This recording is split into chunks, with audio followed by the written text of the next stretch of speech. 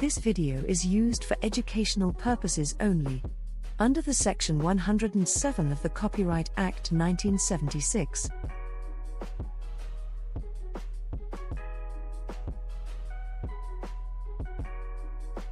This video is used for educational purposes only, under the Section 107 of the Copyright Act 1976.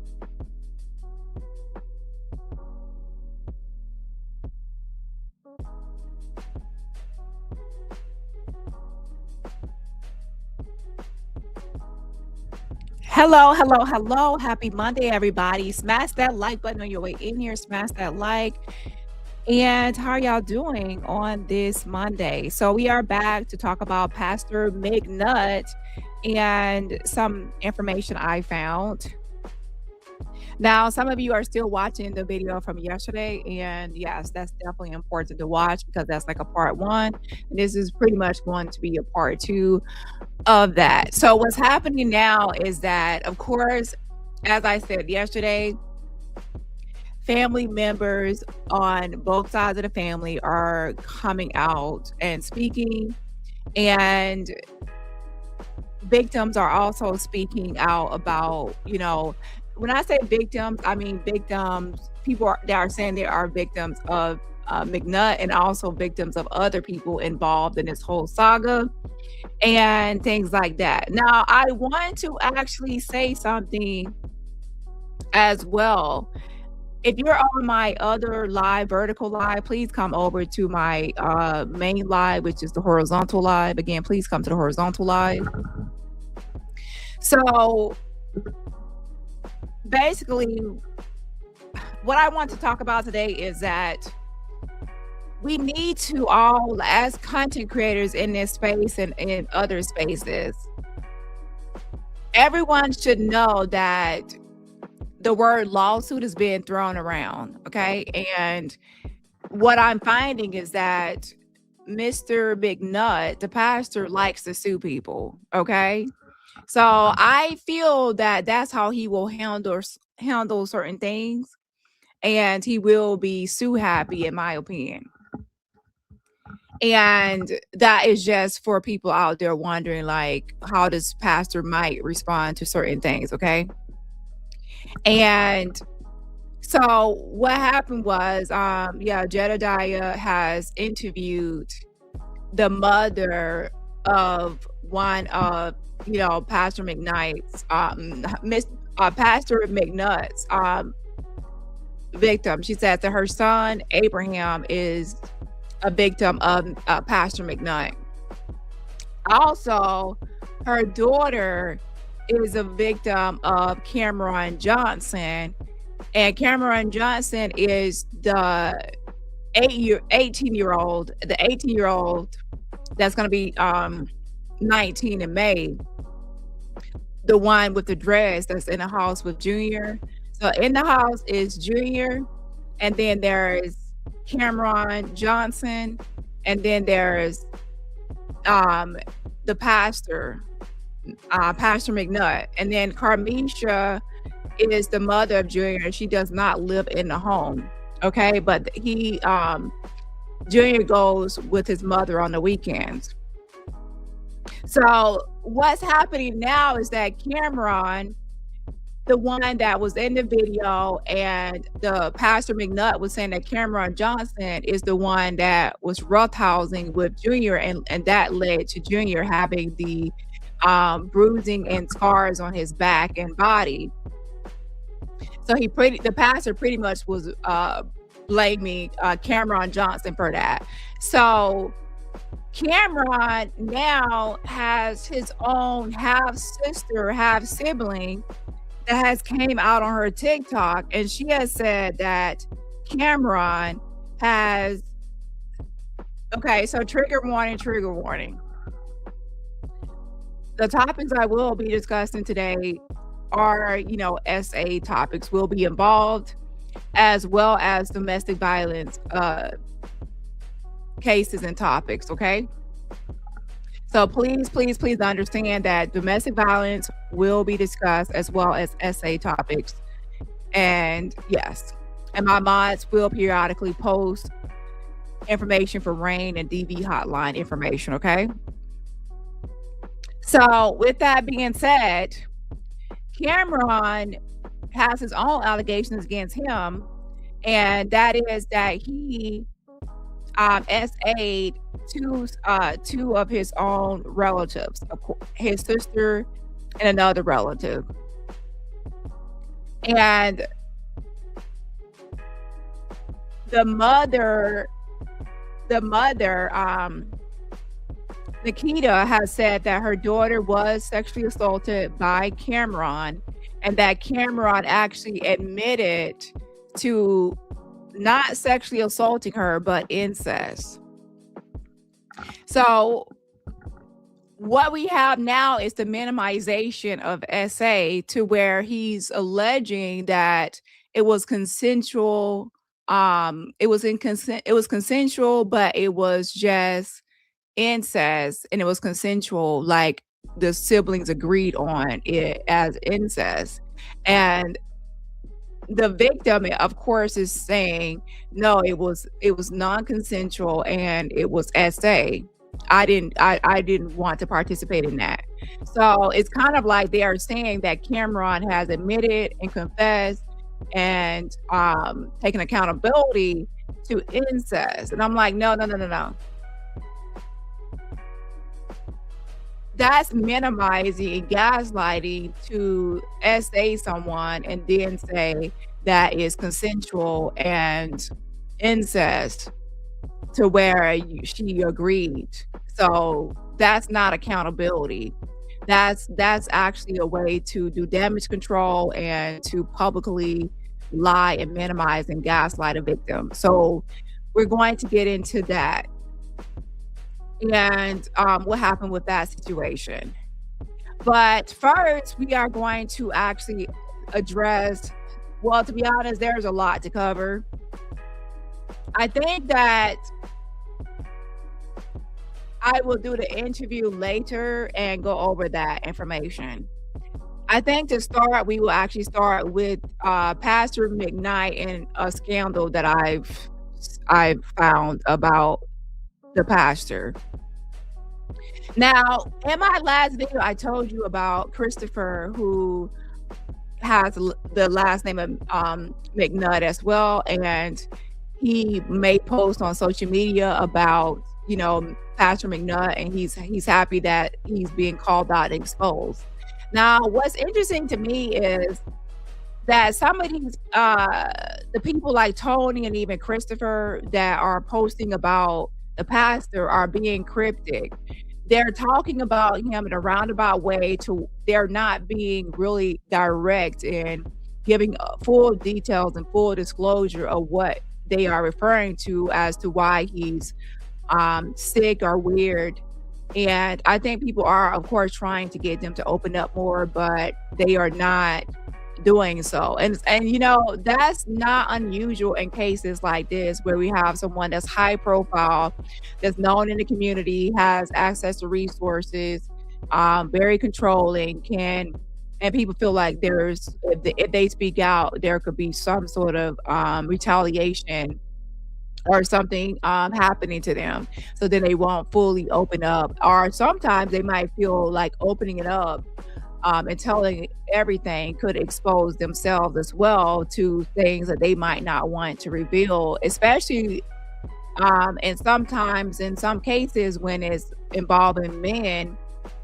Sometimes people don't want to disclose because they feel like it can be something can be used to attack their own sexuality or their own something personal to them. So sometimes people choose not to disclose because it also will expose something that they feel is personal to themselves, or they don't want to be in a public spotlight.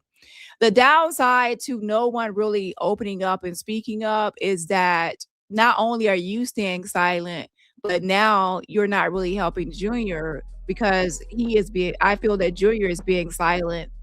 And if no adults that know about certain things are speaking up, then they're kind of contributing to this, that there's a lot of fear going on, or there's something going on to where people feel afraid to tell the truth or voice everything and tell everything. So it's more mysterious in that way.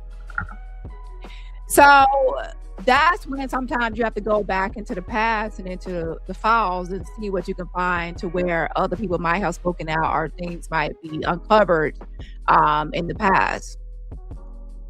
So we're going to get into that first. And then another topic is that there is a new person in the picture, which is Craig Johnson. Craig Johnson is the father of Cameron Johnson. And I think I better just put up a picture so people can actually get a visual of what I'm talking about and who I'm talking about, okay?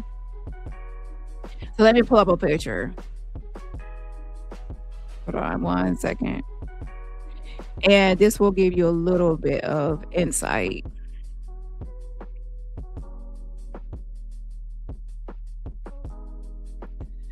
Okay, so let me take this comment down.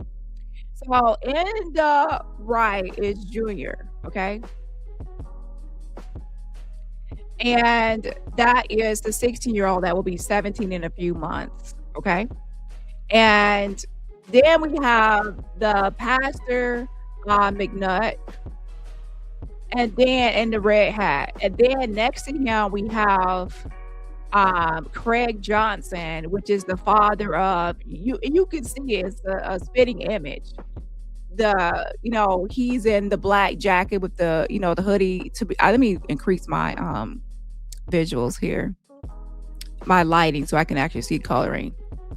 And the black jacket, hoodie, with the white line right there, okay? And then on the far in the orange jacket, that is going to be Cameron Johnson. So Cameron Johnson in the orange, Junior in the red jacket, and then the pastor in the red hat. They all live in the same house. And then there's Craig Johnson. He is the father of Cameron, and his son is living with the pastor McNutt. Now, here's the thing. Craig Johnson is the character because he is now threatening or allegedly threatening the victim, one of the victims of Cameron Johnson, his half sister, and pretty much is upset that she's online talking about her sexual assault. Well, let me say SA from now on, okay? And he's pretty much threatening, and the daughter, and the mother. So the daughter I showed you a video of her on TikTok, right, in my last video. So you have to keep up with the videos. And so she was SA'd as a child. She's still, and they are both the same age, by the way. And they're 7 months apart. So Cameron, I think, is 7 months older than his sister. One of them is older, but I just know they're 7 months apart, okay? So Cameron SA'd his half sister, and his sister is now on TikTok talking about the essay and the topic. And her mother is named Nikita, and Nikita has recently done an interview with Jedediah. So we're going to go over that interview. And she also brought her daughter on there as well. And they talk about the essay, and that Cameron in the orange jacket has confessed to not essaying her, but just incest. And I just mentioned that. So perhaps one of you, your understanding where there's, when I say there's a lot of people involved, so I would try to make sure you kind of understand who is who. So perhaps one of you understand like who these people are so far. Coronado is the junior that was in the red jacket. That's the one that everyone wants to make sure he's okay, that he's safe in the household. And that's the one they walked into the room on his birthday and we're tickling him. And then the pastor says, "Oh, I was just tickling his thighs," because he gets really ticklish on his thighs. And people are saying, "How would you know he gets really ticklish on his thighs? Like, why would you be tickling in between his legs? It's weird and very inappropriate." And I will be honest, if you look at it, it looks like his hands does touch the genital area. Okay, and I'm going to review the video further and slow it down. but it's definitely in between that area. And he says it's the thigh area that he touched, but yeah. So then the father, Craig Johnson, is the real father of Cameron Johnson. Okay. Now, Fernando, I would say Junior, his father is incarcerated in jail. Cameron's father is right next to him. You can see that they look the same. They look alike. Okay. That's his father. And his father has a slew of charges. He has like a bunch of stuff on his criminal record, including domestic violence and other charges. So he's like, he has a real like a rap sheet. Okay. And there's weapon charges, there's domestic violence. So if he's threatening someone, as he is, the victim of his son, his Cameron's half sibling, and the mother, they have every right to be concerned or worried, because he's not someone that just makes threats and doesn't carry it out. He has in the past committed domestic violence, and he has gun charges. So that's, his name is Craig Johnson, but we'll get into that later. And Craig and the pastor are friends. And I feel like Craig Johnson benefits from his relationship with the pastor. They're friends, and he defends him, and the pastor talks about him on social media all the time, and it's good things. And he talks about how he has bonded the two, Cameron and his father. And he's also talking about all the time how he bonds the two of the people, like Junior and his father, as much as possible as well. So I do believe that Pastor McNutt uses his financial resources to manipulate and control people and keep people under his power and keep people dependent on him, so that way he can maintain power and control over groups of people. And he also like brags about how he has different homes across, United States, and properties and things like that. Now, what's interesting is that he actually, not even that long ago, has been sued, and people are suing him for debts owed. So if he's so rich and he has so much money, why is he having trouble paying off, like, let's say, loans of $10,000 or $3,000? So something ain't right in the buttermilk.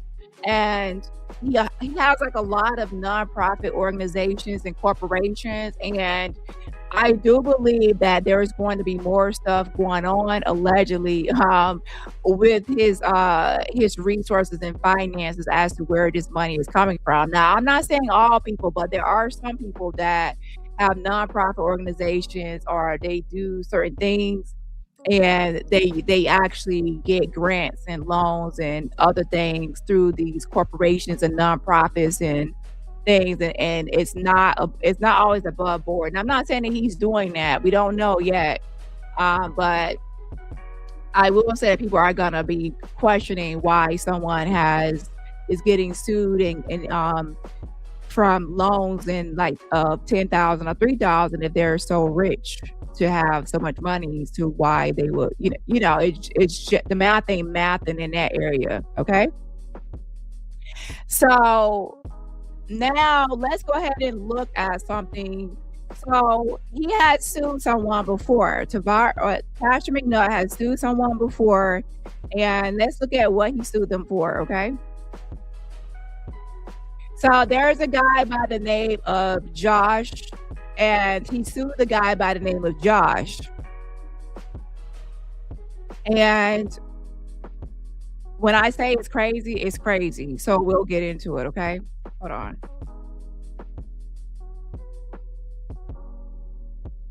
Now, someone did leave a super thanks under my video, and I will give you a shout out once I go to my last video and I see who left that super thanks under my video. I definitely do appreciate the support. So let's go ahead and look at the emails and things that were kind of like exposing the pastor, and then we'll move into the interview and then talk a little bit more about Craig Johnson and how he's trying to protect his son, Cameron Johnson, from being exposed online by his half sibling, who was SA'd by Cameron, okay, his son.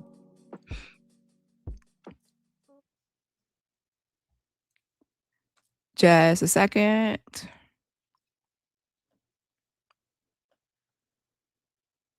Now, if you're new, I give live reactions. So a lot of times when I'm live, there are some things I have actually reviewed.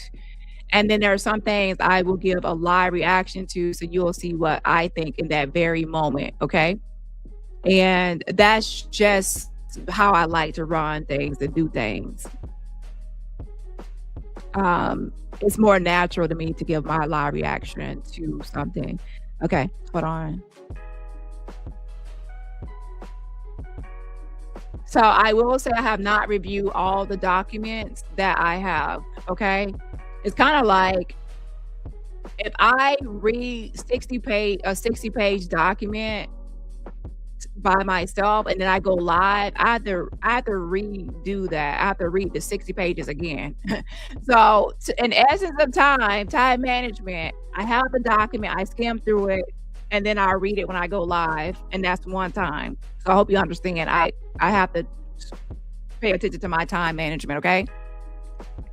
Okay, so he sued the Pastor McNutt sued Joshua. And this is why he sued Joshua.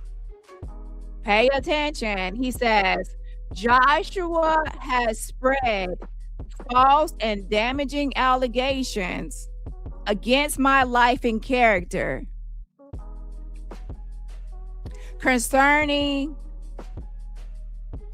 several interactions with him, as well as giving others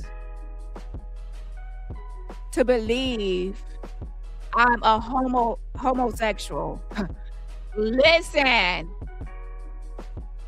he sued someone for saying that he's gay. Now, I'm not trying to get sued by this pastor, but I will say, Pastor, to be honest, when I first was just watching your videos and going to your page, that's what I assumed, that you're out and you're out of the closet and you are. Okay. And so now this document says that he sued someone because they were going around saying that he's homosexual. Okay.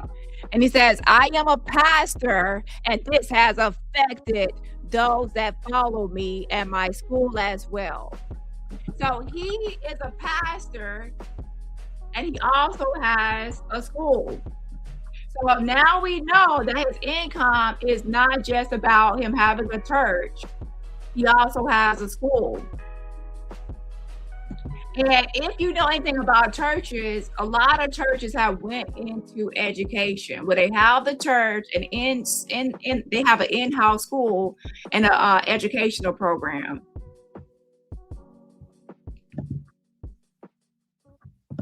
Hold on one second. So imagine this right here popping up.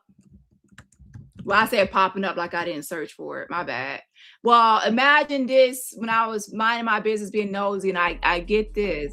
And it says that he sued someone for spreading, allegations that he's a homosexual and he's gay, and that he felt like this was damaging to his character and reputation as a pastor.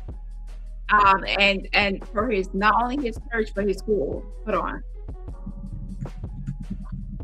So this is the issue. Now, I will say, it's 2026, we do live in a homophobic society. A lot of people are still very much so homophobic. And a lot of times in Christianity, people do say you're going to hell and that you're a sinner if you're gay. There are a lot of people that are still holding on to that, and they do use that against people. So some people that are in the church, sometimes they actually are in the closet or down low, or they don't really want to admit that they're gay because they know that not everyone, but a lot of people will hold it against them and throw the Bible at them, and don't,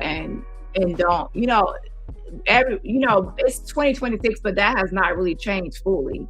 Okay. there are some people that are accepting of people that are gay, but if you choose to be in a leadership position in a church to where you're actually the pastor, a lot of people are not going to want you to be a pastor of a church if they believe that you are homosexual or have a gay pastor. And that's just being honest, and it's sad, but it's actually a reality. So he sued, and he says plaintiff claimed the amount of it looks like he was wanting to put $10,000, and then he put $5,000. Okay, hold on.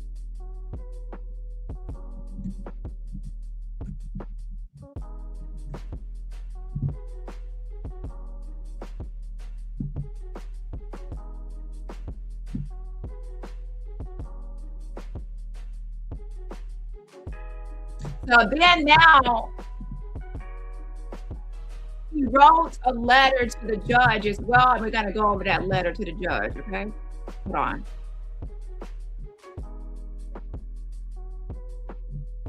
He says, "Hi, I am the pastor McNutt, and I am writing this letter in preparation of the trial that is to take place November 3rd, 2014. So this is around 2014.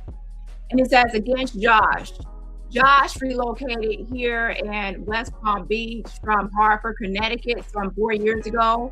So he's talking about the Josh person. Okay, hold on. Let me show you the document.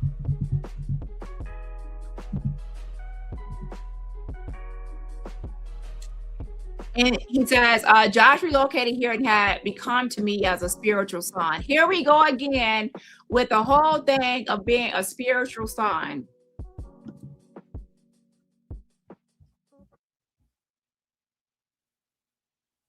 Hold on one second.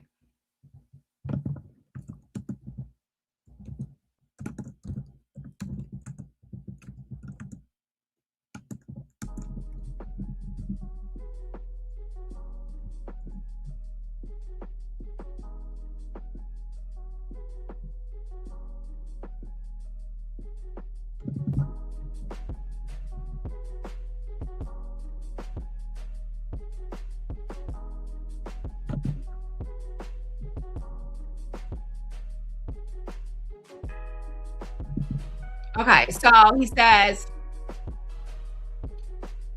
again, so there's a whole thing where he takes in people, looks like a lot of people from his family, and he calls them his spiritual son. And I honor him with all of the honors that a father could give to a son, and that I had begun to assist him in a restoration process to and with his biological family, which consists of his dad, mother, and one brother. Josh had so many things that he was angry about that he had done in his life, including contracting allegedly, here he's putting his stuff out here, including contracting allegedly house in Virginia, and virus, and then it says high blood pressure and diabetic. He says his sexual lifestyle was not a problem with me, as it was something that I not strange concerning. So it's kind of like a lot of times his what he's saying is all like his wording concerning or knowledgeable or not knowledgeable of. As a couple of years passed and all was well, Josh had begun to possess wrong intimate feelings for me as his dad, and had expressed this to me at some point. There was a situation where he got outraged and out of control, and I had him to get out of the home, as I also had others in the home that relocated to West Palm Beach with me from Illinois in 2010. Josh was out of the home and had sent me the pictures that have been submitted to the court, and I told him not to send those pictures to me, and I related to some people out of the home that what he had done. So it looks like Josh had feelings for the pastor, and the pastor saying that was inappropriate, you're my son, and things like that. And Josh has sent the pastor, it looks like he's saying inappropriate pictures or sexual. It looks like he's alluding to sexual pictures. And then he says, and I told him not to send those pictures to me, and I related to some people out at home what he had done. Time went past, and Josh was greatly repentant and asked, could he move back into the home? And because I love him and would position myself to help him through anything, I said, yes, you can, with him understanding the tone he must live by. Some of Josh's greatest issues have been extremely deceptive, secretive, habitual liar. He can't even spell liar. He put liar, L-I-E-R. Slander a parent's brother and anyone that he could. There have been things brought home from his job, Homewood Suites, that was found out to be stolen, and he lied about it. Josh has forged the signature of his previous assistant manager, Michelle, who now resides in Texas as a manager of a Hampton Inn hotel. Josh moved out of the home indefinitely February 27th, 2014. After doing so, he was consistent with paying his rent according to the lease that was signed by him, but still owed for past months that he did not do what he should. When Josh left the home at the end of February, he connected with my son, Christopher McNutt. Oh my gosh, this is Christopher. Remember, Christopher was the one on the post? Christopher was the one on the post that was talking about the pastor and how he was a victim of this pastor. Wow, so his name is coming up in this document. Connected with my son. So all these people are your sons. Oh my gosh, like this guy. So he's taking on this approach of being a mentor to these men, and some of these men are up in age as well. He's calling them his spiritual sons or certain things. So he says, with my son, Christopher McNutt, who says that he is no longer my son due to leaving home dishonorably December 5th, 2013, because of wanting to pursue a homosexual lifestyle that I would not condone. Oh my gosh. So he's trying to say that Christopher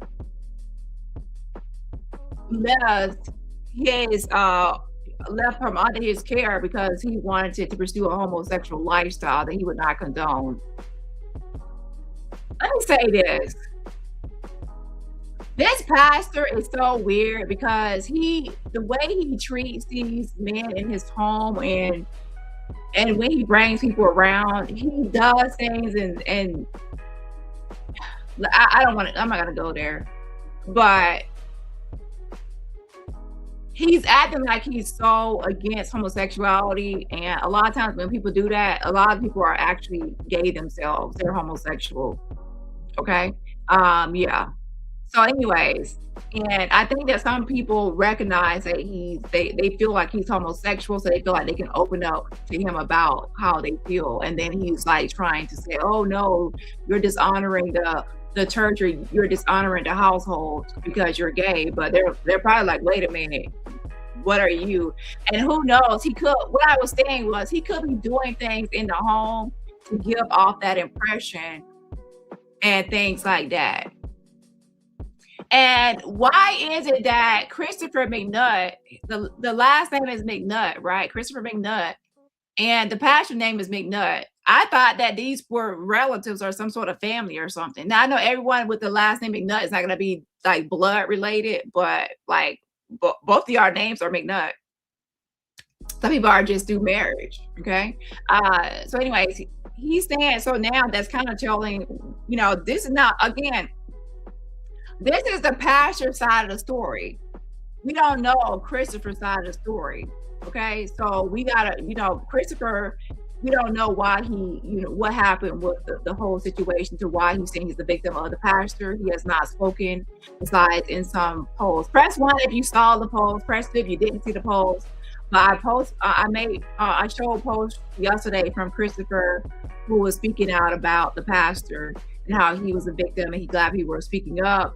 And now, and lo and behold, now I have this document and Christopher's name is being mentioned. Okay. And it says, who is no longer my son due to leaving home dishonorably, December 5th, 2013. So according to the pastor, that Christopher has left the home because of pursuing a homosexual lifestyle that he would not condone, and he feels like it is dishonorable. Tony is someone else a little more. That's the chef. That's the chef that was posting. He's dark skinned, he's a chef, and he was posting about how he was downstairs and he witnessed, like through auditory ways, by hearing a beating of Junior that lasted over 15 minutes and made him want to cry. That's Tony. That's the chef. Christopher is.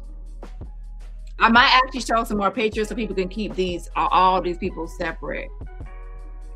Okay. It's a lot of moving parts and a lot of people, so you have to try to make sure you watch my last video to keep up with all the different people involved. Tony is a chef, and he didn't last that long in the whole process. Hold on.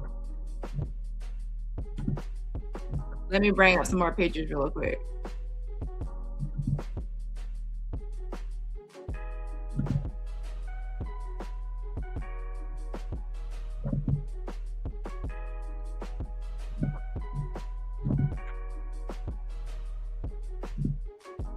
Hold on 1 second.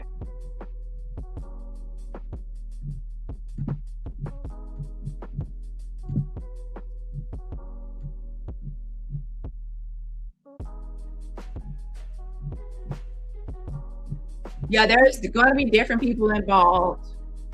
And at the same time, you just have to, by the time we talk about the topic a few times, people will be caught up on it. And I would just say to just take your own mental notes or notes on who is who. Hold on 1 second.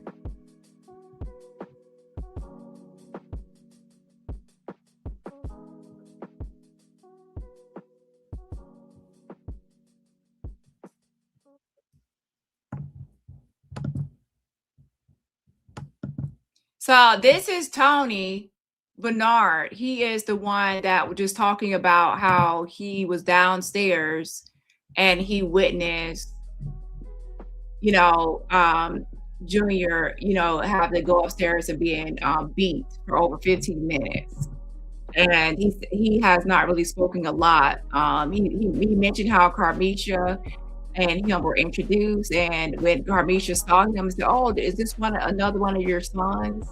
So that's Tony, the chef. So I would say Tony is the chef, and Christopher is the actual son. Christopher McNutt is one of the actual sons, not real sons, but one that actually lived in his home. Tony never got around to living in his home, but the pastor would take him out to eat, and he paid his phone bill for up to like 3 months. Okay. So I'm not going to go over all of the receipts I went over yesterday. It was 5 hours. So I would just say watch part 1 and then come back and watch this as part 2. And then that's Tony. And then Christopher is, hold on.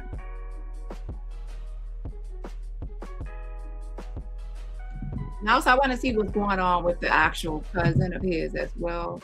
Yeah, there's a lot of people. Hold on.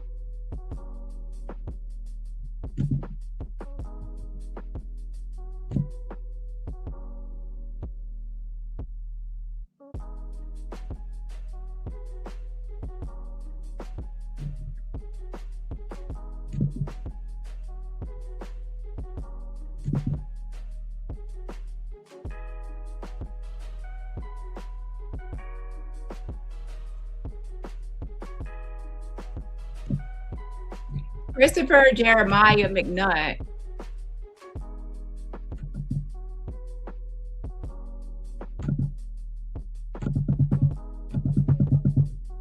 Well, let me show you his Facebook page because this is too small.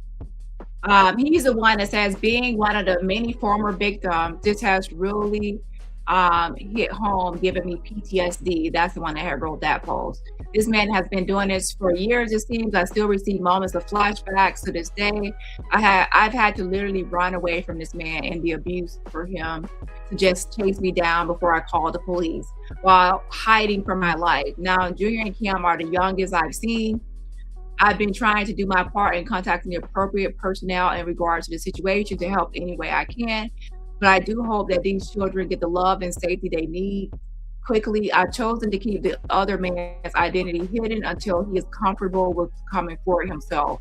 Now, I do believe that Josh might be someone that might want to come forward, but I don't know. Okay. So we're going to continue on with the Josh, the situation. I'm just showing y'all right now some pictures of these people, but take mental notes that of these people, because I'll hold on. What I'll do is I'll get some like individual pictures of each person, and then I'll just, when I'm talking about the person, I'll just have their picture up in front of me, so then that'll help out, right? But I'll try that for the next live. I didn't have that for this one. Hold on.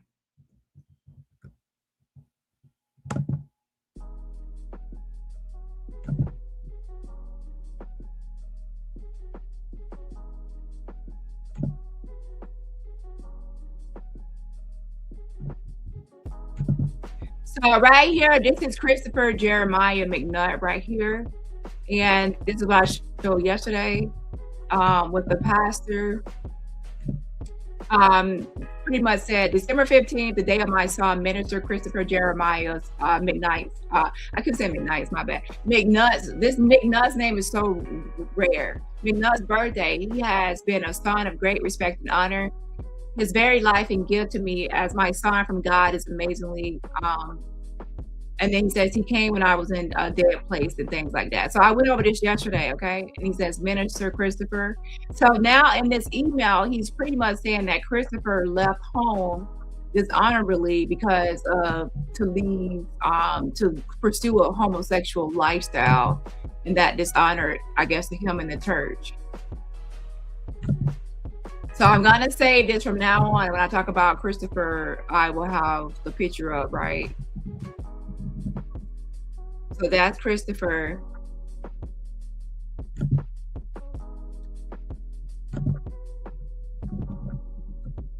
Let me get a clear picture of Tony and go ahead and save that picture. And Tony is a chef that did not last that long because he said he challenged the pastor. And when he challenged the pastor and was pushing back, then, you know, the pastor kind of like broke away from him and kind of like, you know, let him off, whatever, because the pastor wants people he can control and have under his spell, like Cameron, right? Cameron Johnson.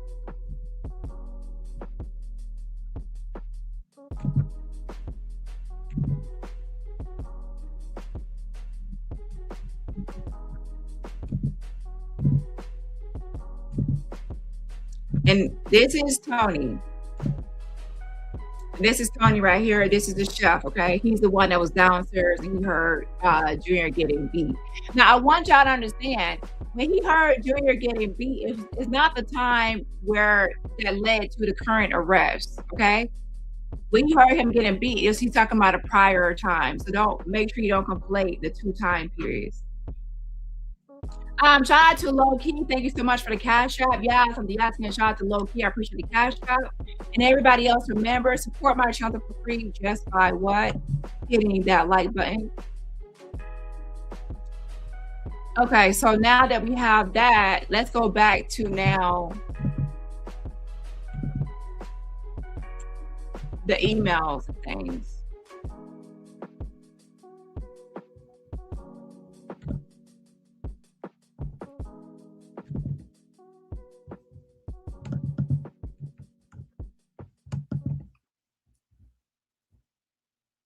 So, okay, so Christopher, he said he loved dishonorably. We already read that part. And then it says, in the same house together, Josh and Chris were arch enemies and never got along until they both were out of the house and came up with this very evil conspiracy to destroy Dad's reputation. Okay, so when Josh could actually be the person that is in that other photo, because when Christopher posted a photo and he said he scratched out the person's identity that has not came forward yet, it's possible. I'm not saying it is, but it's possible that that could be, Josh, that he scratched out until that person is ready to come forward. So this is what Christopher Jeremiah posted.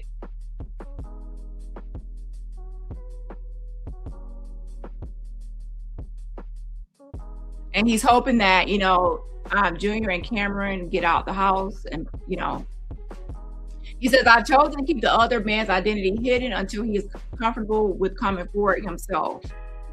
So that's Christopher right there on the far left right there.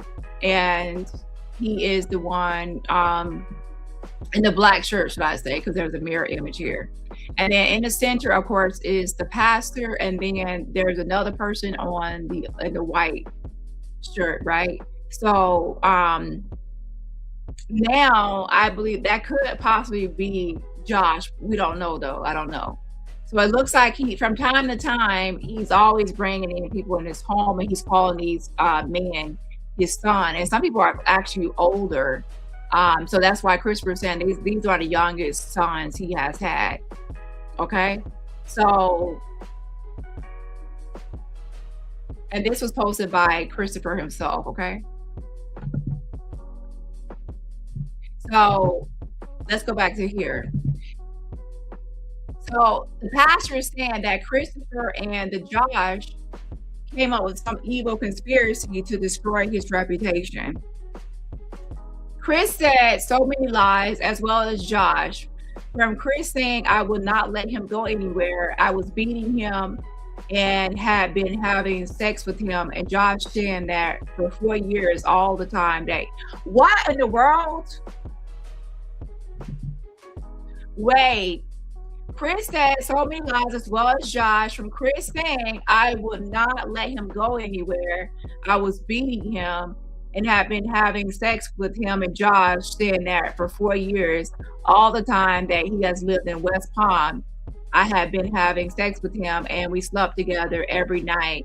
And this was hidden from everyone else in and out of the house.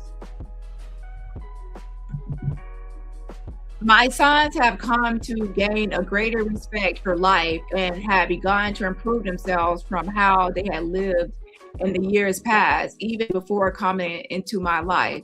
However, I established a training institute for biblical studies and empowerment in the Miami-Dade and Broward County areas. Chris and Josh, along with Minister Lionel Jackson, would travel with me and be a part of the setting and learn and even assist me administratively.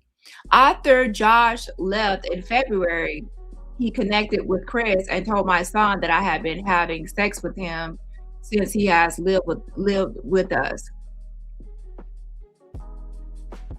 Josh also has spoken with some of the students who he and Chris are very familiar with due to the coming to our home for dinner parties many times, and we called them family. Pastor Ella Cobbs, I called her sis. Pastor Inger Hannah, I called her niece, and Pastor Raymond Hannah, I called him Nev.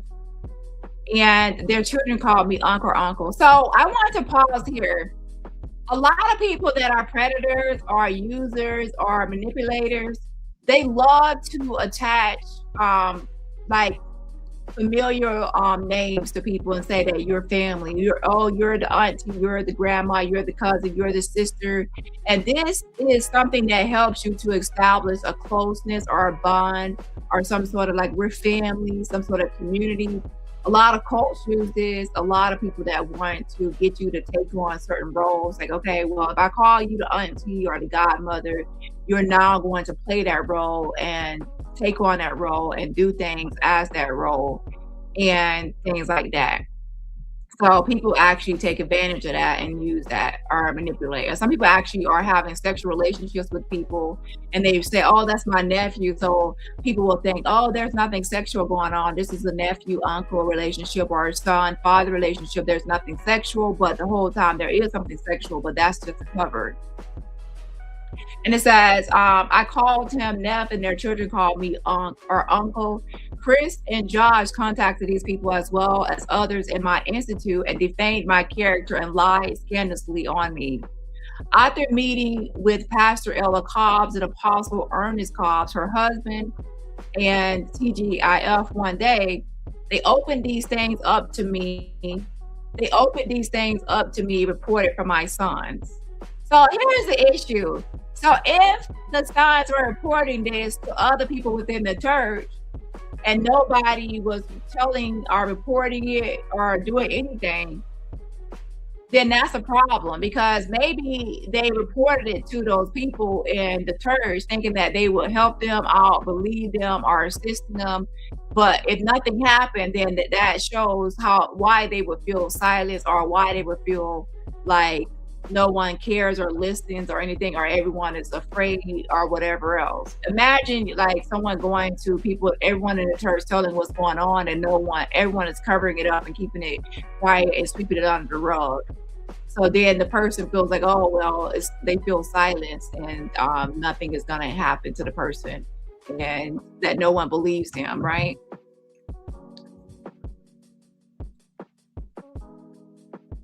So after meeting with Pastor Ella Cobbs and Apostle Ernest Cobbs, her husband, and TGIF one day, they opened these things up to me, reported from my sons. I emailed Josh about it, and he stated that he did not defame my character, but told the truth. Josh has a learning handicap and don't understand the meaning of many words.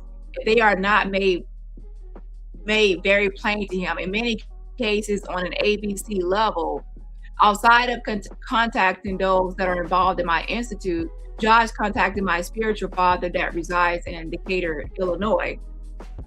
And he reported to me all those slanders that Chris and Josh had spoken to him. Other friends were contacted as well, and Josh even told his biological parents these things. What Josh did caused those that had been studying in my institute for the last couple of years to be angered with me and pull out of the third semester and never to return again. There's a letter that I sent to Pastor Ella Cobbs after receiving a letter of pulling out from her author meeting with her and her husband about the supposedly moral issues concerning me. So it looks like some people actually were leaving the church or leaving because of these allegations. So some people were not just like, some people, it looks like they believe the sons and not him. So they were actually, it looks like they were pulling out. Since then, all of the students have disconnected from me and my school. Oh, wow. And I am no longer in touch with the Cobbs. So it looks like so that's good that the people were actually believing the sons and not just sweeping it under the rug. And they were actually believing it. Now, I want to know how old they were at the time. Like, how old was Christopher and how old was Josh at the time when this all happened and transpired? And the reason I say that is because obviously, were they minors or were they adults and things like that? So it says Hannah's and some others, but all know what the deal is. Below, I will provide their numbers to be reached out, of some of the students. Many of them I already know will not be truthful, beginning with my son. Oh, let me skip over this. Oops. It says there are more students that I pulled out as a result of this conspiracy from my sons. This has affected my institute at several levels, financially, relationally, etc., and my character at large. This is just a portion of many things that I am willing to open up in the actual trial.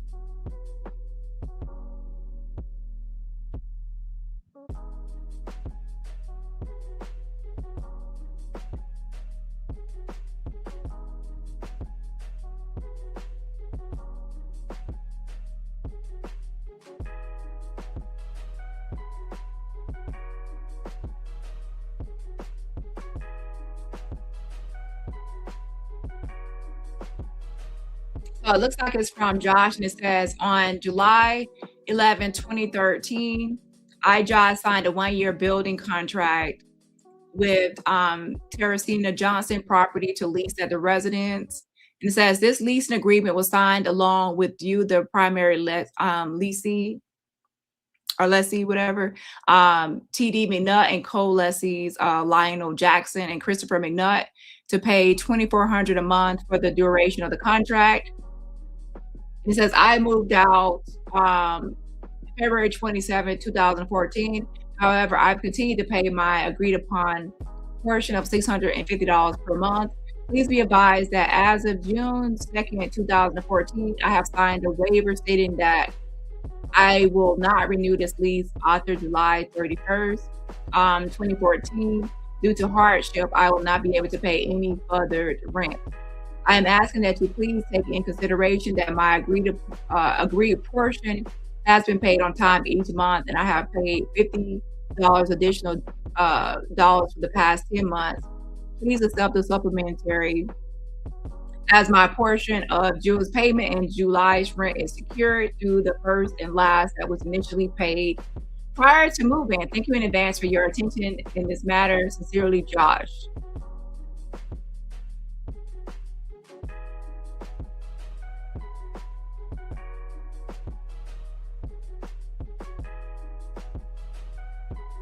Now, why is this cut off or something?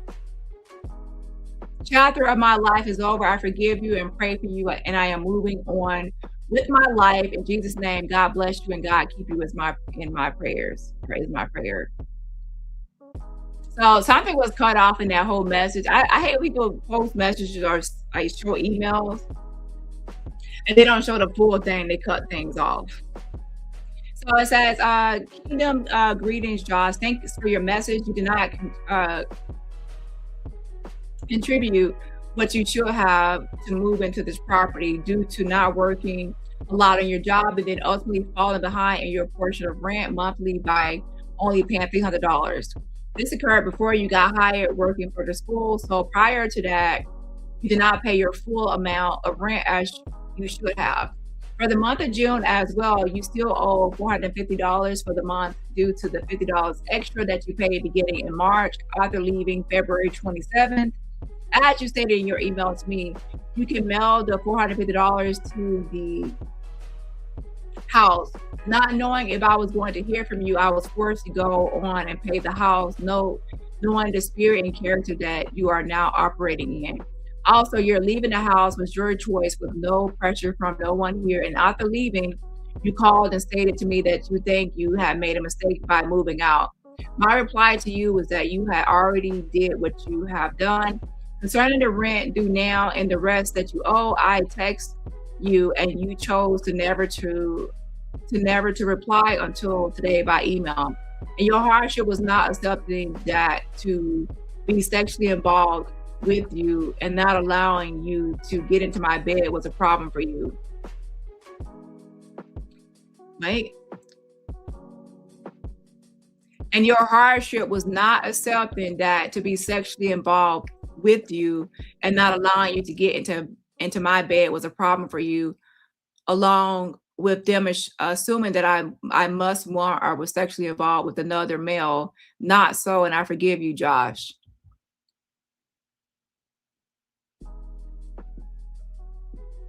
I also believe the reason why you email and not call is due to the amazing scandal and conspiracy that you have spread it. He said spread it, and I ain't said, okay, spread concerning me. And I strongly encourage you to stop it. I have currently notified the proper authorities of all that you have done to attempt to destroy my character. Do not mention me on social media or to another person with your lies and ungodly conspiracy. Thank you very much for your integrity and godly character, sir, that I'm hoping you embrace. So right here, he's very homophobic, ungodly conspiracy, is dishonoring the church, dishonoring the family. People are trying to pursue this homosexual lifestyle, et cetera, et cetera.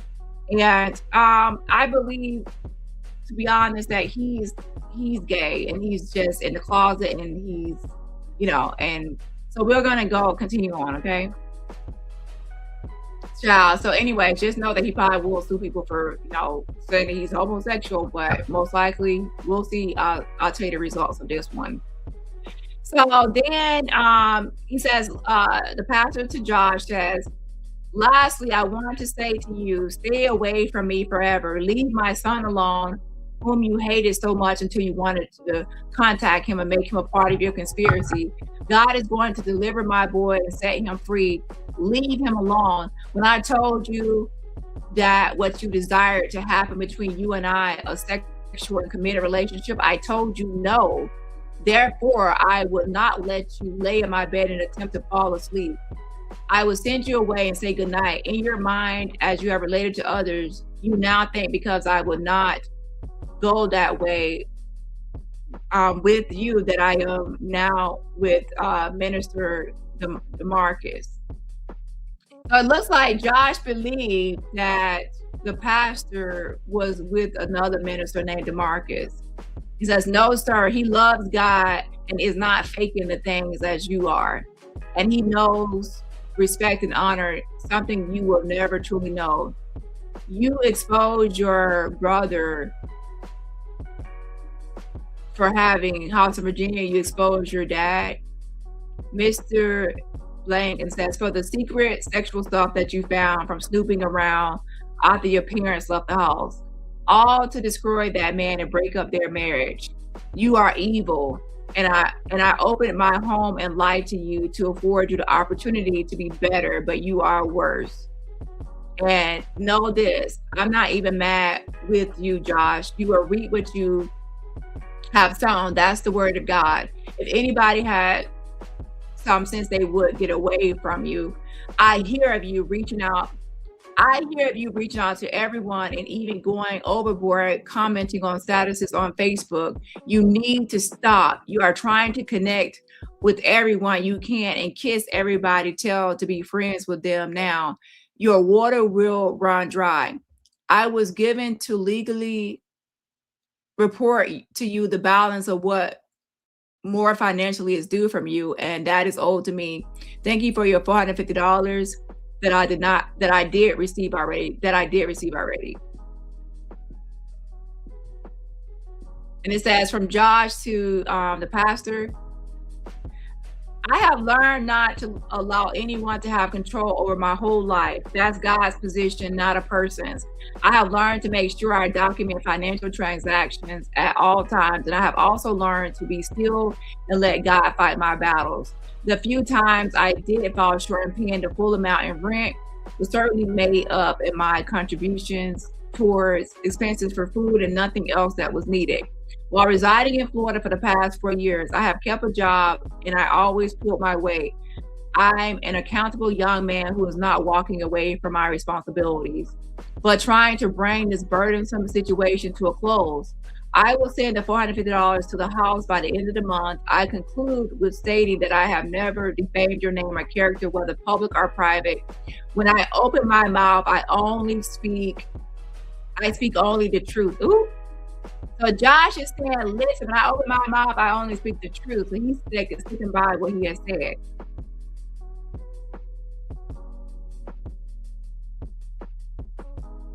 So why is this cut off? So obviously this is being submitted by the pastor, and the pastor, obviously you're not oh, so it's cut off and starts here. It says, this chapter of my life is over. I forgive you and pray for you, and I'm moving on with my life in Jesus' name. God bless you and God keep you is my prayer. Okay, so it starts from there. So it looks like Josh is saying he's standing 10 toes down on what he said, and he's not taking it back, even though the pastor is saying that he's lying. He says, not defamed him, I only speak the truth. And it says, kingdoms, greetings, Pastor Ella Cobbs. So this is Pastor McNutt to the Ella Cobbs, okay? It says, I am receiving your letter to me asking to release you and all of the prophets in training from the 3rd semester of the prophetic course in Kingdom Training Institute. Thank you for that letter. I did read it very carefully, prayed, and even took counsel with some of the leaders and advisors legally and spiritually that God has given me to be sure that I do all that I am given to do in the kingdom of our God, and which we serve with excellence. With excellence, godly character, integrity, and to the edifying of the body of Christ, and ultimately to the glory of God. I looked over many of the tapes from the classes from the last 2 semesters and saw the growth, excitement, and drive, focus, and passion for training in the course that was asked to be given to build each individual that by their own doing chose to enroll. I saw the deliverance, empowerment, growth, education shifts, and breakthroughs that came as a result of the course in the lives of each individual at the levels that I believe heaven was desiring to do for many years, but wasn't able to do so due to the level of biblical insight that was missing, that could only come from God through his prophetic nature at this death. And I must say that it's still very humbling and strengthening to me as the visionary of Kingdom Training Institute. So he has the Kingdom Training Institute. He has a number of nonprofits and corporations, and it looks like a number of people wanted to leave the school at once they heard about these allegations from the sons, Chris and Josh, right? He says, I love what I do and all that comes with it. I live to do this. And you yourself have spoken very highly of all that has transpired in the last 2 semesters, the ministry and gifts of God that are resident within me, that have even ministered to your local house and biological family setting as well. Pastor Ella, sis, let me say it has been an honor to serve as God has ordained it, and I know that it's not over. There has been a breach in our relationship, and the kingdom of hell and all its demons has declared that the relationship of us and the ministry of the kingdom with us is over. I don't agree with hell, I agree with God. After reading your letter and discussing it with advisors, it's clear that author this attack against our relationship that came through my own sons, your daughter, niece, and other things that you mentioned to me on a list that you came to the meeting with when I met with you and Apostle Ernest Cobbs, your husband, my friend. Your posture changed towards Kingdom Training Institute and being committed to honoring the contract that you and others signed, with the understanding that if you cancel, you would be still liable for the full tuition amount of $1,800 has become an issue. So there it goes. People are paying to attend this Kingdom Training Institute or other things he has going on, and it looks like there was some sort of full tuition and of $1,800 that people were paying. So we're seeing now income sources, right? Before this attack against our relationship, your commitment was to complete 4 semesters according to what you had stated to me a few times over, and even in the class publicly, as recorded as well on the videos. With that being said, it is vital that I make a couple of things clear. 1, as written in the policy, contracts, and guidelines of Kingdom Training Institute that was given to all that enrolled, cancellation of your seat in the class does not determine that the student is not responsible for payment still. 2, each PIT, profit, and training are solely responsible for themselves, and no one else can represent them when it comes to their contract conduct, being absent from class, payment, etc. They must represent themselves. All of you have been instructed and even corrected at times in according to those guidelines and policy. So then, even though you have attempted to report to me for all that attend your local house, and even one that do not, is not accepted based on the reasons mentioned above. He has an issue with like accepted and accepted and certain things like that. He says each PIT is still expected to be in class as already has been set from last semester, unless I hear from each of them individually. to state they are not going to attend class. And according to what I hear from them, Kingdom Training Institute will respond accordingly. Also, with reading your letters sent to me, you had it put in there that your reason for not continuing on with third semester was due to 4 different subjects that involve your local church. Pastor Ellis says all of these things were going on in first and second semester, and what you were getting along with all the other PITs far exceeded what you were were dealing with, as in the 4 different issues that you gave in your letter to me. And you persisted in the prophetic training because you stated that it was needed and very beneficial to your life and ministry as pastor in your local house at large. I must say I am a bit shocked that you would attempt to manipulate Kingdom Training Institute and me in that manner or at all.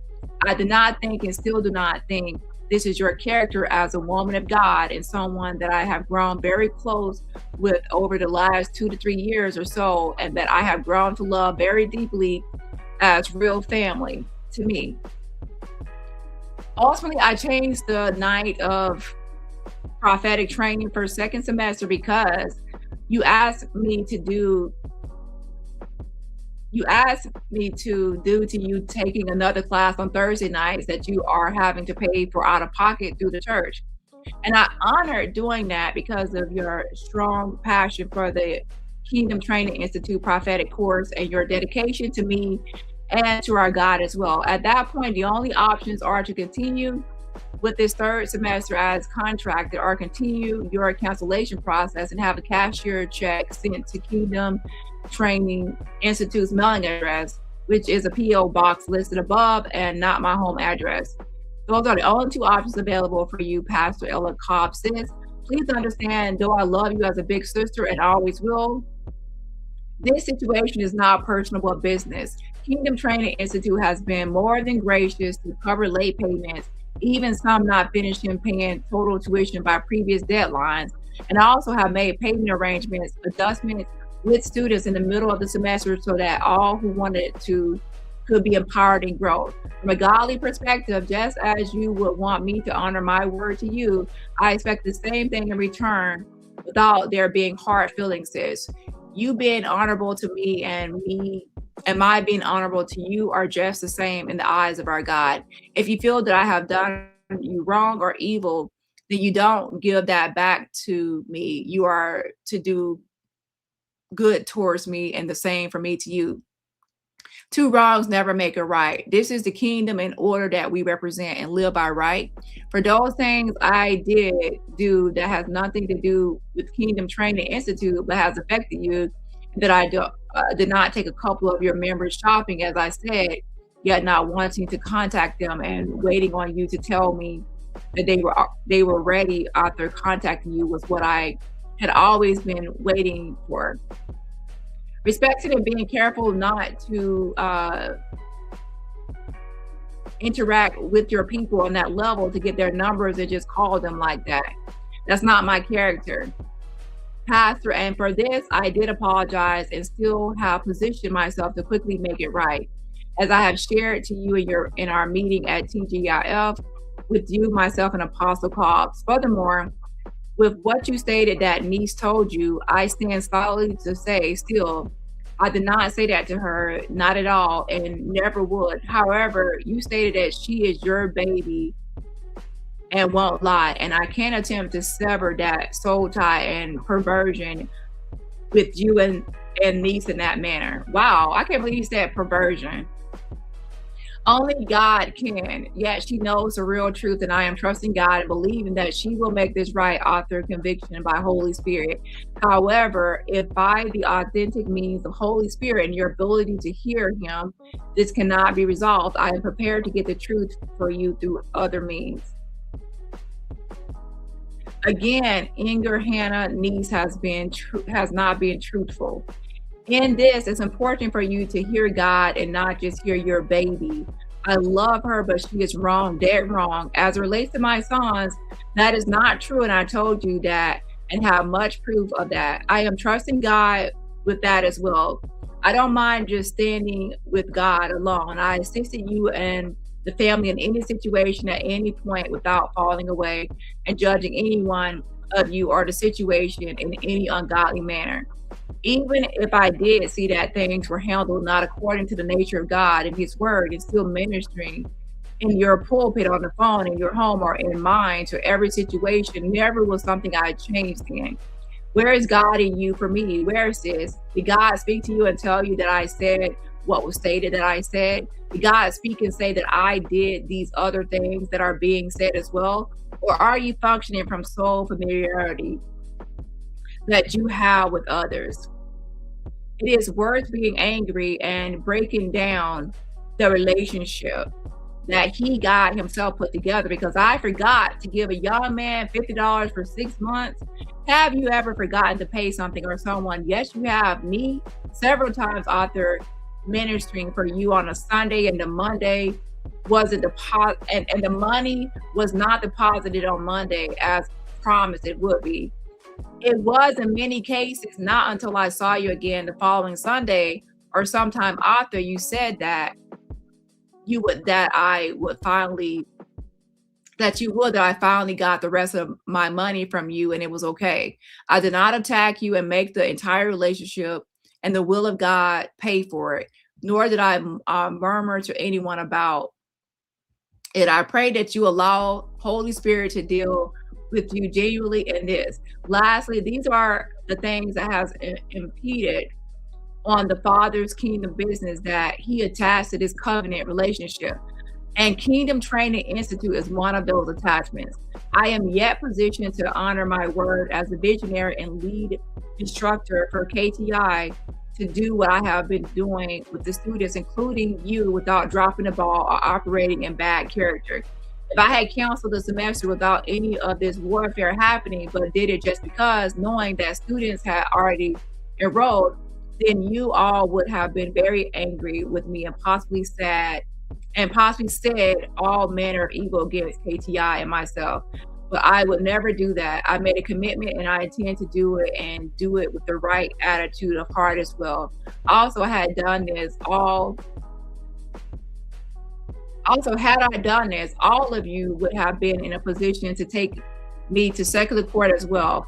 Every relationship that is of God is tested and shifted, and he who gave the test is the one that is observing us, that are taking it, and the one that will give us a grade.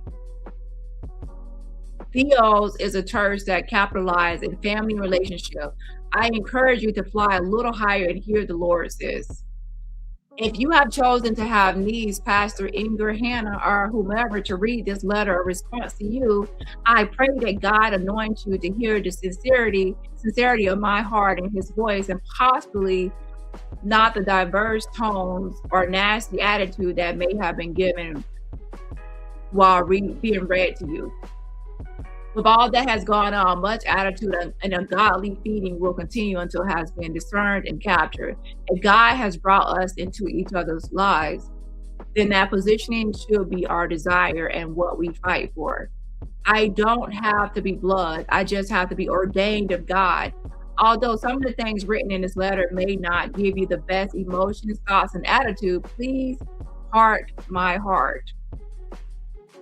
I guess hear my heart. A copy of this letter will be held in your file at Kingdom Training Institute. If you have any more questions or concerns, you are welcome to contact me. You have all my numbers. I love you, sis. This is my response. So it looks like,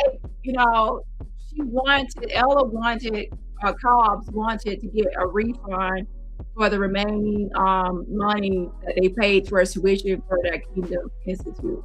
And he pretty much, in not so many words, said, no, you're not getting any refund. I let you make late payments. Your niece that you have this perversion relationship with is lying on me. The sons are lying on me. I can't believe you're acting this way. It's ungodly how you're treating me.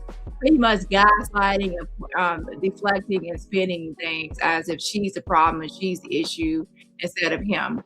So there's no refund in this matter. And I'm also going to keep this letter in your file just in case you ever contact the school.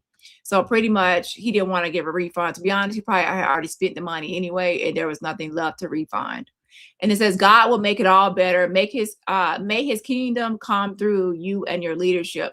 Also, he told Ella, listen, you cannot come and speak for everyone that wants their money back. Everyone is individual and separate, and everyone has to request their money back separately and individually. And you're not the representative of all the students that want a refund. It says, may his kingdom come through you and your leadership. Kingdom Training Institute, Apostle T.D. McNutt, lead instructor, CEO. So that's how he makes his money, $1,800. So this is back in 2014, so it could be more or less now. Most likely more. So it looks like Josh said something and says, the depth of greatness is in and on you. We as human think we saw the greatness from you, but I keep hearing God say you are expanding greater the King. Posting messages from people saying nice things about you does not negate the negative things that you do. And people already know how, people can say nice things and romantic things, and then there could be someone in an abusive relationship, like domestic violence relationship, and they'll say nice things and text messages or sweet things and romantic things. And then at nighttime or in private, you could be beating this person to death, but then you'll still have messages, like nice messages on Facebook or in text messages from this person, the same person. So two things can be true at once. You can have nice, sweet messages from someone that's a victim, and then you can still be beating that victim at the same time. I hate when offenders and abusers, they start saying, oh, look how they said they love me in this text message, or they were praising me and saying I was a great father in this message.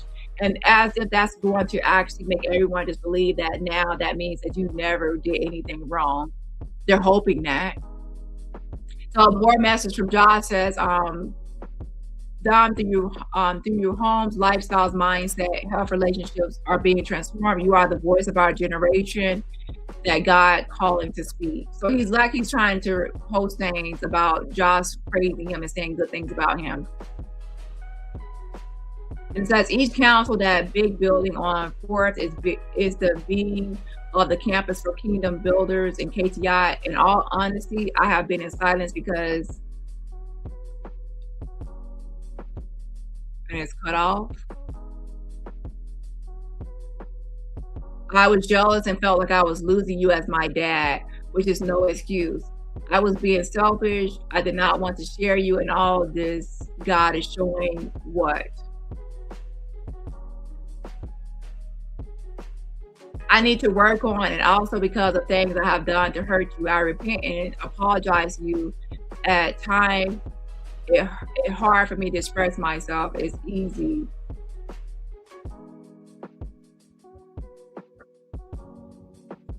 I want to be out of place, but when I'm in place, the word didn't scare me to express. I pray you hear my heart because I do love you and thank for your teaching. At times, I feel like I'm getting stabbed and cut deep, but I speak, I shall be and do what God wants me to be. And it says forgiveness. So I don't know why he has it like this. And it says from the pastor to Josh, it says, me, thank you for your message. You will never lose me. And it says, again, instead of like lose me, he has loose, like lose me. By now, you know that commitment and the covenant of God is top priority in my life. It's important to be aligned with that covenant and bring healing to our home and family. Nothing is powerful enough to make me dishonor or neglect you. It just can't happen. I love you and don't lose sight of that ever. Unstoppable.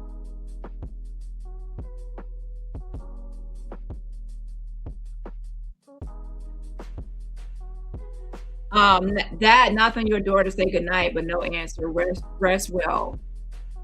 That's from Josh, I guess. Now, this stuff is submitted by the pastor, so keep that in mind. It says, yes, sir. Sorry, I overslept. I was just going to lay down for a few. Sorry, I did not say goodnight. I guess from Josh. He's posting like text message, I guess, from Josh phone.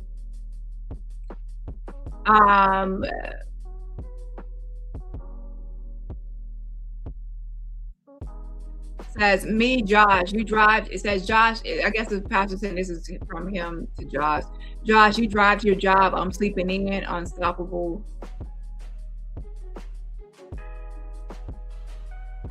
From Joshua says, took my shower, off to bed now, and tried to rest. Now, if I can, good night, Dad. Love you. Rest well. Okay, what's the point of this? Good morning, Dad. We are heading out to the appointment. Love you. Hope you're resting well. Good night, Dad. I love you. So you're just going to be submitting a bunch of things of Josh saying he loves you and good night and lovey-dovey stuff. Good night, Dad. Just got out of work. Love you. Night, Dad. Love you. Okay, so this is not mean. So I guess you're trying to establish, so people are going to be saying dad, dad, dad, dad.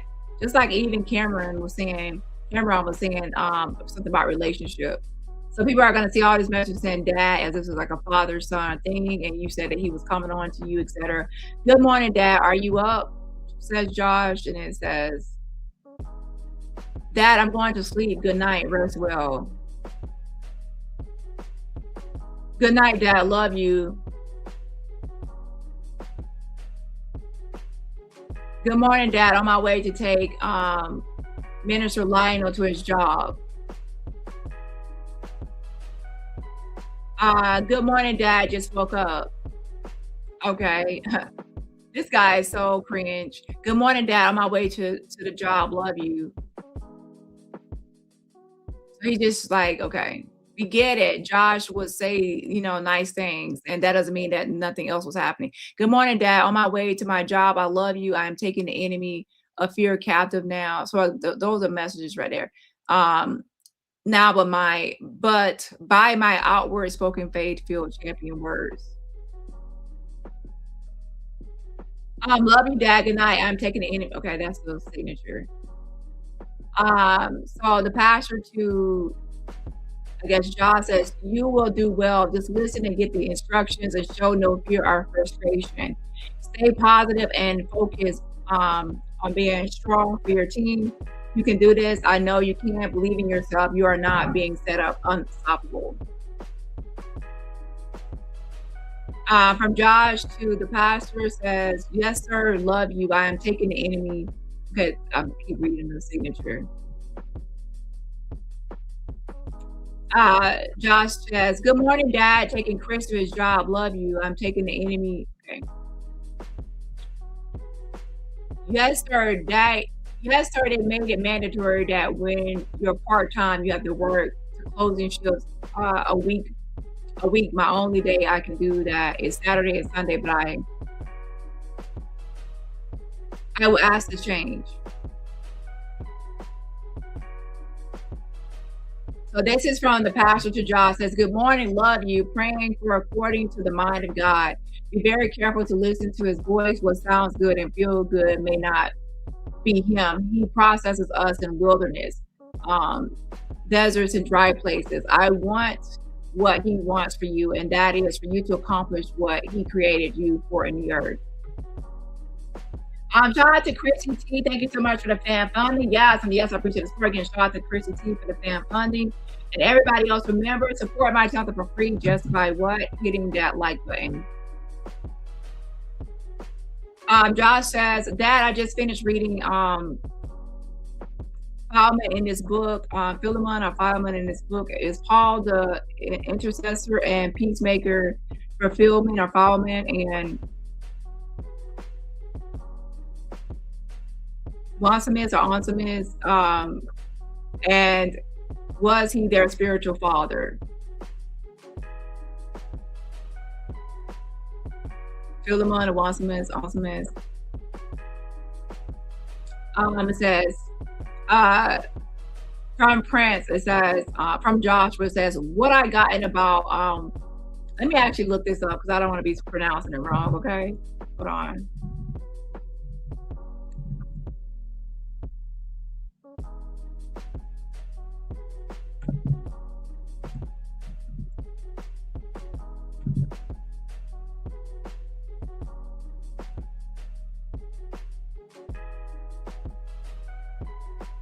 Onesimus.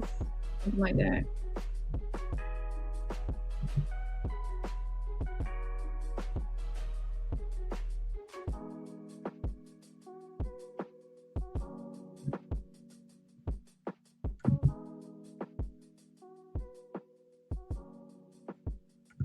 Onesimus. So, what I got about Onesimus is that he started a slave, but God had more for him to be more than that. Heavenly Father, I entrust my spirit into.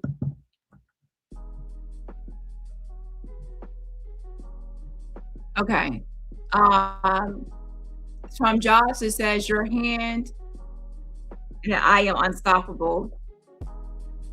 Josh says, So Paul was testing the heart of his son, Philemon, um, to see if he was able to change his mindset.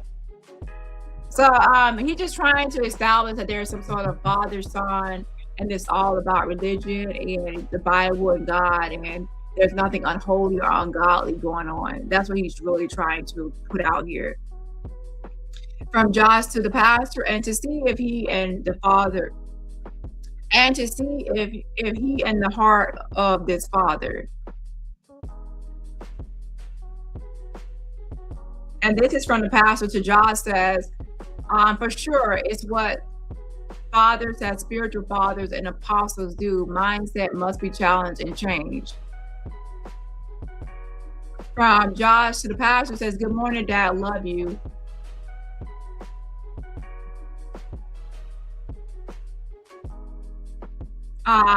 So Josh says to the pastor, I did not say nothing and I won't. Okay, but what is that about? And the pastor says to Josh, okay, he just texted and about to come back to meet us. He messy is what happens when you hang around messy people. What you doing?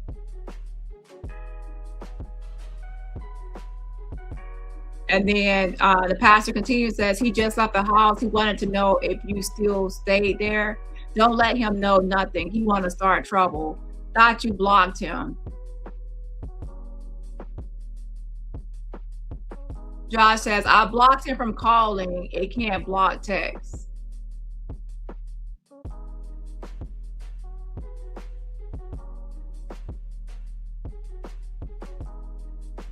This is from Prince KJ.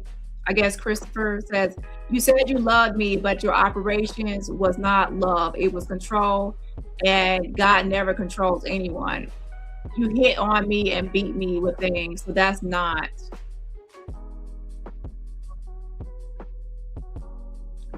love. You lied to me and lived secretly, so that's not love. I could keep on, but I have a job to do.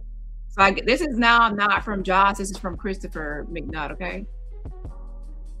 And from Christopher says, your credibility is really low to me, sir.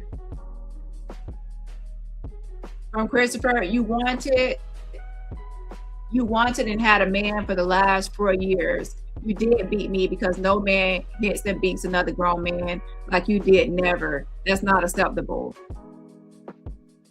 So Christopher is saying that, you did beat me and you did, you wanted and had a man for the last 4 years. So he's saying that the pastor was with a man. And the pastor says, to Christopher, I never beat you. I did correct and discipline you as a man and my son. Wait, but how old was Christopher? Was he a grown up living with you, or a minor? Because it sounds like you're making everyone into your son, and then you're saying you're disciplining these people. But there is obviously they're saying that you're beating them instead. He says, I did correct and discipline you as a man and my son. I don't have a secret life. That's your feeling and influence from Josh. You guys never saw me do anything dishonorable, nor did I.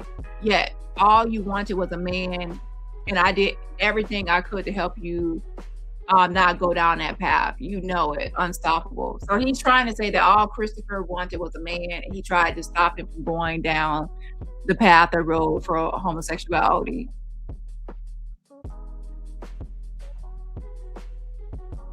And this is from cancellation of the KTI prophetic training. Dear Apostle TD McNutt, this letter is to inform you of our cancellation of the KTI prophetic training course. Below is the list of all the individuals that are doing so. Child, oh my gosh, like the whole church left his ass. Pastor Ellicott, Pastor Raymond Hanna, Pastor Inger Hanna, Elder Regina Gray, Elder Arnita Williams, Elder Zanae Bernard, Elder Deanne Bernard, Dr. Minnie Icecon, and Sister Antoinette Jenkins. Child, the whole church on side and left. Hallelujah, praise be. That's what I'm talking about. I love to see it because they recognize that I don't know exactly everything that Elder Cobbs had. These are students that left. So his students he trying to not just like, minors, but people that are really trying to, I guess, learn about religion or religious practices, how to preach or teach or the gospel or ministry. And he's like some sort of leader or instructor for this, and people are paying per semester, and that can add up if people are paying per semester to attend his schools or whatever he has, right? But the good news is that when certain people came to these people in the church, they didn't just like ignore it completely. They came to the pastor about it. Once they heard his side, they took a side, and as you can see, they took the sides of the sons and others that came to them. So one person is Pastor Inger Hanna. That's someone that also complained about something about him. I don't know what it is she complained about, but she obviously complained about something to Ella, and Ella took her side. He said it was some sort of perversion going on between those two. So to kind of like, okay, well, you're trying to believe perverted things about me, so I'm not going to assign that and deflect it and say, oh no, there's something perverted about you and your relationship with Inger Hannah, and she's lying on me about whatever they're discussing. And then on top of that, they now of course believe the sons and not the pastor. So there's a reason why, in my opinion, that they chose to believe the sons and everyone else over the pastor. So there's a lot to this. There's way more. And to be honest, like, I'm not trying to be about stereotypical things, but it's clear that he's in the LGBTQIA plus community. It's clear and apparent. Oh, what's this? Report June 10th, 2014.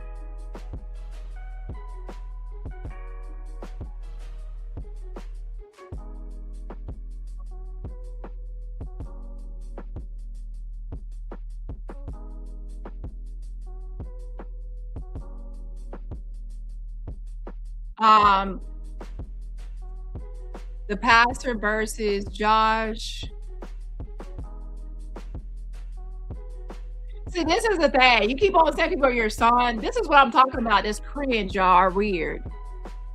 Some of these people that it seems like some people are like kind of like almost look like they're older than him, and then some people are actually slightly younger. Josh is coming up as 1982, and the pastor is 1979. That's not enough to be father's son. Y'all, do y'all see? That's not like a spiritual father taking on these people that are about your age and saying father, son, and then that's like a disguise or a guise, like to say, to have other things going on, and good and well, some people are not related, and also possibly close to your same age, and then now y'all are father, son. So that's just, that's a facade, and he's keeping on like this appearance. Because I'm looking at the Tony guy, and the Tony guy looks just as about the same age as the pastor. I don't know how old he is, but it's definitely have to be close or around about. And that's just from the outwardly appearance. But yeah, so then now there's this only a few years difference age between Josh and the pastor, but then they have this whole thing about, yeah. I knew I was not like imagining this, right? So what is this police report about? On June 10th, 2014, around 15:31 hours, I was dispatched to blank address. Upon my arrival, I made contact with Pastor McNutt, who stated the following. McNutt stated that he called the sheriff's office to make a report of a man named Josh, which he mostly has been calling his co-workers and friends from church. McNutt further stated that Josh is claiming that they had a sexual relationship. McNutt stated that this was not true, that Josh is just trying to make him look bad with his co-workers and friends. McNutt stated that Josh has sent him naked pictures in the past. McNutt stated he would not have a sexual relationship with Josh because Josh has, I'm not going to keep going over that. McNutt stated he just wanted to make a report for the record.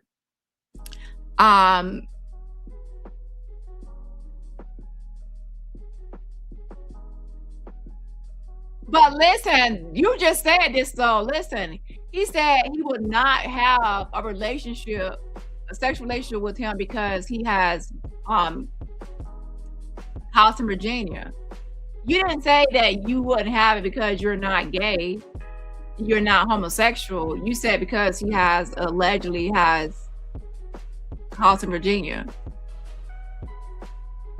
McNutt stated he would not have a sexual relationship with Josh because Josh has, but he didn't say, so that shows, so why are you trying to sue him saying that he's saying that you're a homosexual if the reason you declined was because you said that he has the 3-letter word? Yeah.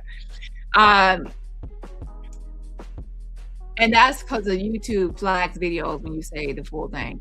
McNutt stated he just wanted to make a report for the record. I issued McNutt with the case information form. This case is for information purposes only. That's a civil matter, not a criminal matter.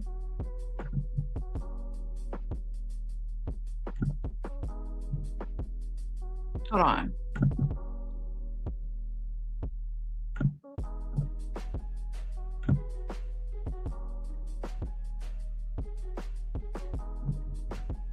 So now let's see what happened with the case in the end. It says final judgment for a defendant. Final judgment for a defendant. It says this cause came before the court on November 3rd, 2014 for a non-jury trial after due notice to plaintiff and defendant. Both the plaintiff and the defendant appeared pro se. The court, having received sworn testimony and other evidence and being otherwise fully advised in the premises, makes the following findings of fact and conclusions of law.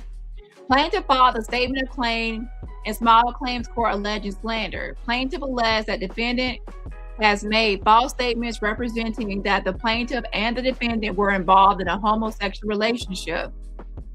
The plaintiff is a pastor and alleges that this has damaged his reputation and his livelihood. To prevail on the claim for slander, plaintiff must prove each of the following elements by a preponderance of the evidence. Number 1, a false and malicious statement was made. 2, it was made by the defendant. 3, it was to a third party. And 4, which has damaged the plaintiff's, and it has damaged the plaintiff's reputation for which damages are presumed. The plaintiff failed to prove that the statements were false and also failed to prove that the defendant made the statements to a third party.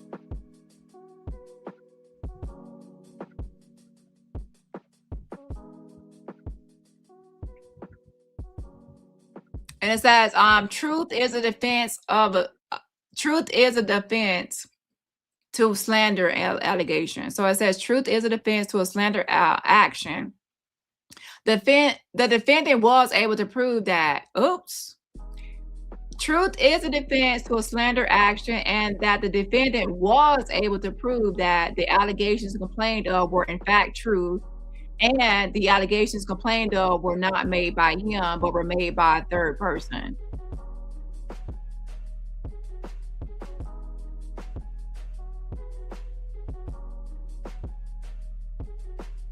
Remember the allegations for this report. So, to be honest, what do y'all think about this? Because it looks like it says truth is a defense to a slander action. The defendant was able to prove that the allegations complained of were in fact true. Ooh. So it looks like the judge is believing that, based on evidence reviewed, that the pastor, that you are in fact in the LGBTQIA plus community, and based on whatever evidence was presented.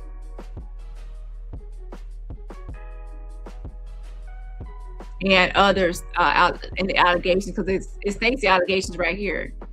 It says defendant had made false statements representing that the plaintiff and the defendant were involved in a homosexual relationship. The plaintiff is a pastor and alleges that this has damaged his reputation and his livelihood.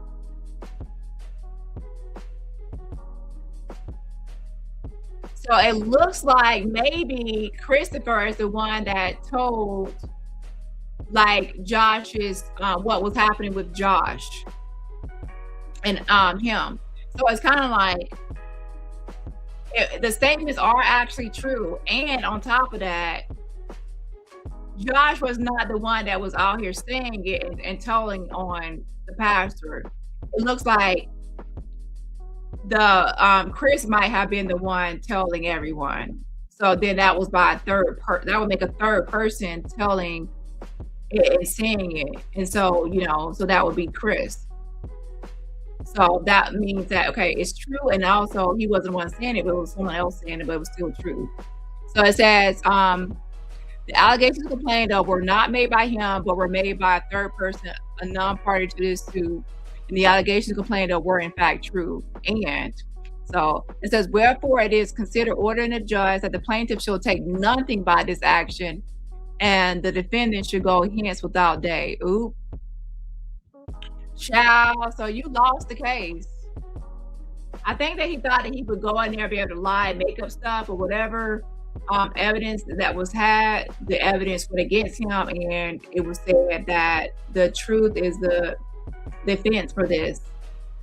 Okay, and that Josh wasn't the one that actually spread it. It was actually most likely a third party, Chris or someone else, right? Hold on.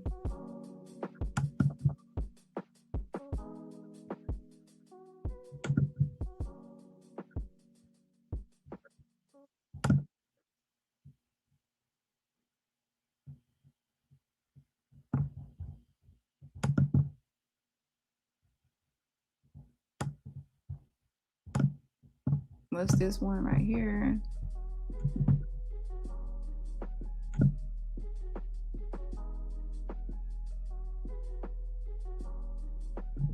Publication, verbal, with false and malicious causing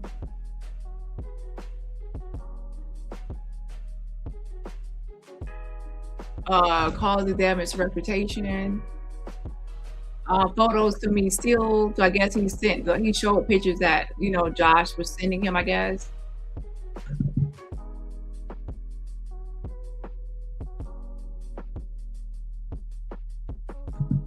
Okay, now let's look at the there's an exhibit list. So let's look at the exhibits that were submitted for this case, and then let's move into the interview portion.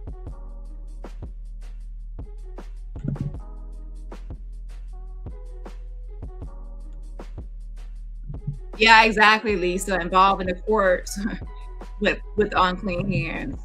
And I always assume that there's evidence going to be presented on both sides. Okay.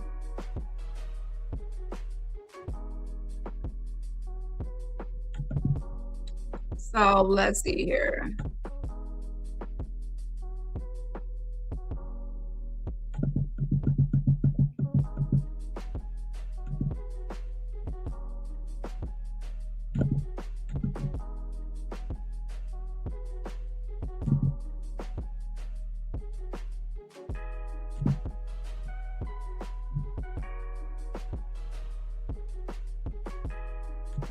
Okay, there's one more document that kind of shows everything that was submitted. Reports. Okay, here it goes.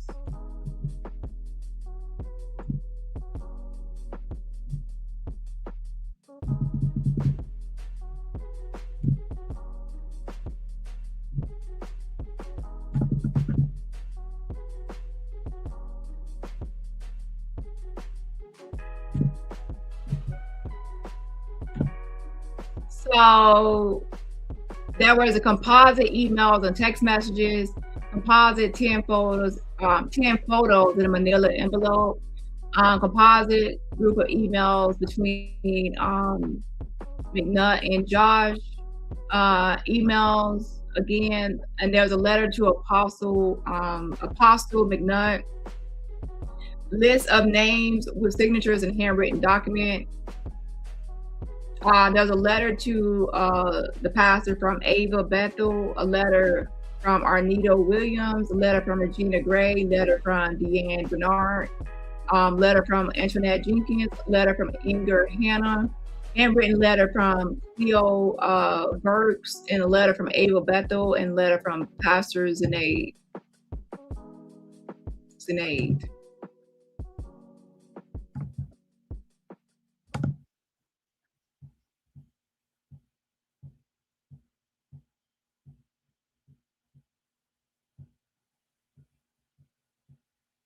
So this was the exhibit list. So based on all the evidence that was submitted, the defendant won this case. Truth is the defense. Okay. So yeah, so he lost. So anyways, let's go ahead and get into the interview now. Hold on. So now with this whole interview, we now move into this phase of people right here.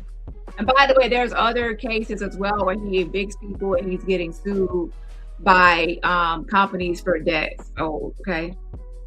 But that was the main one that I wanted to discuss today, that spoke on some of the people that were, you know, back in 2014, that were speaking out against him. And to show that when he says his spiritual sons, some of these people are like round about his same age as him.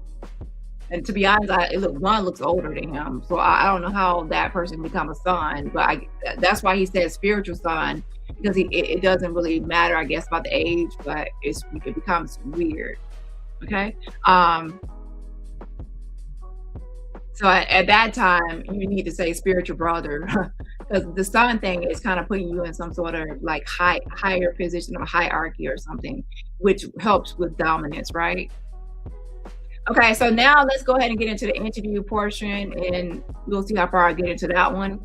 So we have Junior in a red jacket, and then we have the pastor in the red hat, and then we have Craig Johnson in the black hoodie jacket, and then we have Cameron Johnson in the orange. Okay, Cameron and Junior and the pastor were all in that apology video that's spreading. Craig Johnson is the father of Cameron Johnson, and father and son obviously are on in the black jacket and the orange. Okay. So now Craig is coming into this whole mix because Craig Johnson is upset with Nikita Johnson and her daughter because they are online exposing him and Cameron pretty much, because Cameron Johnson has been accused by two victims of sexual SA. And he has now, you know, it has been stated that he has went public in front of the church and admitted to incest only. And by saying incest, he's saying it was consensual between two siblings of incest, inappropriate relationships between siblings, instead of actually admitting that he assaulted those two girls and it wasn't consensual at all, and it wasn't any just consensual incest between siblings. It was assault of one sibling from the other. So it's the gaslighting and minimization of his crime. So a real apology is actually admitting to what you have done and then apologizing for it. if you are minimizing it and lying about what you've done and then giving an apology, that's fake and it's disingenuous. So anyways, and then his father has a rap sheet a mile long, and he has domestic violence charge, weapons charges, and other charges throughout time. And right now he is upset that his son is being called out online and as a rapist.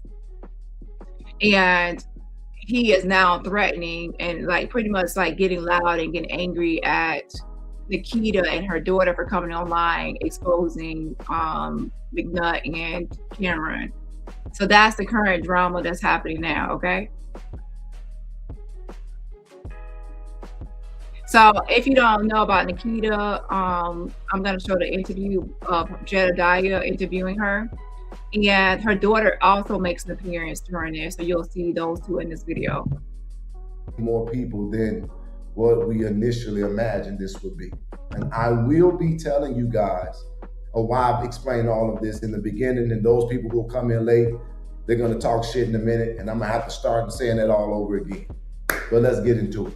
Again, if you are on Facebook, I would encourage you to go over to YouTube. Type in investigate, the letter N, advocate, so that you can view more than what you'll be able to view on Facebook. Ladies and gentlemen, this next guest is a member of Mr. McNutt's church, a current member of Mr. McNutt's church. I had the unpleasant experience of talking to Cameron's father, Craig Johnson. As you saw, we were getting real-time information. And then something happened that I couldn't have planned for. The mother of one of the alleged survivors in this reached out. Many people have reached out, but this one is different. And today, for the first time, in real time, I'm going to have a conversation because she says that she can help clarify a lot of the confusion and misunderstanding. Ladies and gentlemen, Nikita, thank you for being here with me today, ma'am. Thank you for having me. Nikita is the mother of, you are the ex-wife of Craig Johnson, correct? I am, yes.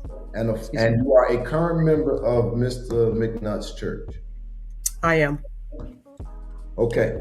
I'm trying to figure out how to start this because it's a lot. And first of all, I want to applaud you for coming on and exposing yourself and being out there, and as your life is sort of kind of being put on display. It's scary. But I'm going to let you talk. How about I just let you talk and you share some of the things that you wanted to help us understand? Well, first and foremost, I want to say that thank you all for coming forward on the behalf of Junior. You are correct. He is being manipulated and humiliated in front of the church. It is not acceptable. He does need to get out of there. He needs to get home to his grandmother. My understanding is that he did call his grandmother for help, but he.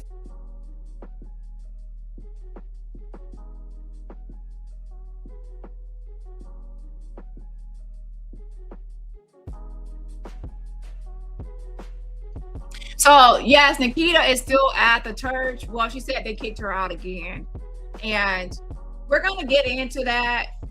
And I want to say that I do believe that allegedly this is some sort of cult-like following and group. And I'm happy that those other people actually left in 2014. However, I do believe that this is some sort of cult-like following and that he gets involved in people's financial situation to where they depend on him financially for their success or some sort of business or some sort of something. And Nikita, she kind of admits that a lot of her business comes from the church. So if her business comes from the church, and a lot of people in the church are customers or in some form or fashion she gained some financial benefit, and not only just for like materialistic things, but just because that's her survival and her way of making money. That's a way for someone to control her. Financial abuse is a thing, and if people control your finances, they control your survival. That's a way to look at it. And we see that even with R. Kelly and a lot of other people, there's some sort of financial thing going on as well, to where that person is using money as some sort of or success or influence in some way to control other people. He's being showered with gifts.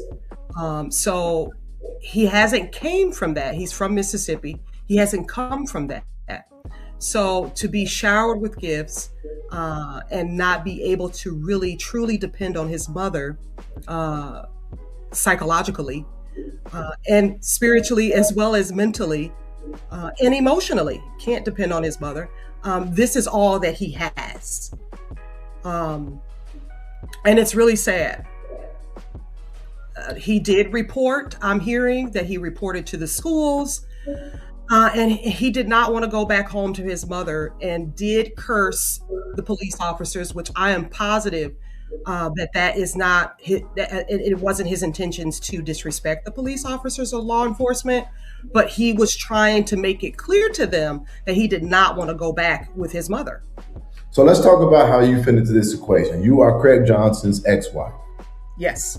And it is my understanding that Cameron is a child that was conceived while you were married to Craig Johnson. So no, that is not correct. So after I did go to prison, and I was in prison for a year. Me and Craig were together before I was in prison. And so after I came home, he was in the middle of a relationship with Renelle at that time. And then we got back together. He did not mention Renelle. And eventually, the day that we got married, she called me and said that she was pregnant with his child. He denied the child, and he denied the child for 2 straight years to keep the marriage afloat. So, and that child is Cameron. That child is Cameron. So Cameron Johnson is in the orange jacket. Okay. His mother is Renelle. Okay. And so his father is Craig Johnson, and the right next to him in the picture. So when Nikita, when she went to prison, or she was incarcerated, at that time it looks like Craig Johnson went on to be with someone else, Renelle, and then she had got pregnant with Cameron, right? Cameron. And then when she got out of from prison, whatever, and then it looks like her and Craig Johnson got back together, but she's saying that I guess Craig didn't let her know that he had, was with someone else, and that he had gotten the person pregnant, and then he went on to deny getting her pregnant for 2 years. So with that being said, hold on. Let's go back to the video. I have a daughter. I do. Who is the half sister of Cameron. Yes. She is the complainant witness on this police report that he tried to do something inappropriate to her. This is true. Can you help us understand that? Jesus Christ. And thank you for being brave, and I know. So yes, he did. He touched my daughter. The first time I caught him, his dad would pick him up after the 2 years. Wait a minute. So right here, she says that she actually called Cameron touching her daughter inappropriately the first time. Like, she called it herself. So she's like an eyewitness to it. Years of denying this child. Eventually, they did a blood test and found out that it was his child. And so he would go to pick the child up from Renelle and drop the child off at home, and then he would leave. And so Cameron would be home with me and my children.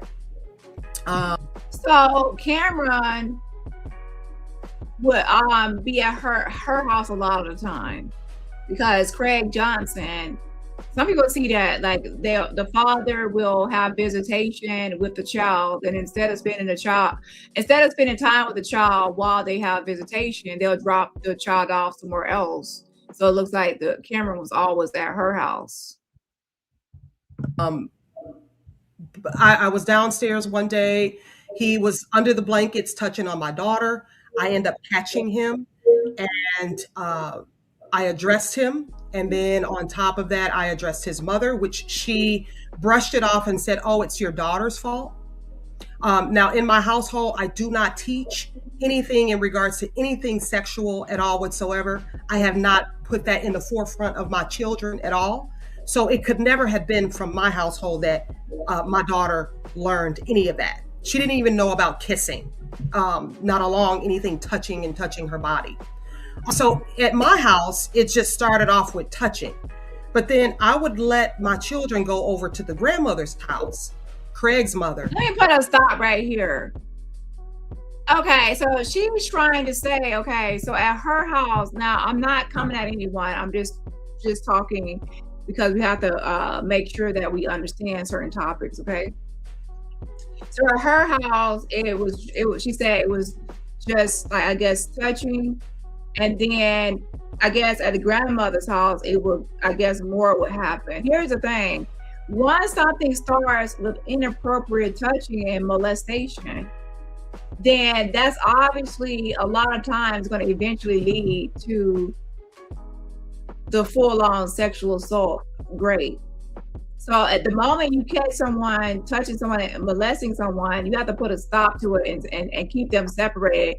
And you know, that person, what was the actual age at that time? Because at that point, there needs to be always, there's no way that they could be under the same roof. That person needs help. And to be honest, you know, people will sometimes call the police, even if it's a minor. They know what they're doing, and they know, and they're intentionally inflicting harm on someone else. And they would go off to juvenile. And then some people don't want to do that because it's a minor, but even minors, there are minors that know exactly what they're doing. They know what's wrong. That's why they're sneaking and they're doing it. And that they need to be held accountable. They need to be held accountable for what they're doing. So once she realized that her daughter has been molested by her brother, then at that point they don't need to be left alone at all, ever again.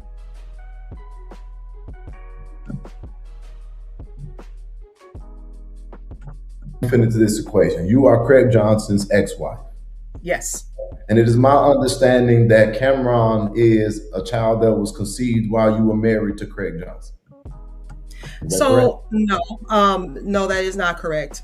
So after I did go to prison, and I was in prison for a year. Me and Craig were together before I was in prison. And so after I came home, he was in the middle of a relationship with Renelle at that time. And then we got back together. He did not mention Renelle. And eventually, the day that we got married, she called me and said that she was pregnant with his child.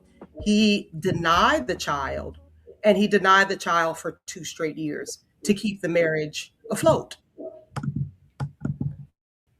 So, and that child is Cameron? That child is Cameron. You have a daughter? I do. Who is the half-sister of Cameron? Yes. She is the complainant witness on this police report that he tried to do something inappropriate to her. This is true. Can you help us understand that? Jesus Christ. And thank you for being brave, and I know. So yes, he did. He touched my daughter. The first time I caught him, his dad would pick him up after the 2 years of denying this child. Eventually, they did a blood test and found out that it was his child. And so he would go to pick the child up from Renelle, and drop the child off at home, and then he would leave. And so Cameron would be home with me and my children. I was downstairs one day. He was under the blankets touching on my daughter. I ended up catching him, and I addressed him. And then on top of that, I addressed his mother, which she brushed it off and said, "Oh, it's your daughter's fault." Now, in my household, I do not teach anything in regards to anything sexual at all whatsoever. I have not put that in the forefront of my children at all. So it could never have been from my household that my daughter learned any of that. She didn't even know about kissing, not along anything touching her body. So at my house, it just started off with touching. But then I would let my children go over to the grandmother's house, Craig's mother, Cynthia Johnson. And she also would have Cameron over there, as well as a few other children. So I want to actually say something here as well. We cannot just minimize it to just saying just touching. We have to make sure that it's not to say, oh, just touching that's sexual molestation. And even just saying that, that's still something that can just traumatize and triggering for people for life. For M. So we have to make sure that M is not minimized. It's just something, it's inappropriate sexual touching and a complete violation of privacy. And even that is something that is still, we don't want to start seeing measuring things to where, okay, it's just touching. No, it's inappropriate sexual contact. And touching is just like touching someone on the shoulder. This is inappropriate sexual contact touching, okay? Hold on. And it went even further at her house. And so I also told her about that incident, and she said, oh, that's just normal. That's what kids do. So I found myself in the middle of adults that did not care about these children being molested by this young man. So it went further. So by further, it went from molestation to rape, penetration. That's what further would be, in my opinion, right? So now you're kind of, now please don't take me as, I'm not trying to be hard on anyone, but we have to be educational at the same time, okay? And it's not, at this point, you cannot just say the other parents are not taking it seriously when your child is also involved. You also have the responsibility of taking it seriously as well. So it's okay. So if you say the other parent is saying, "Oh, does all kids do this?" You'll say, "No, it won't be happening to my child." So then now your child. So you're responsible for your own child and what happens. So right now it's kind of you pointing the finger and said no one else is taking this seriously. Well, they ain't taking it seriously. You could still take it seriously. So there has to be some sort of self accountability for this as well, and not just trying to say, well, other people, I wanted to do something or I do, and then the others didn't. Now I will say this: later on, she does report it. She does report it and file a police report much later. Okay, later on, and I think she does it after the daughter tells someone else. And I'm not trying, y'all, please understand, I'm not coming for anyone. However, I'm just saying that if the daughter felt like when she was younger or when it was first happening and no one did anything, and then at that point, once she goes to school and there's a sex counselor there and they're talking about inappropriate touching or whatever they're talking about, she then tells another adult outside of the home what has happened, and then that's when the mother finally does a police report. So the daughter had courage to say, you know what, in my home, it's being covered up. It's not really being fully handled. So let me go outside of the household and tell someone else. If she felt like it was already been handled within the home, the daughter would not have told someone out at school because it already would have been handled. Yeah, you see what I'm saying?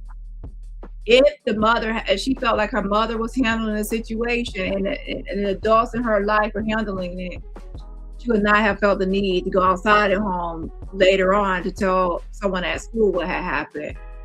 And I guess that was her way of trying to get this out there, and not like within, and a lot of times within homes and families, a lot of times it is covered up and swept under and dealt with within the family, and the person still has to be around their abuser and assaulter. They still have to go to family events and outings and sleepovers or visitation with the same person that is that targeted them,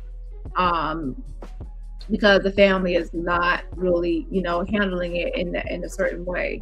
So then later on, now we'll say that she does eventually, after the daughter reports it to some sort of sex counselor at the school, then at that point she files a police report, and then Cameron is sent away. Okay.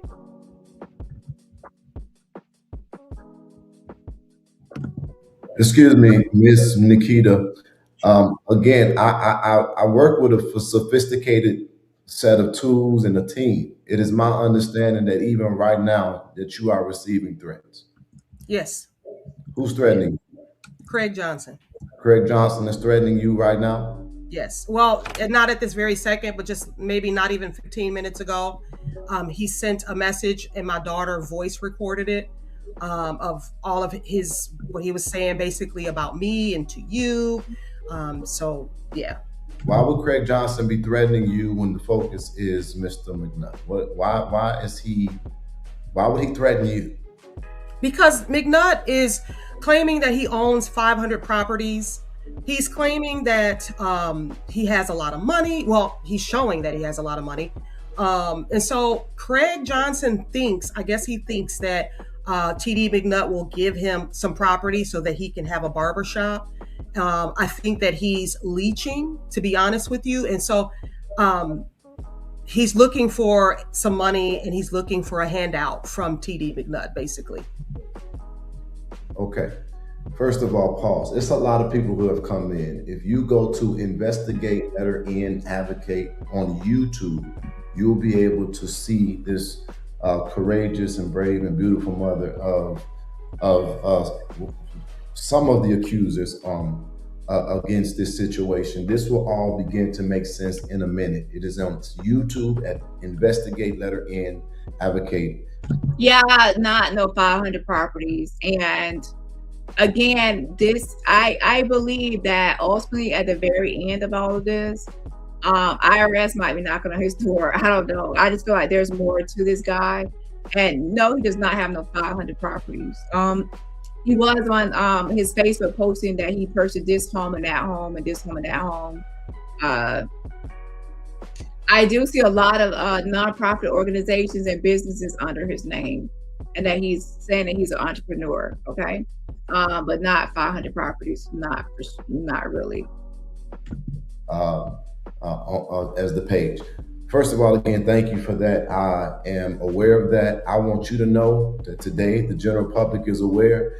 Yeah, she should definitely report any threats from Craig Johnson to the police, because Craig Johnson does have a history of domestic violence, weapons, and other things under his record. So those threats should be taken seriously, because he has carried out similar things as far as violence towards women, right? And I'm not the typical advocate, and I'll put this on the record. We will mop this motherfucking nation with Craig Johnson's face if he does anything or attempt to do anything to bring any harm to you or your family. Because I also understand that in your marriage, he was an abusive man. He was also verbally abusive and physically. Mm-hmm. Physically abusive? Would that be to you and your children? Yes. So the physical started out slow, but then eventually, because I did not sit back and allow that to happen, I would fight back. He stopped that, and then eventually it went on to verbal abuse. But then it trickled down to the children, and especially my son, who is one of the victims, Abraham. And you'll see Abraham on TD McNutt's website or his page as Prince Abraham. And that is my son, who was a victim of the situation. Your son. So what happened with Abraham? So people are being elusive here because people are not really telling like everything that the most information I've had so far are the records I pulled myself. Everyone else is not telling like what everything is happening with the men and the boys that he has in his home. They're saying that they're victims, but they're not telling everything that's happening in great detail. And we need all the details. Okay. Again, this video is triggering and it has essay topics. So if you need assistance, there's a national sexual assault hotline, RAIN, at 1-800-656-HOPE. Again, that's 1-800-656-HOPE.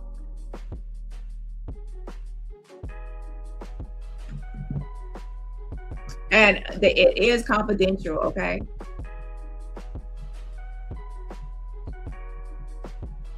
So I'm gonna actually show Abraham, and so you can see who that is as well. Okay, hold on. Prince Abraham is what we've learned that they call him. They call him Prince Abraham. And Prince Abraham is a brother of Cameron. He is Abraham. He's Cameron's brother.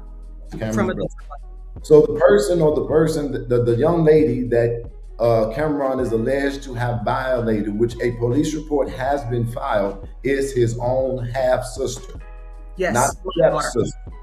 My daughter. Blood sister. Okay. Blood sister, same father, different mothers. There's also the same or similar accusation with a cousin. You know about that? Yes, I do. And we stepped up for her. Me and my daughter stepped up for her when she came down for a birthday party of Prince Abraham's birthday party. They would not allow us to see her, but she was trying to get to us so bad because she knew that we would speak up for her. But when she did get with us, she spoke to my daughter, and she told my daughter that Cameron was still touching her and no one was doing anything about it. Her mother is Crystal Johnson, which is Craig Johnson's sister, did nothing about it other than scold the little girl. And she communicated that as well. And then the grandmother, Cynthia Johnson, just ignored the complaints altogether. And so the young girl knew that. And also discipline. He also ignored both of the girls as well. Yes, he scolded the cousin in her face, and she did communicate that with us, that he scolded her about it. Jesus Christ. So girls are not safe around Cameron. And I want to bring up this point. Cameron Johnson is the one that was in the video with Junior and Carmisha, Junior's mother, and the pastor. And he was pretty much taking up for the pastor and saying that Junior was in the wrong. Now, I'm bringing this up to say is that Cameron Johnson his statements cannot be fully trusted as someone that can like stand up for Junior or vouch for what's happening in the home truthfully, because he has been compromised in the way that he has his own things that he's trying to cover up and minimize, because he's going around saying that the things he has done to these younger girls or siblings or cousins is consensual incest and not actual assault, and it's not consensual, so he's covering up his own things that he does. So in that way, it's obvious that he knows that the pastor has helped him to pretty much conceal and cover up his own deeds. So why not help the pastor cover up anything that he might be doing and what's happening? So I don't, so once I heard about what Cameron has done in his past and how he's out here giving these apologies and minimizing his actions to just saying it was consensual incest that he has done to these his victims, then I know now that he is someone that will lie and cover up things. So that puts a different spin on that whole apology video, right? Where he's like taking up for the pastor. He's not just some innocent minor, not minor, where he's 18. He's not an innocent person in the household that has credibility. So his credibility is lacking, should I say, based on his own past actions and how he has concealed that. Okay. So right here we have Prince Abraham's first full body massage completed. My thing is that she's saying that her son is Prince Abraham. He's like, this was not too long ago posted on Facebook about a full body massage and for Prince Abraham. So number one, who's doing these full body massages, and why does the pastor like to watch people get full body massages? There's a thing where people can watch things and still get sexual gratification from it without actually participating in it. We already know how Diddy used to be in a corner frapping off and in the corner while he watched as things were performed. So people don't always have to be involved in something to have satisfaction from it. I'm just being honest here. But anyways, Prince Abraham's first full body massage was completed, and that was posted recently. And she's saying that she said that's a son. And so it wasn't too long ago this person was in contact with the pastor. Hold on, take this comment down real quick.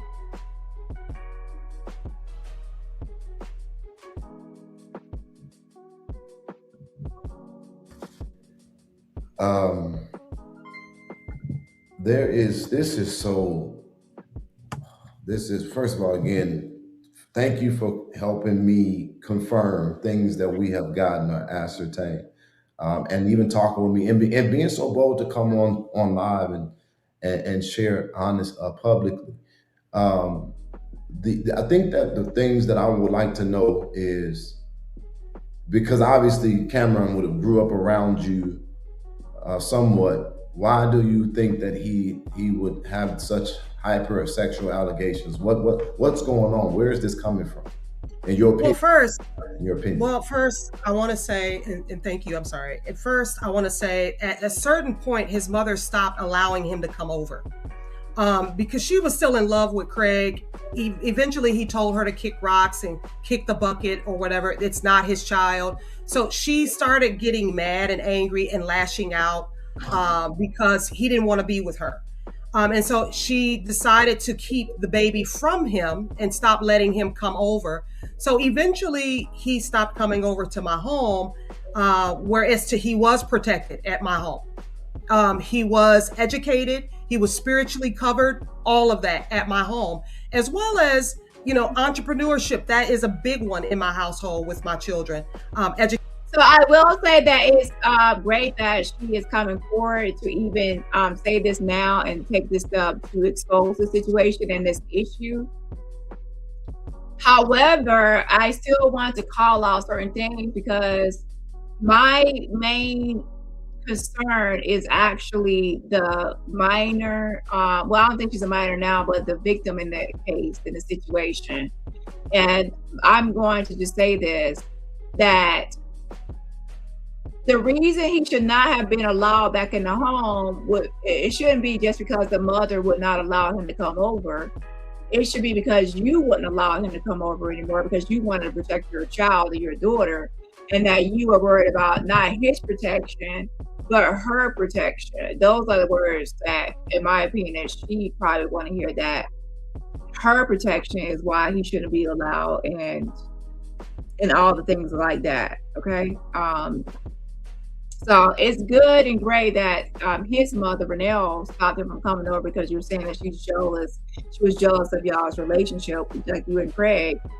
But it should have been that you did not allow him to come over, and you didn't want him to come over anyway because of what he was doing inappropriately with your daughter. Shout out to Judy Coles. Yes, on the yes, thank you so much for the super sticker. Yes, on the yes, I appreciate the support. Again, shout out to you.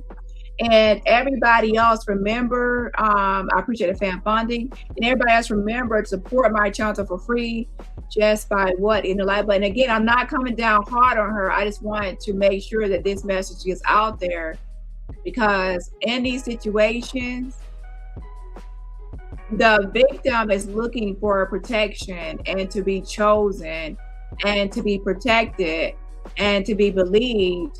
And for people to not really worry about the perpetrator or the offender, but to put their interests and their best interests in mind, to where you want to protect them and make sure that they're shielded and kept away from that the person that's assaulting them or molesting them, and that you're not, you're prioritizing their needs and their interests.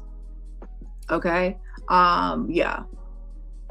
And again, I understand when people have things going on. And in this case, Cameron was not really her child. It was Renell's child. It's much harder for women that when both children are their full children. Communication is key in my house. So she and Craig would get together and say that I was messy because I would bring this up to them. I bring it up to the mother. I bring it up to the sister. I bring it up to Renell, and all of them in Bloomington, Illinois. They tell everyone that I'm crazy, I'm on drugs, I'm bipolar, and they want to cover it up. They don't want anyone to know. They want to keep it quiet, and they want to make me look crazy, basically. Are you crazy? Tell me the truth. I am not. But I have cussed their ass out too, because I'm from the west side of Chicago, and no, they're not going to do anything to me. I'm not scared. I fear no man at all whatsoever. You don't have to share this, but it's your personal information. But clinically, are you on any medication for psychiatric or mental health situation? I am not. Okay, so you're not crazy. You just like me. We don't fuck around, and I'm sorry for cursing. No, I cuss too, and I love the Lord. I will cuss you out and pray for you at the same time. In Jesus' name. We might be from the same cloth. Okay, so with that being said, and I like you, I'm really appreciating this conversation. So with that being said, how does Cameron get into the custody of McNutt? So eventually, because Craig denied his own son for 2 years to stay in the marriage with me, then from Crystal Johnson, which is Craig Johnson's sister, she would say that Renell does not want her own child. So Renell would send the child over to North Carolina. She would send the child away often. Like, he would not be in town. He would be away. And so eventually she sent him to TD McNutt, because when we made the report of him abusing my daughter or sexually assaulting my daughter, detectives asked me, they said, do you want him locked up, or what is it that you want to do with this situation? I told the detectives that I want him to get counseling, because I know that his household was not a proper household. So I don't know how I truly feel about this, y'all, in reality. So she said that she told the police that she wanted counseling. And I guess I want to know, what did the victim want, or what did the victims want to happen? Like, what does justice look like for the victims? And then he actually get counseling, because right now he's not even admitting. Like, he admitted that he did, he said it was incest, like there was sexual things going on, but he said he minimized it and said it was incest. He's not admitting to assaulting anyone. He's just saying that it was incest and consensual. So he's gaslighting, and he's out here living his life and lying now, acting like it was consensual. And also, really, is it too late if the daughter wanted to pursue charges or not, based on her own preference? I don't think it's too late. Because he's trying. They said he went to church twice and made it kind of admitted it to the whole congregation, but he didn't say it was y'all remember Quiet Storm? When Quiet Storm tried to minimize it or twist it into some sort of domestic violence situation when it was actually SA. Sometimes predators do that. They actually try to minimize it, or say it was some consensual, or someone came onto them, or they twist and spin it to where they're not really admitting the full extent of what they did. You know what I'm saying? So that's what's happening here. So he's not going to change, because he has not taken accountability. He's still hiding his hand and hiding what he did. So the mother says that she just wanted him to get counseling. But what does the actual victim want? What does justice look like for the victim? That's what I want to know. Grandmother, Cynthia Johnson, she definitely wasn't the proper household as well. And so I wanted him to get away from those people. So I told the detective that's what I wanted. So from there, I believe that the detective communicated that they wanted Cameron in some type of counseling. And so because Renelle and TD grew up together, he claims that he has a psychologist or psychological degree.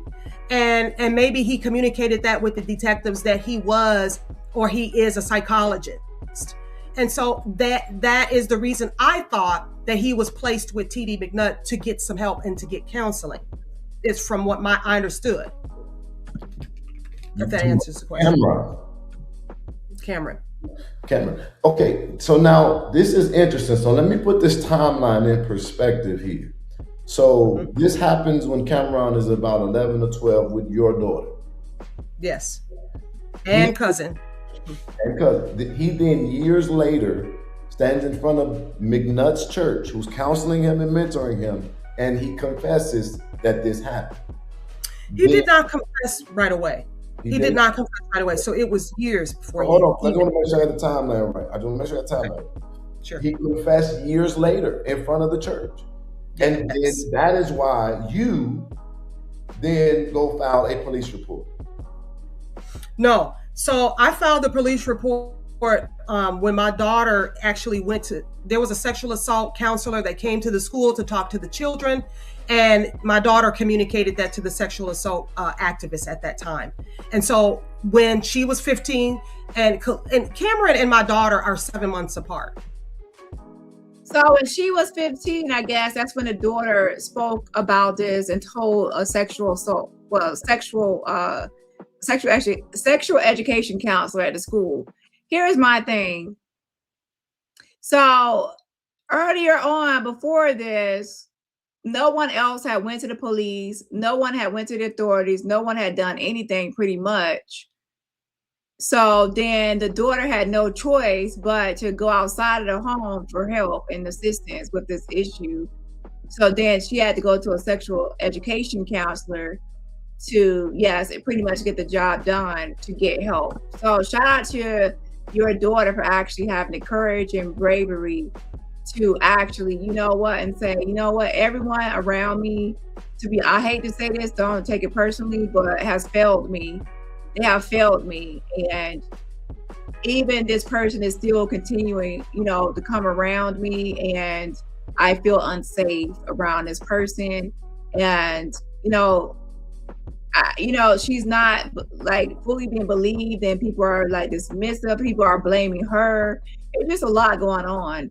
So I'm glad that she actually went to a sexual education counselor. That's why sometimes it's great to have people that visit schools or go to schools and have these classes and make these appearances. So then some children will at that moment see that person as a safe person in a safe space for them to open up and tell about what's happening within their home that's being swept under the rug or hidden or not being properly handled. And then that person then does the right thing and then reports it to CPS, or in their case, DCF for Florida. And then at that moment, then police get involved. And then, people actually now have to take action because it's no longer just in the household. So she was 15 and he was 15 at the same time. And so she communicated that. We had DCFS police reports. And then probably about a couple of months later, he was shipped down to TD McNutt. So right here, the only thing that caused this to take any action was that the daughter communicated what was happening and what had happened within this household and the grandmother's house from Cameron to this sexual education counselor. And from there, that counselor then obviously reported to DCF, and then DCF involved everyone. Then the mother finally made a police report. Years later, he ended up, about a couple of months later, TD McNutt ended up having him to apologize to my daughter.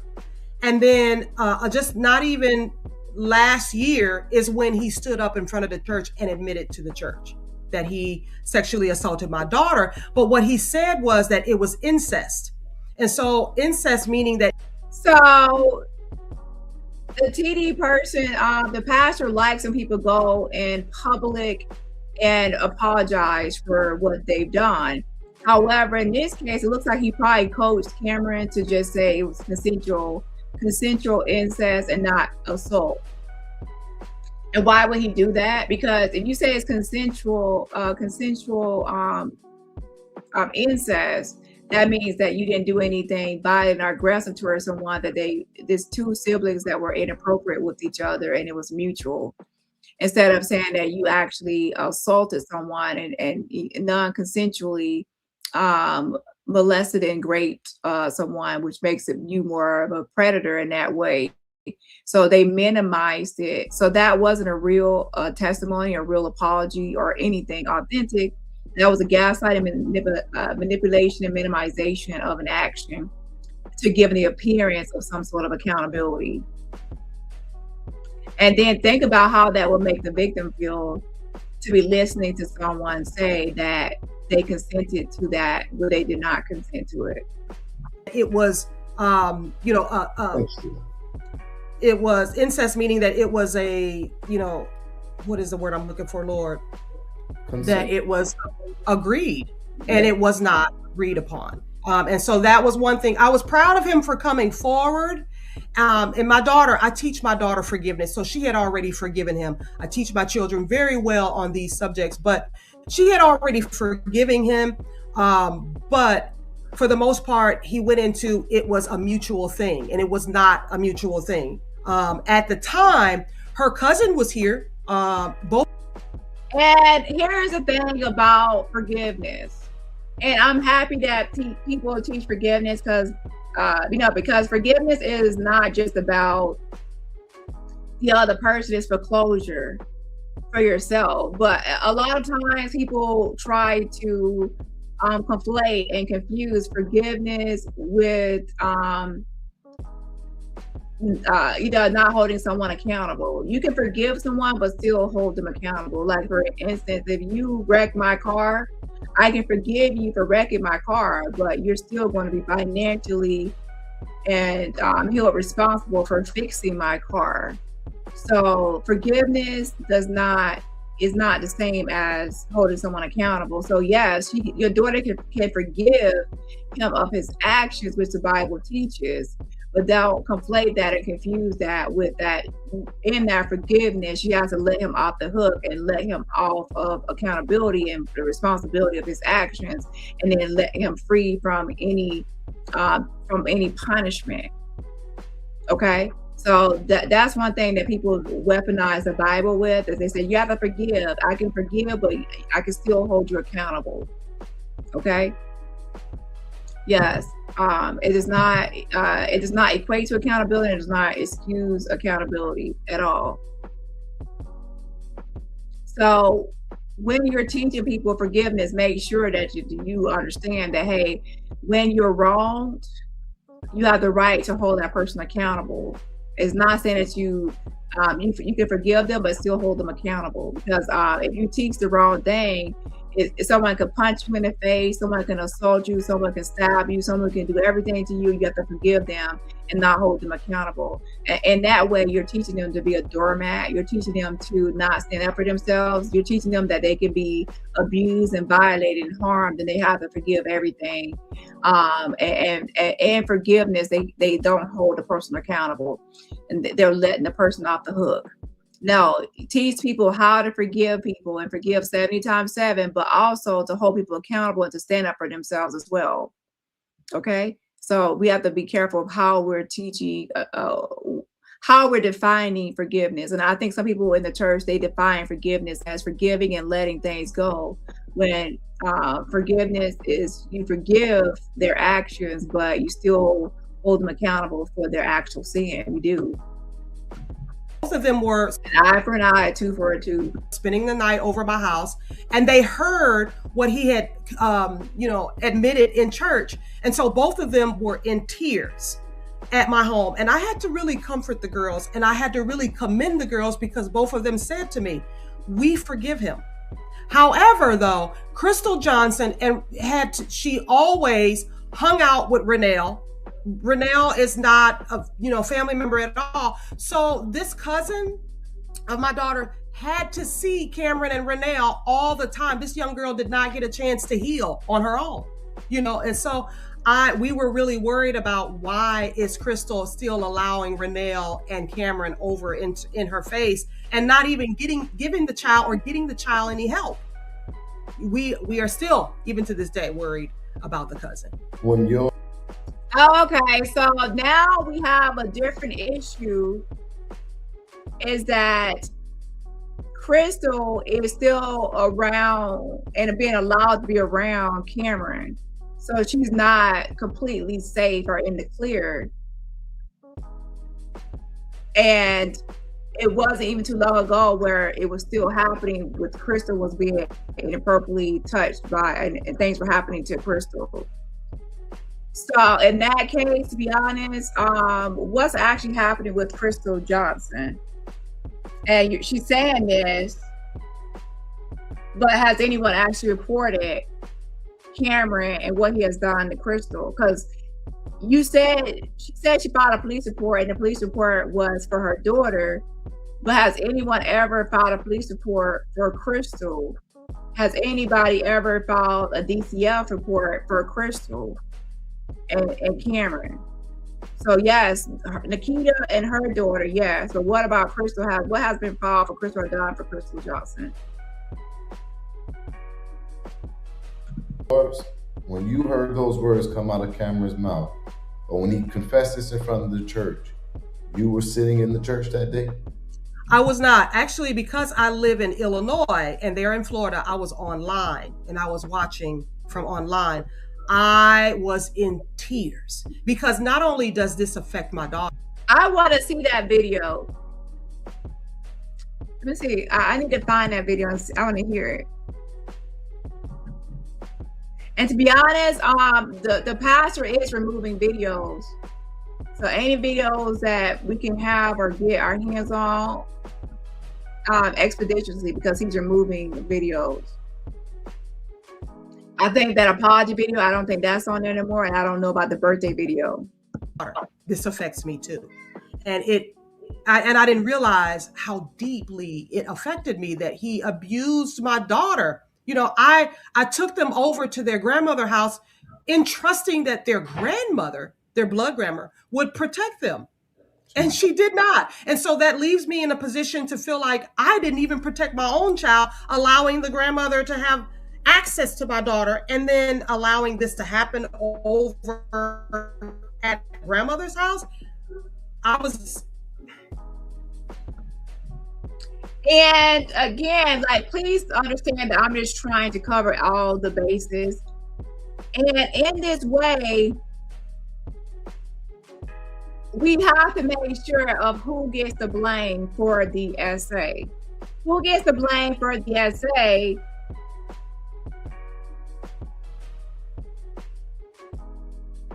Crystal was the mother of the cousin. I probably have to get my own name list out because there's too many names floating around.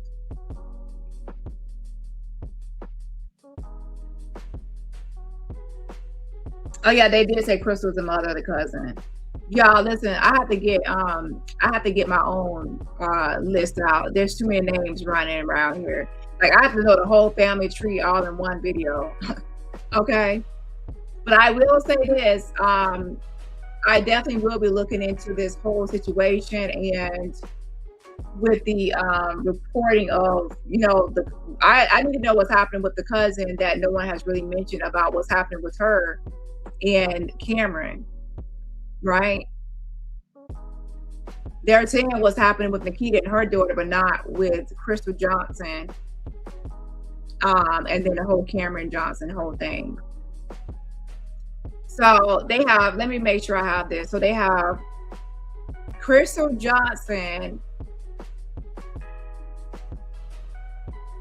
So anyways, I'm going to rewatch this video so I can have all the names listed. And then I will look into this as far as what's happening with CPS in regards to, now also I need to know how old is the actual, how old is the cousin at this time period too? Like, is she a minor or is she an adult? Like, there's things I have to look into. Okay, hold on.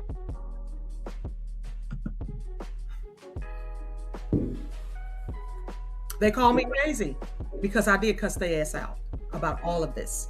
And Okay, thank you. Yeah, so that's what I was gonna. So Crystal is Craig Johnson's sister. To be honest, I'm gonna go look it up right now. What's on my mind? So Craig Johnson is in the black jacket, hoodie, in the right there, you know. And Cameron Johnson is the orange jacket. So Craig Johnson has a sister named Crystal Johnson.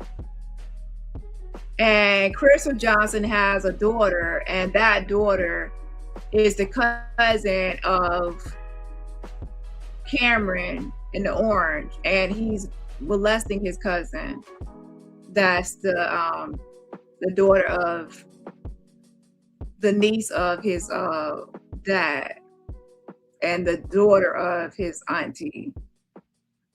So so I have this family tree. Child, listen, Lord have mercy. I gotta definitely keep this. I gotta get a notepad.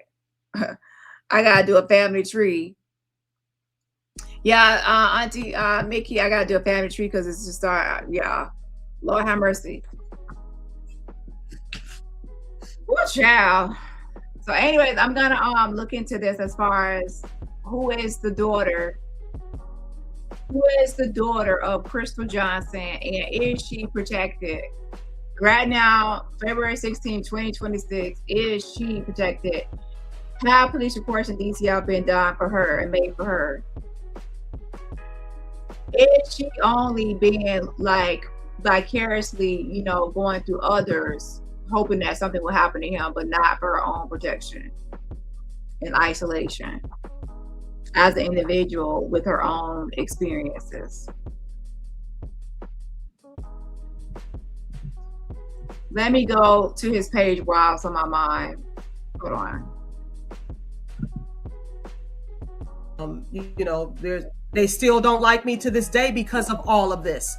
And it's unfair to me that they would make me seem like I'm a crazy person because I address the disgusting things that they have done to my children. This ain't it. You know, it's more to it. You know, it is a lot. It's a lot. I'm literally overwhelmed to actually hear this coming from a witness or an actual person. But you did the right thing and filed the report. And then now, right after that, here comes Junior at school, getting in trouble, making these accusations. And the timeline of this is just insane in a very strange way. Then I ended up getting into it with Craig. His stuff comes out, and then now you done popped up. And it's just been a consistent thing. Even the way this is in the gospel industry and all the names that are coming up in the background in the gospel industry, and how church culture covers this behavior, overlooks it, disciplines it, shuns it. I for the last 3 days have had to find a way to find my peace because I am so disturbed about how much has not come to the public yet about this case. So I want to say to you, I applaud you, because if you didn't come on here today, regardless of what the court of public opinion will try to do, there'll be some missing pieces. And I want you to know that no matter how this process went, thank you for saying something even now, because a lot of people don't say nothing ever. My villain has never been arrested because I never said anything. I understand accusation, but this is different.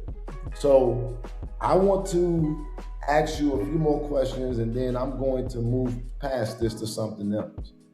I think that it's a reasonable question for me to ask you. Why are you a member of McNutt's church? What kind of leader is he?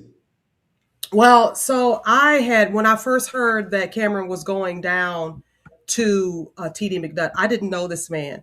And no, I did not have this child from my womb, but I do carry Cameron in my spirit.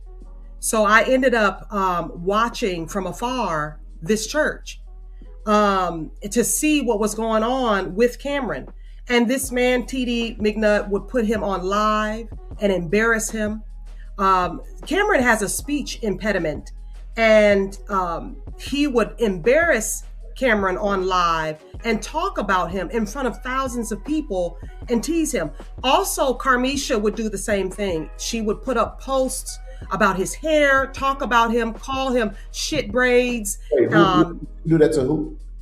Carmisha, which is Junior's mother, She would do that to Cameron. To Cameron. Okay. She would do that to Cameron. So they basically together tag teamed and talked down on this boy, humiliated him on lives, humiliated him in the church. I would tell the father, Craig Johnson, listen, you got to pay attention to this, because they're talking down and talking him down, making him feel bad. He's already going through a lot, and he's down here with obviously he's not a strange man to TD McNutt. Strange boy. Cameron knows him, but for the most part, he was just really dogging that baby. And I would tell Craig Johnson, and Craig Johnson would not do shit. It bothered me so bad. And so I had to continue to watch. And eventually I joined the church, right? And so when I joined the church, Craig Johnson, I think just about 2 years ago, went down there to visit.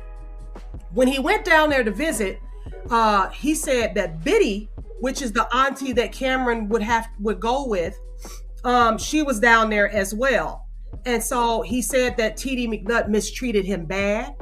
He said that TD McNutt mistreated the members of the church. He would treat them like, slaves, is his actual words. And then they could not eat until TD McNutt told them to eat. What? Yeah. He looks like someone that will actually control people's meals, and he looks like he ain't missing no meals, but then other people look really thin, to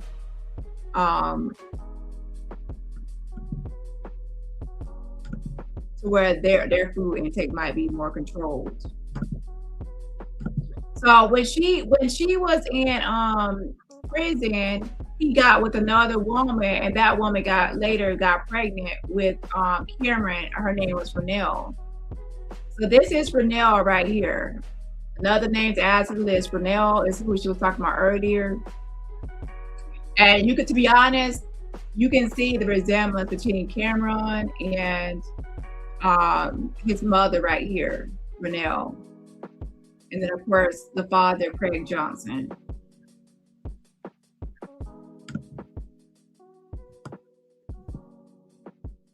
And then the grandmother, Cynthia.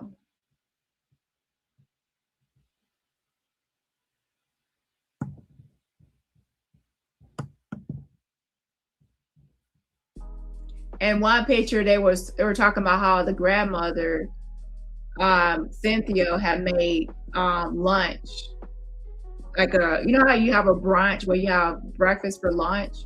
She made a brunch for Cameron and everyone.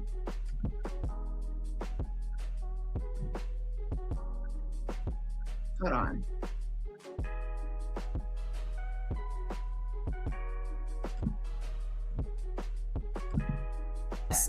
Please let me finish. And then he would pull out a gun and show Craig Johnson, and then he would brag that the police officers down there in Florida are his best friends, and that he got good plug with the police officers down there, right? And so Craig also said he made everybody that lived with him take showers in the dark, and that he made them walk around the house with no socks and no shoes on.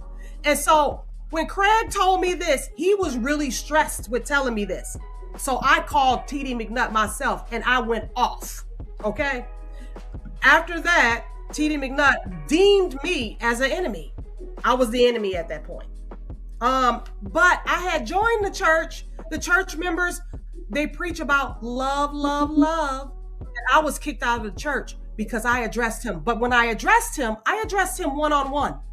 He told the whole church, what I said to him. I don't even know what exactly he said to these members about what I said to him, but I basically was telling him he's wrong for that and he cannot lead these people to hell. He's going to hell and I'm going to report him. But I was just a one-man army by myself doing that. And then eventually Craig Johnson threw me under the bus and told PD McNutt that, oh, we was just pillow talking and she shouldn't have said anything like that to you. It wasn't a pillow talk situation. It was a correction because he needs to be corrected and he needs to be corrected now. Well, Mom, you got to help me with this just a little bit. Then why are you a member of his church today? Well, again, now is to continue to watch the situation now, because also, eventually I thought he preaches and teaches the word and it sounds good on the pulpit. These people on the pulpit sounds amazing. So again, a current member of the church, and that means, she's still trying to keep these social connections and this network together. And she financially benefits from these associations within the church and the members of the church. There's economic ties, financial benefits and gains from this, right? And essentially, if your livelihood depends on church members, do you really have the freedom of speech that you might think you should have to speak against the pastor, the leader of the church, when he could use his influence and position to outcast you from the church and banish you from the church, or you're banned from the church, and then now you lose those social networks and connections that you need to survive on and you benefit financially from. So that's the whole issue. A lot of times with predators are people like him, that they mix in and combine religion and income and other things so that they can have a control over you. What better way to control someone than to control their survival and their way to eat and their way to pay their bills, and for them to be completely reliant upon you for their actual existence. As far as that, they will have to go get a new job or start find new customers, find new clients, find new friends, even being cut off from friends or people within the community that you have grown close to, and someone banishing you from that whole community, being outcast. So her saying that she just being there to keep an eye on things, no, she's obviously saying that she likes to be a part of that community, right?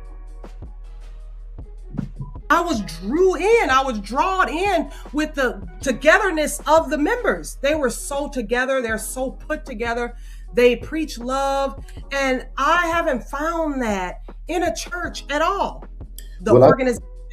I think we're going to have to find a new church now. I definitely. Yes. Yeah, you're done. That's over with. I'm done now, for sure. They kicked me out last time, so yeah, I'm sorry. I don't even got no good churches to recommend you to. I'm good. I can get online. With a few online, I'll find some. Now, I want to clarify, because I don't want people to think I'm coming hard down on the mother who has actually came out to at least speak and expose the situation, which I do applaud her for. However, I also have to think about the actual victim in this case and what I think about that, because remember, the victim in this case, her daughter, had spoken to her mother, or her mother knew about what was happening in the home, and nothing was ever really done until she went and talked to a sexual education counselor at her school. So even the daughter was aware that she had to go outside of the home to get real help. So I don't coddle people when I speak. I don't. Okay, we're adults, and I will speak to everyone as if we are adults in this situation. Okay. Now I will say, to be fair, a lot of times when there are minors involved, people actually decide to get counseling for SA or even childhood molestation when both people are minors and they're around the same age. So I'm not, I understand that.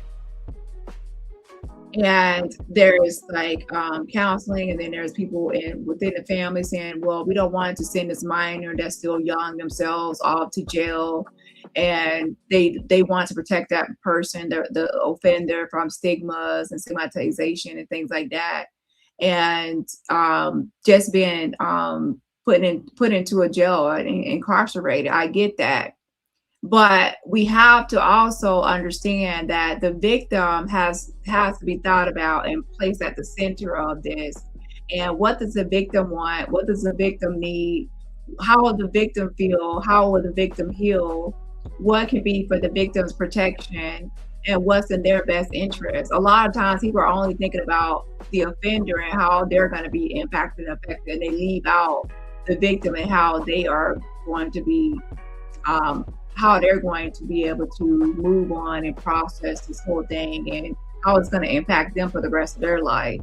So when victims start hearing about, we got to protect this person, they can't go to jail, we don't want to mess up their future, we don't want to do this and want to do that, and it's all about the offender, what's in that person's interest, and then they get left out. You see, so we have to make sure that the strategies and solutions you choose is inclusive, and most importantly, you have to make sure to ask the victim, what does justice look like for you? What do you see as justice? What do you want to happen? And without me interfering, without my suggestion, without me trying to lead you to an answer or trying to persuade you, what do you want to see happen for you to have your peace? Because I believe you, and I want you to have to be a part of this decision, not to make me feel better and not to protect the other person or to think about anyone else. In this very moment, you can actually be selfish. You can be selfish in this moment and say what you want selfishly to happen because you're the victim in this situation. Because a lot of times people will only be the adult in this situation and choose what feels comfortable for them and what's comfortable for the offender, and then not what's comfortable for the actual victim. So I will say to center the victim in these situations and then go from there and put the victim at the center and then move outwardly to everyone else, because ultimately the victim was the one that was actually impacted and harmed by the situation. So their voice counts and matters more than any other voices in the whole situation.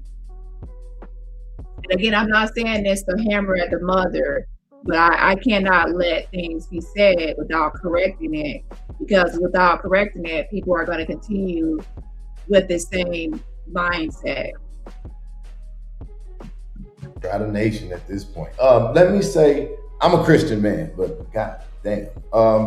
There's a situation that my team have told me about that I want to ask you about. And there's something about, there's a moment where your son, you felt afraid because your son was away at a retreat or something. Let me pause right here because I want to actually say something about the grandmother.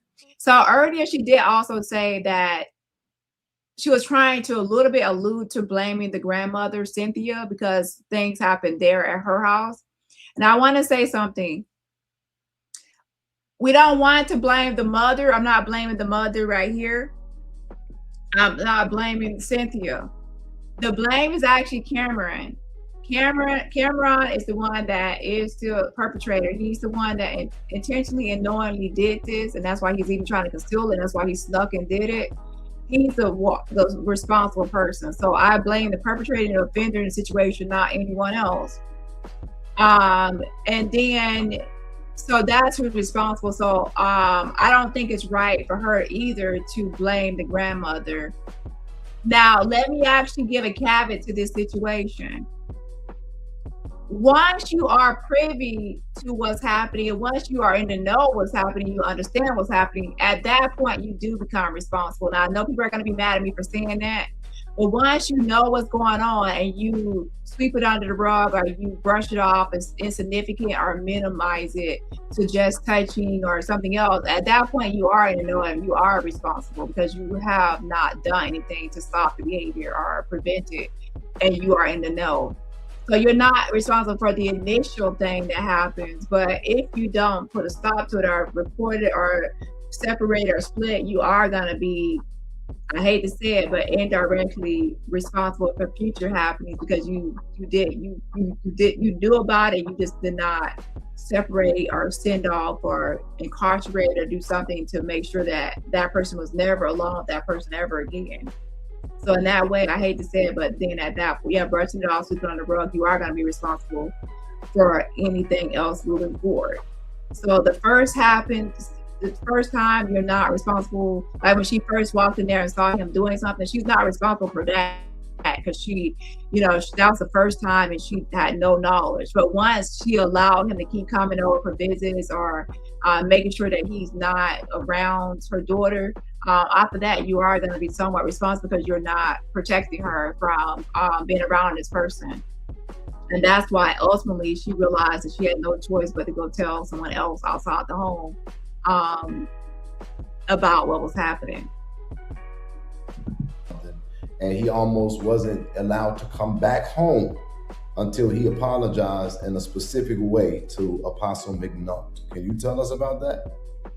Yes. So I thought that. Well, now she's talking about a different experience, okay, with someone else. They're jumping around. So let's go back. There's a moment where your son, you felt afraid because your son was away at a retreat or something, and he almost wasn't allowed to come back home until he apologized in a specific way to Apostle McNutt. Can you tell us about that? Yes. So I thought that, because I did see some differences in Cameron. I did see that he started getting straight A's when he was in Illinois. He had bad grades. And I thought, well, on top of that, he doesn't have a father figure. I need a mentor. And I didn't know to the extent of what he was doing to these boys behind closed doors. So I guess she wanted to send her own son Abraham there. Oh my gosh, like, listen, I promise y'all, I'm not trying to hammer in on her at all. So you saw differences in Cameron, and you thought you sending your son there was smart. But how can you see differences in Cameron? Cameron is someone that you knew sexually assaulted your own daughter. So why would you want your son to be in the home with someone, even that like Cameron, that you know that he sexually assaulted your daughter? So now you're going to send him to live with and hang out with someone that's, y'all, listen, I'm not trying to, like, it can sound like I'm trying to hammer in, like, but I'm not trying to hammer in on her. I'm just, so Cameron sexually assaulted your daughter, and you even walked in on him, like, touching her and this and that, and then now you thought it was a great idea to send another one of your children, a male or not, female, as a male, but still to live with the person. Okay, y'all, listen, it's just a lot going on here. I did not know. However, I did witness the humiliation to Junior, and so I am guilty of that, of watching that and not saying anything. I am saying something now, and stuff makes me react. I want to go back to that. Don't let me forget that. But tell me about your son. I got to get ready to go on the plane soon too, so I got to get to Florida. Okay. So tell me about their son and him. You being afraid of him not being able to get home if he didn't apologize. So my son went down, and he was gifted. He was showered with gifts. But then he was humiliated as well in front of the church members because he spilled some food or crumbs on the floor accidentally, or he was a little messy. So, in his room, he left some water bottles on the floor or on the table or what have you. He ate a little bit, he was crunching his meal or chewing his food, is what the apostle or the TD McNutt stated to me. But he made my son. I have not ever heard my son cry so much in my entire life. And I was trying to get my son back home so bad, so quickly. And eventually he wanted to keep my son down there because my son said, well, Mom, I'm going to go to school down here. And I said, no, you just been down there for 24 hours. You're not going to school down there. These are life-changing decisions. No, you're not. You're coming back home. And so I told him to bring him home. And so he actually called me and yelling and screaming on the phone, giving me an ultimatum and saying, well, I can't help your son. I'm not going to be able to mentor and help. Ma'am, so this is my thing. Listen, Lord have mercy. Your son, I was thinking this was something a long time ago. This is something that just happened, like after the whole Cameron thing. I'm not after Cameron. After Cameron thing, and after what happened to Junior recently, you sent your son down there recently in February. It was recent. Lord have mercy. Woo, child. Okay, let me recenter myself. It was recent that he was down there in Florida with them in February. After the whole Junior, everything with Junior and Cameron and all that. So yeah, so let's go ahead and look at what was happening with Prince Abraham, her son, in February.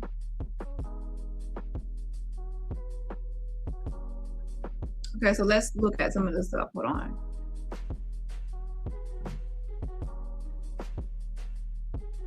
We'll come back to this video in a second.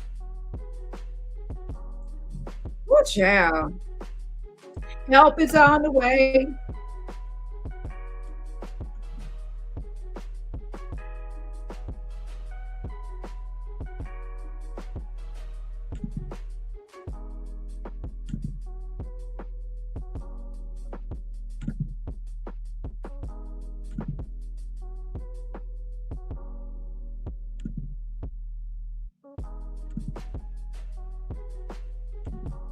Okay, so there's a group and it looks like they were having some sort of retreat.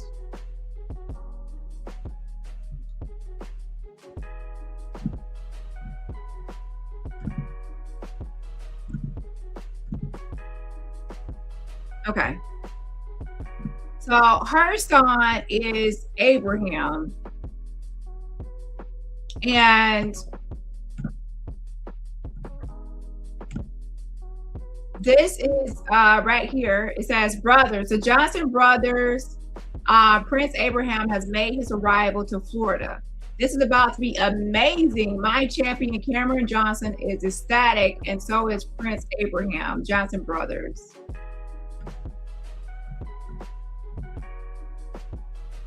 So this is just February 1st at the Fort Lauderdale airport.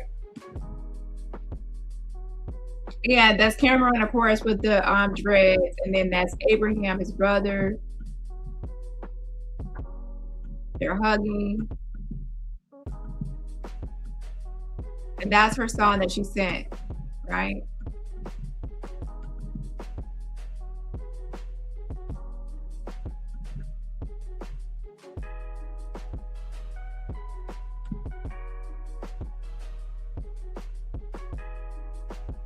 February 5th, the pastor posed, love is action, so much transformation has taken place in such a few days, and that's the way it happens with Father. The Bible says a day with the Lord is as 1,000 years, and one day a lot can happen.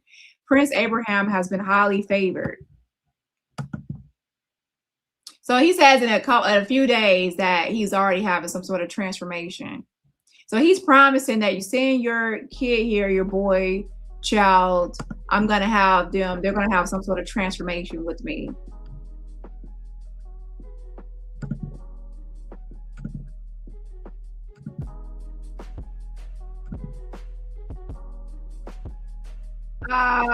Yeah, so you twisted he got his hair done and I guess twisted, so now okay, that's part of, I guess, part of the transformation. And I guess he gets their eyebrows done, their hair done, they get massages, they get their manicure and pedicure.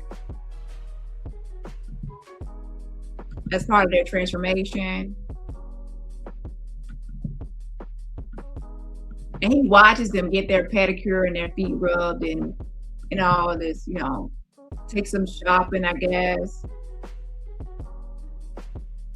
I have some thoughts, but I'm not gonna really say it. Yeah, about, you know, I would say grooming is a part of the process. So then he's showing off the gifts that, so the mother was saying that he was showered with gifts, right? So these are some of the gifts that he was showered with. So, and then pay attention how he's showing all the purchases and the money and stuff that he's spending, all the money that's being spent.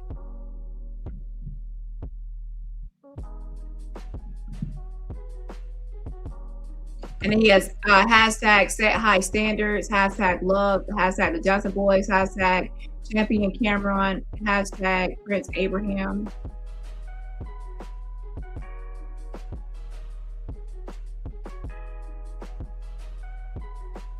Minister Cameron Johnson did not win the race against his brother Prince Abraham, but they are teammates and this game was spades. I am enjoying seeing these brothers bond always so much. So people in this whole thing become like ministers, apostles, pastors. He tries to get them all to get into the ministry. There's nothing wrong with that, but it's just how he goes about certain things. He gives them things like, oh, Prince Abraham and things like that. To be honest, a lot of cult-like qualities within this whole thing. And financial domination, or using financial material things as a way to get people you know, loyalty as well, and get people financially dependent upon you or used to certain, you know, things or lifestyles.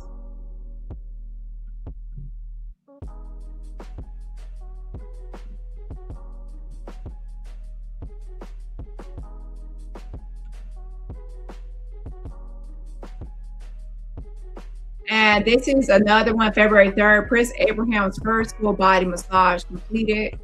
So this was his first, when her son went down there, he had his first full body massage. And this is him on the table. And that's Cameron with the dreads, of course. And that's her son right there.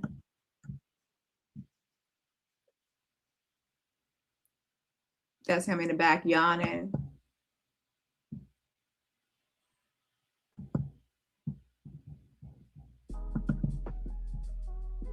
So it looks like he was there like the first week of February. And they had manicures and pedicures done. Prince Abraham's first experience, lunchtime. So he also took them to get manicures and pedicures. When I said it was, I wasn't just joking. It's actually true. He took them to get manicure and pedicure. Nothing wrong with taking care of your hands, but you know.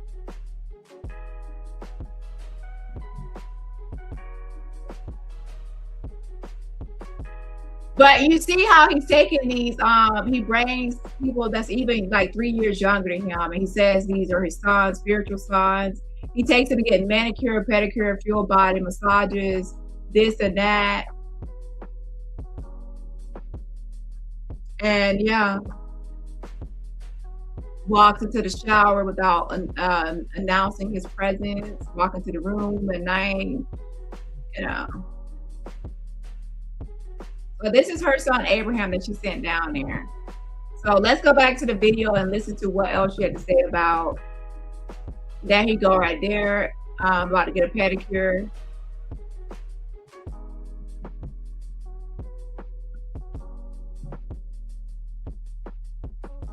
he likes to make sure that he's taking photos of them getting their pedicure and massages.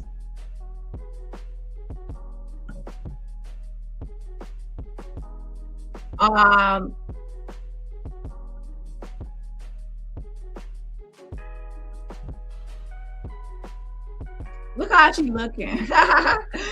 Look how she's looking.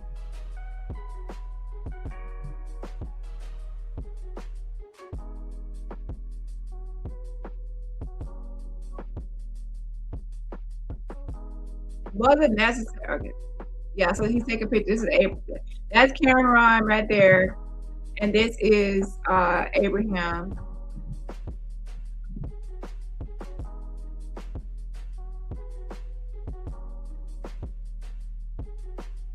To be honest, I don't really think they both look like they don't really like all the pictures.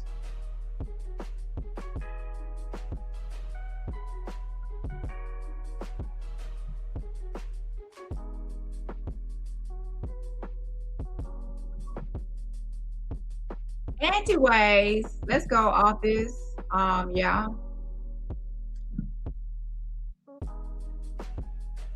And then right here, February 1st, I mean, they act like they are in another world. They both are loving every second of being in each other's company as brothers. Whilst I love this for both of them, I definitely love this for Cameron Johnson, not because not only does he desire close, loving relationships with his siblings, he loves being a big brother and attempting to teach his younger brother things and learning him. Tonight we have Prince Abraham, a blank check after leaving dinner. Every day will be filled with something new and special happening. Furthermore, I am grateful to God for being mandated by him to bridge, build, and restore relationships that I'm allowed to. This brotherhood between these two is a divine reunion and has instantly brought health to their souls. This is the Lord's doing, and it's marvelous in my eyes.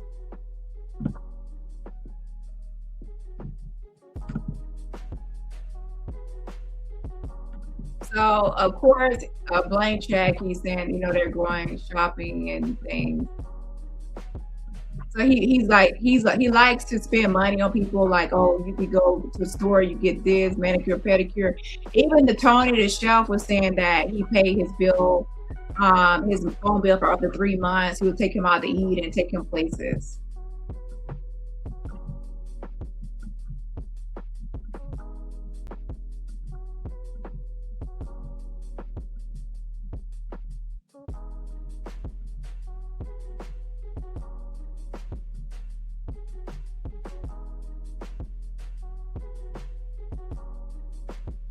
Now, here's the thing. If you take someone that's, let's say, that's less fortunate or doesn't have as much money or things like that, and you bring them into a situation or setting where they're being schooled and gifts are being lavish gifts and shopping, and they have more, they're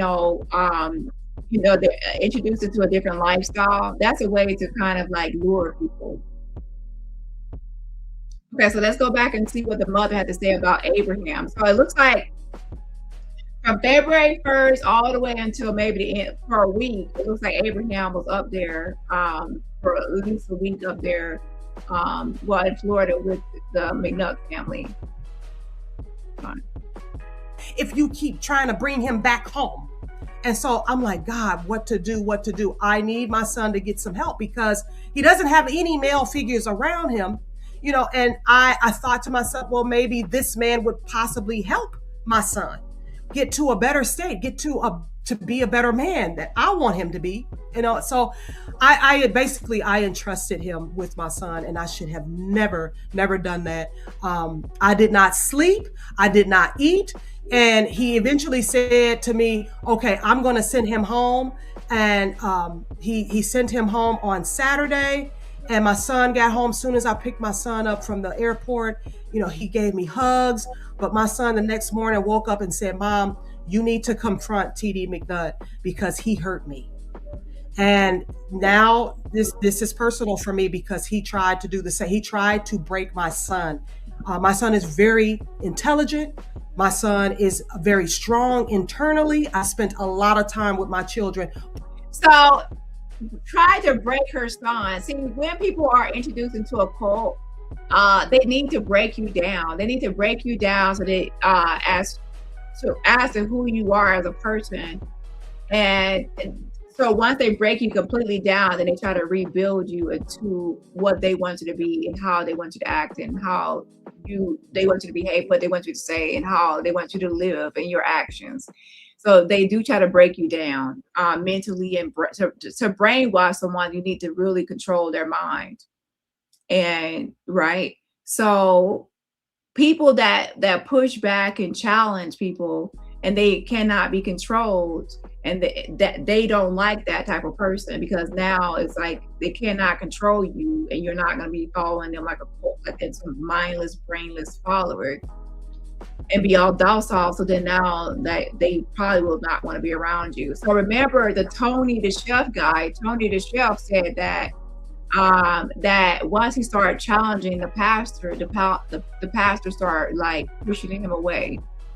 Once he started challenging him, so he really tries to. I guess he wants people that are easily controlled. If you're not easily controlled, then he's not going to really, want you around. So I do believe that he uses physical abuse as a way to get people to submit. So if you're not going to submit verbally through verbal commands and verbal orders, then he'll beat you into submission and beat you into submission. And to be honest, those beatings will get worse and worse and worse, because he'll feel like he'll have to go harder and harder. So I believe that's what's happening with Junior. Junior is someone that's challenging, pushing back, and fighting, rebelling. And him and Carmisha, the pastor Carmisha, allegedly, that's what they're saying. They're taking him into the room and they're beating him for long periods of times, not whippings but beatings. And I do believe they're trying to beat him into submission, into compliance. Yeah, and that way he'll be just like Cameron, who's more who you can tell that is really like controlled at this point, pouring so much into my children, and he tried to break that down within a couple of days. How many days is this that we're talking? We're talking about 5-day span. So that aligns with that timeline. With I said it was about a week, because I saw February 1st and then up to like 7 days. So she said 5 days. So that matches the timeline. And when I first heard this, I thought she was talking about that because I was listening to it in the background earlier.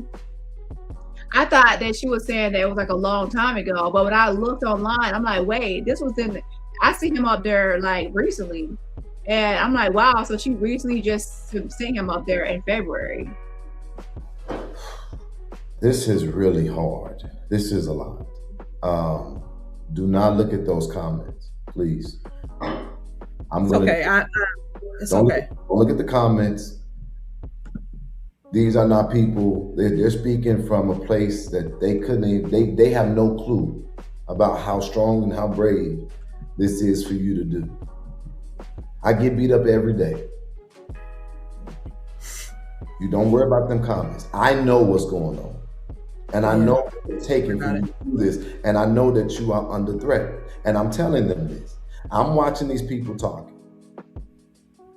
She literally. And yes, that is true. I don't want to take away from the fact that she has the courage to actually come forward now. Has she made mistakes and done things that I've called out? Yes. However, she is coming forward now and actually, at the risk of, Craig Johnson is threatening her. And, the church obviously is not going to like her. She has a lot of customers in the church, are people that are networked in this church that support her business. And some of those people might back away now. So she is taking a risk at coming forward now.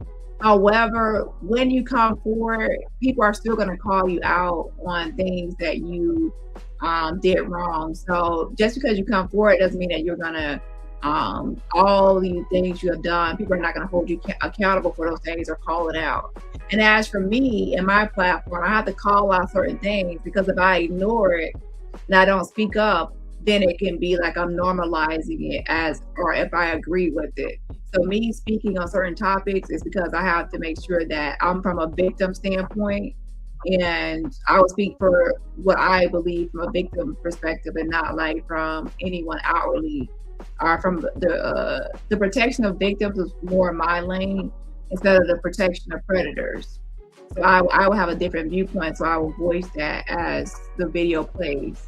And it's not to hammer anyone, but it's just to correct how society handles these situations that I believe is wrong. Is trying to tell y'all that she was thinking one way until it impacted her child very recently. She was praying for this. Junior gave it to her, and now she feels compelled to tell. So for those of you all that are beating her up in the comment section, who probably got men that's cheating on you that you still love, understand that it needs to have a moment for you to wake up, because we don't always get this shit right. But the fact she on here giving it to y'all, the fact that women are trying to beat her down and men looking for a joke is the saddest shit. And that's why it's so hard to help. That's why it's so hard to say something. That's why it's so hard to do something, because what would it have benefited her to come up and say, I seen this child get humiliated. Y'all are like, and that ain't my kid, that ain't my problem. But now she just sat in and watched it, and she telling y'all, and we still whooping her ass. Black people are some of the worst. And I'm just not the advocate no more to lie for niggas. We the worst. I love the fact that you came forward, and I know what this means for you. And it's been hard for me to navigate this. I know that because you're now telling that you probably finna lose your livelihood, because your business is sustained by TD Nuts relationships. But they don't know this. This woman may not be able to pay her bills tomorrow. She may not be able to feed her children tomorrow, because she depends on the relationships of that church to sustain her business. But y'all don't know that. And this is my first time talking to her. I love my team. Ingrid Potts, can you please, y'all block her off my page? Because you don't have a heart for what we're doing over here. So guess what you just did? You can call a spade, but guess how many other spades not gonna want to say shit because they don't want to come on here and be abused by people like you. They're already trying to get out of abuse. Please get her off my page. I don't know how I can make this make sense. Thank you so much, Nikita. I hate the fucking public, but unfortunately they're necessary. So,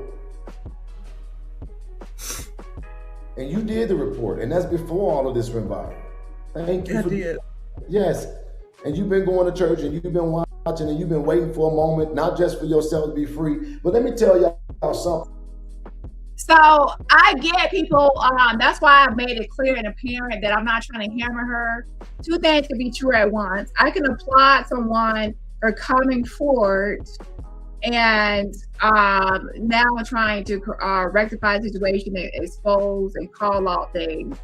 And at the same time, I can also hold them accountable for the things that the decisions they've made that are not right and things like that. Just like she's coming forward to hold McNutt and Cameron responsible. I can say that now I can hold her responsible and accountable for her actions or her lack of actions. And yeah, so I'm gonna feed my mind as well. But yeah, so and I can also do that in a way without attacking. I can do it in a way where it's like educational or just correcting without like attacking, or it's not always what you say, it's how you say it. So how I'm saying it, I'm not trying to be abrasive, but I will call out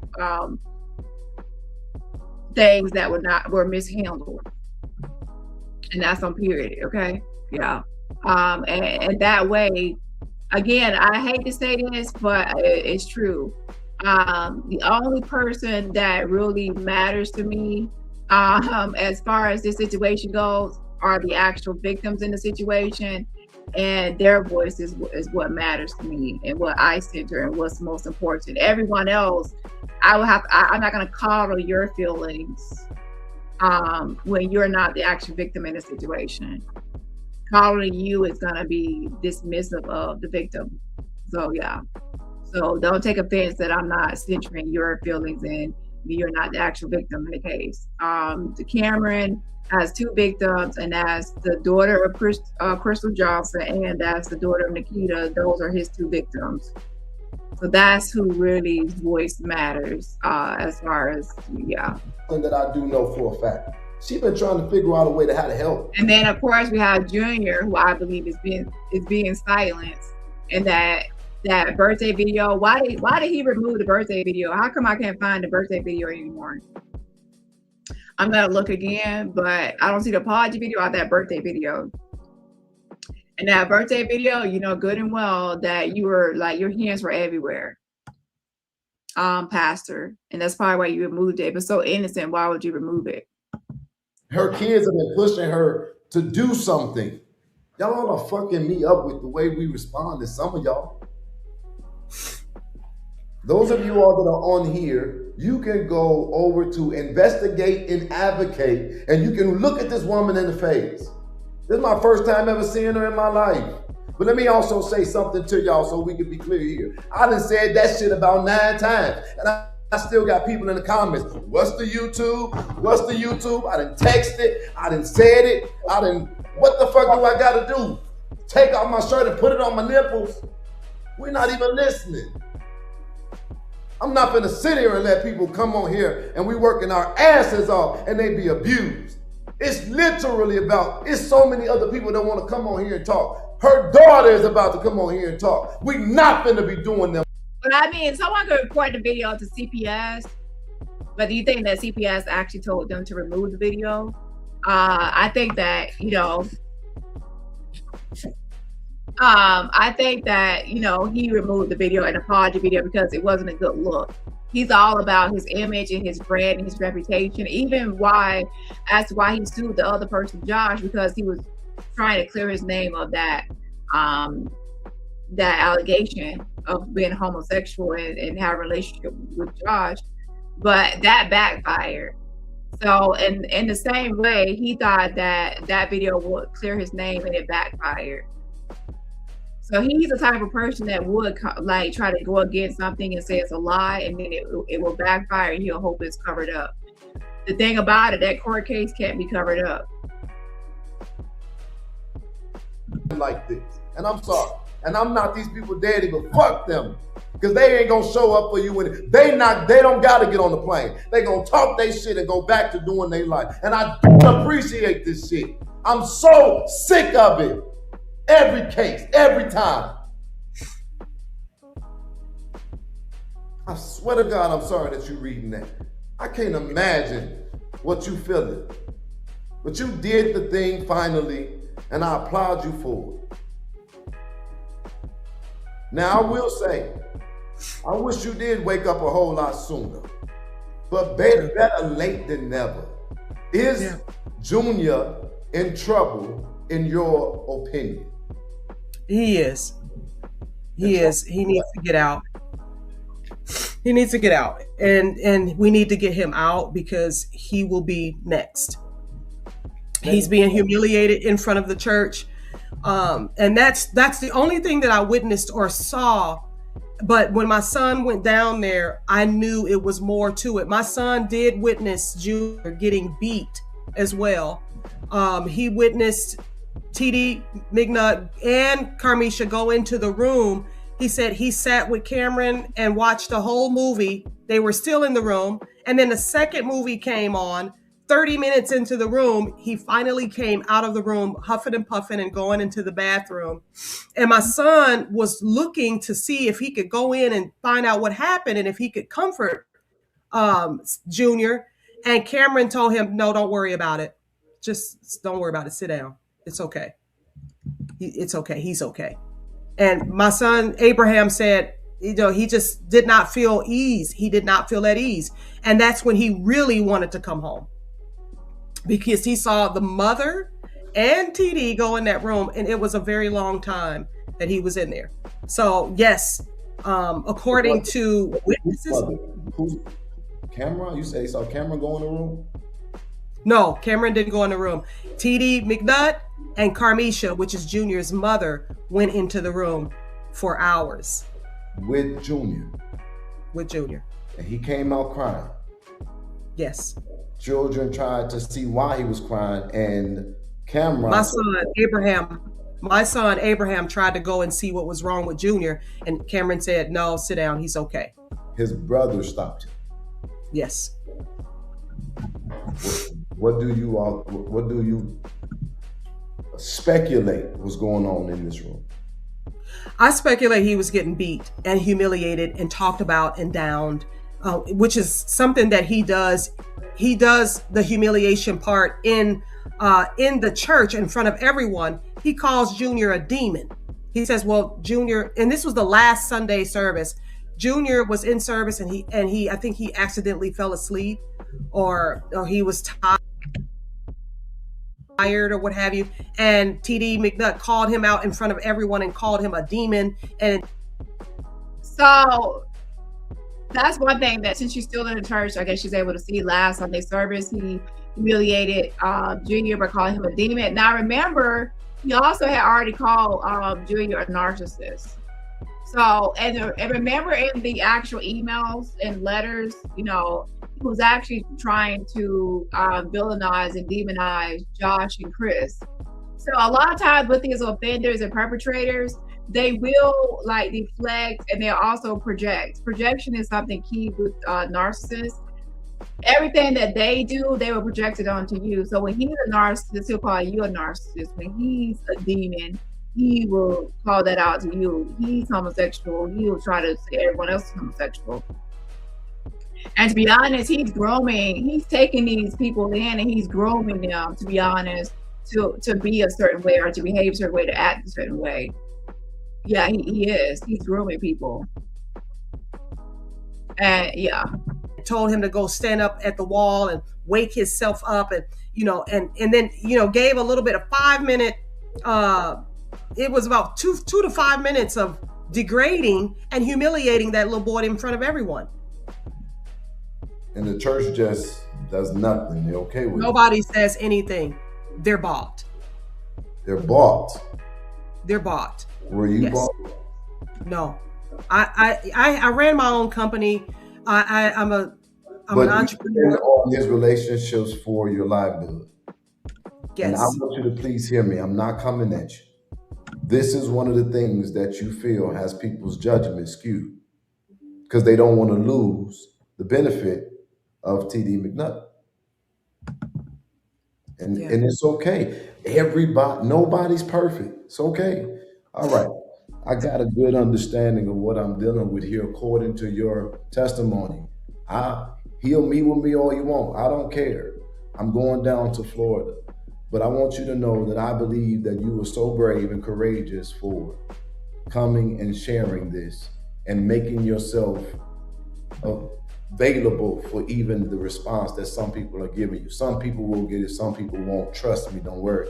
And I want you to know that for the culture will not abandon you in this moment at all. Ladies and gentlemen, I'm going to say this.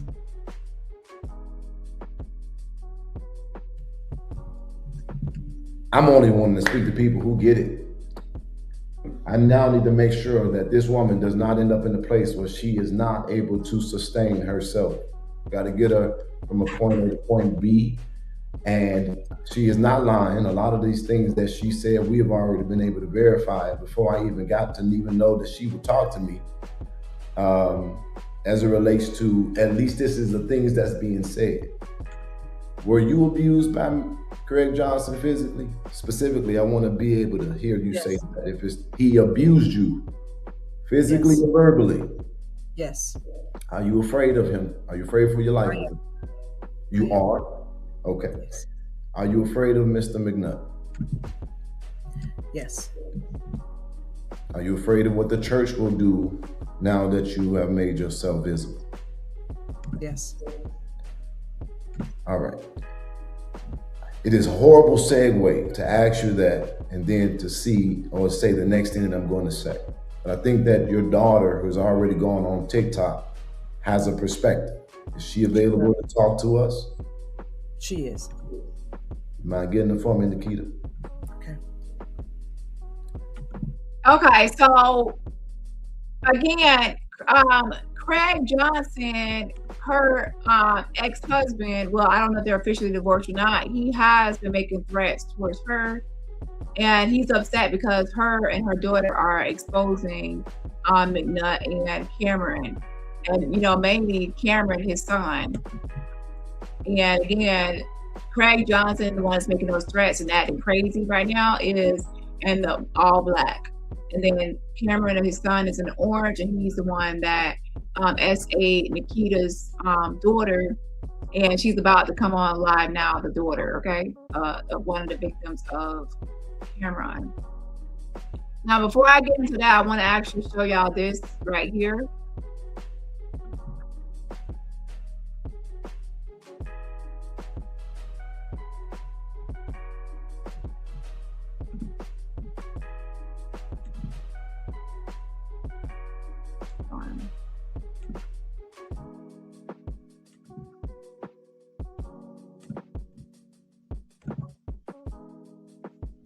So this is a guy named Daniel Encarnacion.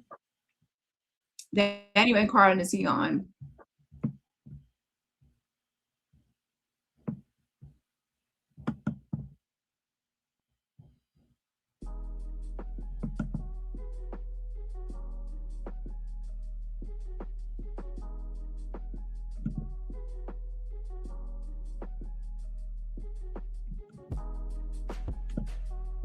And sexual offender Daniel Orlando Encarnacion,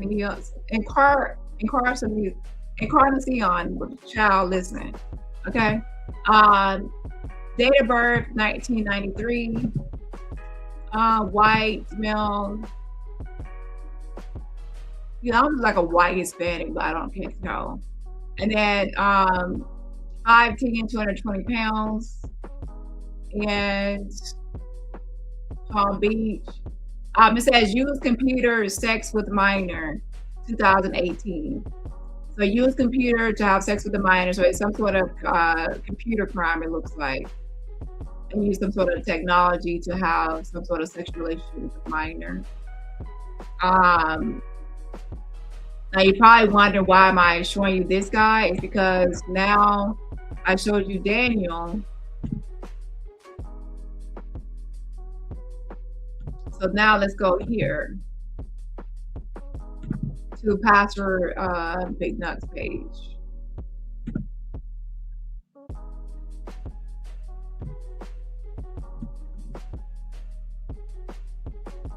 So right here, let me make it a little bigger. That's too big.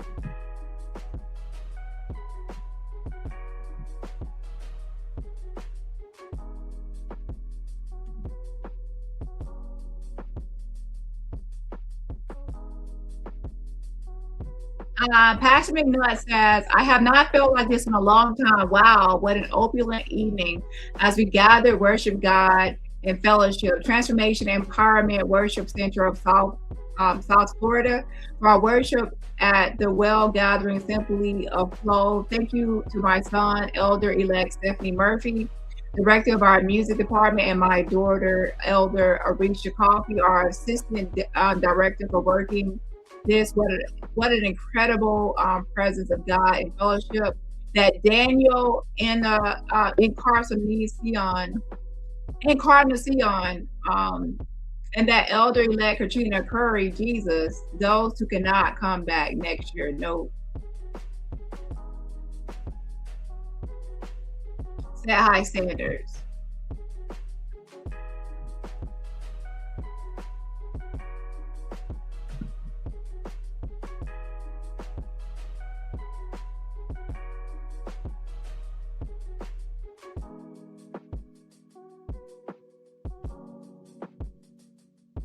So I don't really understand the post fully, but it looks like he's being sarcastic.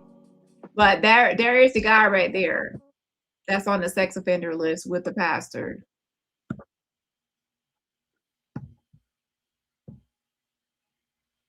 And this was just in January, so like a month ago, okay?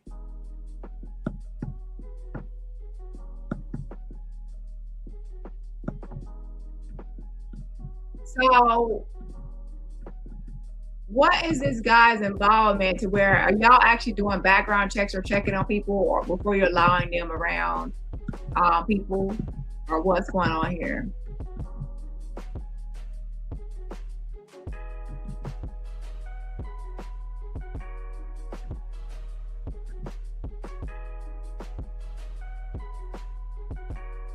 Transformation Empowerment Workshop. And there is this guy that's called a sex offender.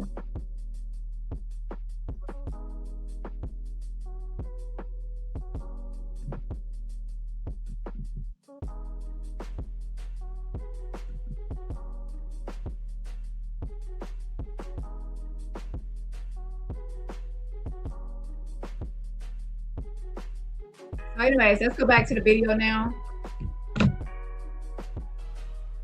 So when you have certain things, it's not going to be that hard to take a brief search, especially on a sex offender list near you, and see who's near and what's happening with certain people. A quick check to see if they're on a sex registered sex offender list, and that's including people that you're dating. Go to the sex offender registry list and try to look up and see if that person lands on that damn list.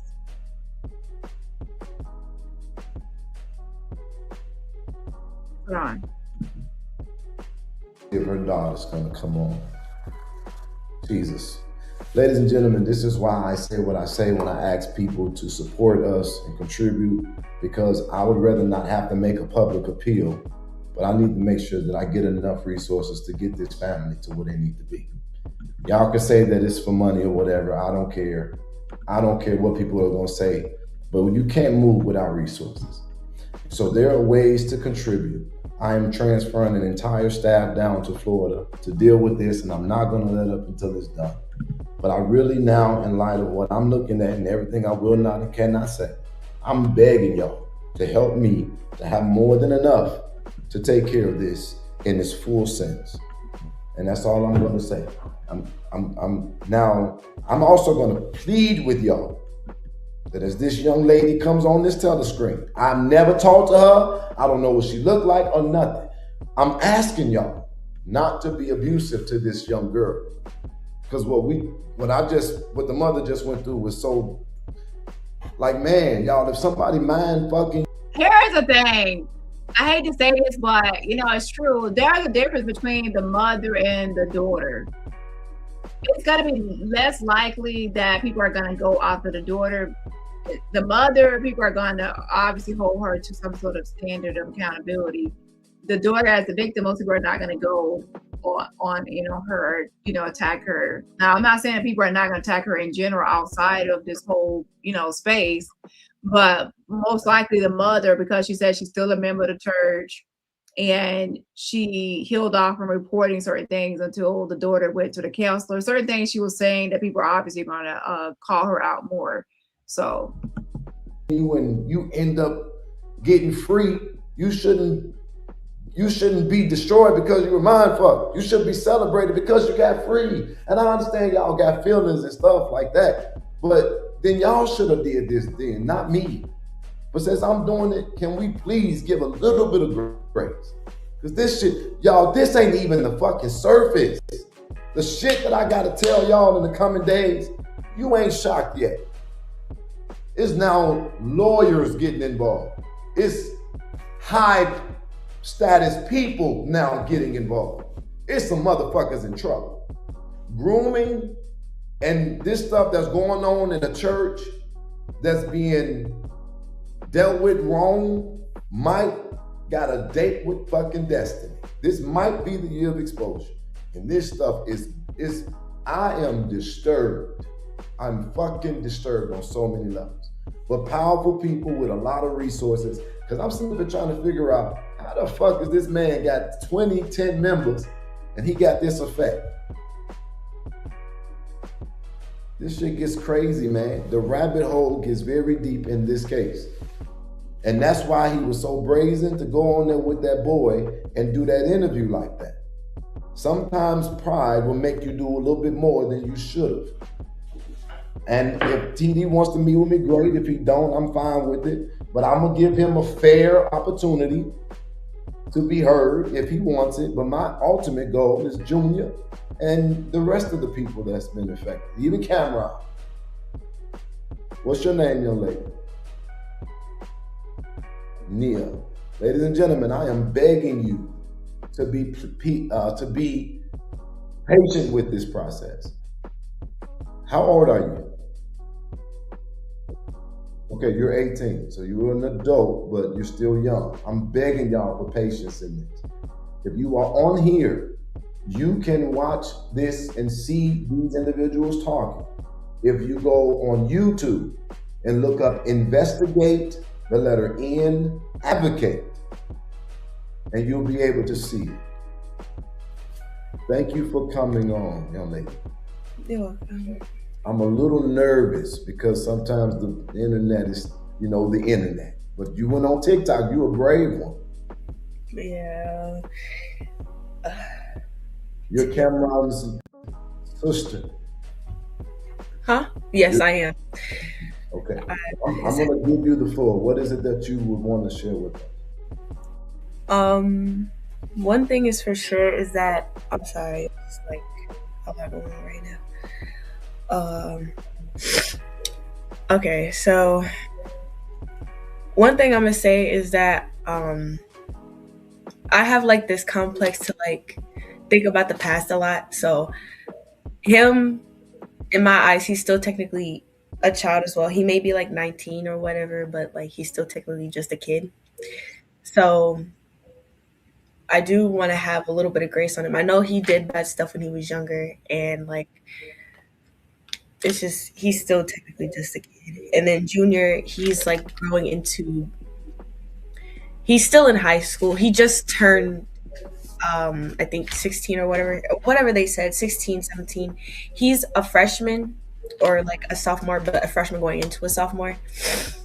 In my eyes, they're still just a kid. And then like TikTok is kind of making it seem like they're supposed to be responsible for their actions and everything, but he's still just a kid. The survivor as well. Yeah. I know a lot. I'm just going to give it. I know a lot.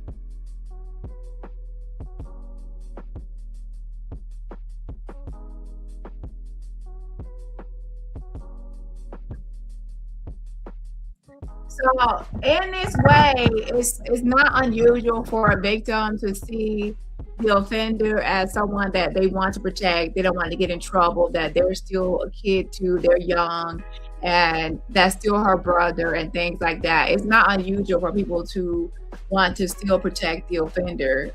It's not, so this is not unusual. However, keep in mind that she actually went to her school sexual education counselor and told her about the abuse. So obviously she wanted some level of accountability for this situation, an acknowledgement of what was going on. Okay, hold on. So just go ahead, keep saying. I'm sorry, I'll just agree. No, it's okay. My mom has talked a lot about you, about like how like you're definitely trying to help and how you have like a lot of resources and everything, and I appreciate that. Like Facebook is like definitely where a lot of people definitely be at. I'm more of a TikTok person, so I have said a lot on TikTok, and there has been like a lot of comments where people are like supportive and everything. And there's also been a couple kids who personally were around Cameron at that time that contacted me and told me a lot of stuff that I never really saw him do or never thought he would do. So it was kind of just like, okay, guys. There was this one specific girl, and she was like, hey, I was like really close with him and everything, and I truly wholeheartedly believe that his mom was grooming him. And she said specifically, like, how her vibes towards her as a friend was just like she didn't like Cameron hanging around other girls because she seemed like the person to be jealous. And it just was really weird to me. And then on top of that, my father, at around that time, there was this boy, his name is Kevin. What's his name? Kevin Walker. And my dad claimed him as a son. And like at the time I didn't know, like I was still getting to know all of my siblings. Like there's so many siblings that I still haven't, there's still one that I still haven't met yet. And so this one, Kevin Walker, like my dad was like, okay, this is your older brother. And I'm trying to get to know him, fill him out and everything. And like he's part of the crew, and like I was like, hey. But after a while, like the tension, you could feel the tension in the air between my dad and Kevin Walker, and it was just more so like intense tension, like tension. I don't know if that makes sense, but like it was weird. And then out of the blue, randomly, my dad was like, I just owned him as a child, like that's not my kid no more, this, that, and the third. And my dad seemed really butthurt about it, like it was like almost like a breakup type of thing. And I don't know, it was just really weird. But Kevin Walker and like I don't know, his little cousin and Cameron were close together, and like my dad, Craig Adrian Johnson Sr. That's his name. I'm seeing the comments, sorry. But Please don't look at the comments. I could tell that you're trying to get yourself to where you want to be, but don't look at the comments. They don't really know enough to really matter. yeah. So I guess let me ask you this. You just said that other young people have been talking to you about experiences. Are they bad experiences, and what are they like? They were definitely bad experiences. The way that they were talking about how Cameron was a big switch up, and how like ever since he went down to Florida, and like he cut off communication really quickly with them. And one kid specifically, he said that Well, that's also a sign of that. I believe this is like a cult-like following, to be honest. And don't forget that when you have someone that's an abusive person, like he is, the pastor, they are going to isolate people, because that's the way people control you. They isolate you from your family, friends, or different people. So that way, and they'll say that certain people are bad for you, or they shouldn't be around you, and they'll keep you from them, and isolate you. And the people that they do allow around you are people that they feel they can control, or they are under their control. So, Cameron, like let's bring your father around you, but your father, Craig Johnson, I'm going to bring him under my control as well. And let's bring your brother here, Abraham, but I'm going to try to break him and bring him under the control. But if we can't, then he obviously gets sent home, and he goes home. So if they can't break you or have you around and control, then you're going to be someone that's bad, and that is not of God, dishonorable, not following the path, and that person is not good to be around. So then now you can't be around a person at all. he tried to text Cameron again, like after trying to he was trying to reconnect with Cameron, and Cameron literally sounded like it was ChatGPT or like an AI robot, but like it didn't sound like Cameron at all whatsoever. And I understand what he meant by that, because like when we were younger, my mom would always she took care of me and Abraham and Cameron at the time. Like we were all raised together because his mom wasn't necessarily present in his life like that. And so my dad would just pick him up from her house, drop him off, and then just go elsewhere for days and at a time. So my dad wasn't really present in my life either. So it was just more so my mom has been the only one there for all 5 of us, and then some other kids that we are now Can finding you out are give me 2 seconds? I'm going to do something that I told you not to do. mhm. hear, guys.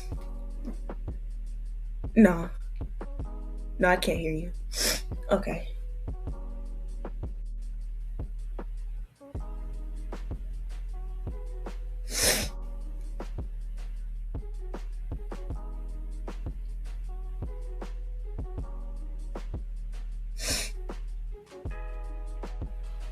And Craig Johnson, you are wrong for trying to silence her and stop her from telling her story.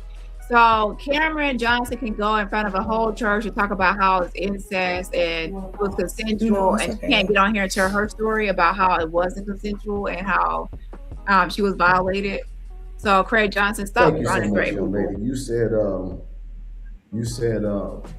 your dad is over there talking crap. So he's a little, he's over here on something else. Can I just say, earlier he did call my mom and told me to stop talking and told me to shut up and take my TikTok page down. So like, and I have like the voice recordings of him talking mad mess to my mom about me posting on TikTok. It was just, and he tried to blow up my phone earlier yesterday, because yesterday I had my first track meet, and he was just blowing up my phone while I was in the middle of my sleep. And then when I woke up, my mom was like, he blew up my phone. And when I answered, he was basically telling me, cussing me out. Her mom was just on here. Nikita is her mom, and that's the one that was just on the interview. Now, here's the thing. So now Craig Johnson is the father of Cameron Johnson, the one that violated her. And he's calling and harassing her to shut down, because he wants her to shut down her TikTok where she's speaking out and telling her story. And so she wants him to be publicly held accountable, obviously, because she's telling her story and she wants to speak her mind about her own victimization, which she has the right to. And so Craig is upset about it, obviously, so he wants to shut it down, and he's trying to harass her and intimidate her into and then the thing is, he has a history of domestic violence and weapon charges, so the mother definitely should get a restraining order and a police report and a restraining order against Craig for her daughter's protection, because at this point, him trying to protect Cameron and him like trying to get money out of the situation, I guess, from being spoiled or financially benefiting from McNutt. He has motive, he has incentive, he has the means as far as weaponry. He has a history of DV. So someone with all those things going on and is also willing to harass someone that's at a track meet and all that as a minor, or someone, I don't know how old she is. Well, they're like 7 months apart. So he's 18, he's gonna be 19 in May. So maybe she's almost 18. Or maybe she is 18, but she's still in high school and she graduates this spring, right? Out and basically cussing you out. Don't let that stop you. Just do what you need to do. Yeah, and so your daddy live in my turf. I think he lives in Grooming. That's where I got him at. Yeah, I know where your daddy at. So don't worry about daddy, okay? Don't worry about that. So, and I hate to say it like that. I just know a lot. So what I'm trying to say to you is that you're brave, and I don't know. I can tell by the way you're talking. I've been doing this for a while. That it's hard for you to talk about some of these details. Is that correct? Yeah. And you love your brother. Yeah. Yeah. I still do. And you want to see him be okay. So then this is what I'm gonna say to you. I'm gonna end this interview, but you forgave him, and I want to get him help, like real help, because I believe that he also went through some things that's unfortunate. And I also think he saw some things from the nature of his own biological father that he has to fight against. Does that make sense? Yeah. You understand what I'm saying? Okay. So I'm going to end this because I can tell how hard this is for you, but I think you're brave. And I'm going to try my best to make sure as many people around this world have y'all back. Now, can I ask you one more question? Though? Are you Yeah. have you been at Apostle McNutt's church? Are you a member? No. No. No. So you didn't go to church? There was one time where like I went to one of the church Zoom meetings with my mom, and I really couldn't sit through all of it because I was dozing off and I was really tired. I fell asleep on it, so I just left. Like I was sitting right next to my mom, but I couldn't sit with it. But like, she's still in high school and she is on girls track. Okay.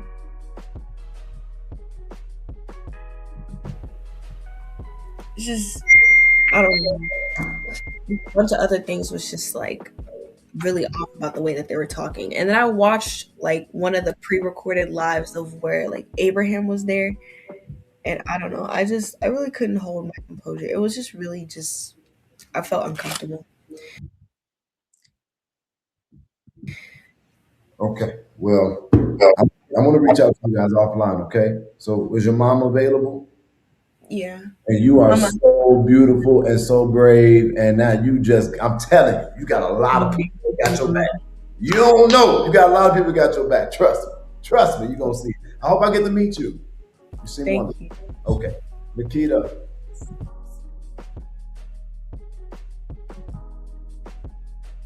Hold on, let's go into the threats that you, I guess, got from Craig. And we'll come back to this, okay?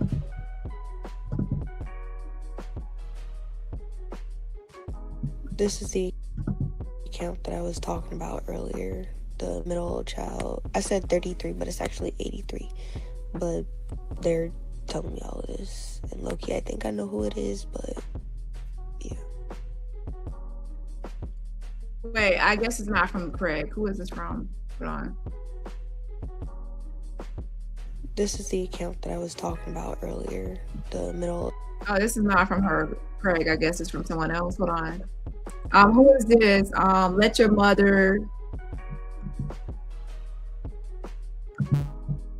No, I don't want to put that. Child. I said 33. Let your mother use you to lie and embarrass.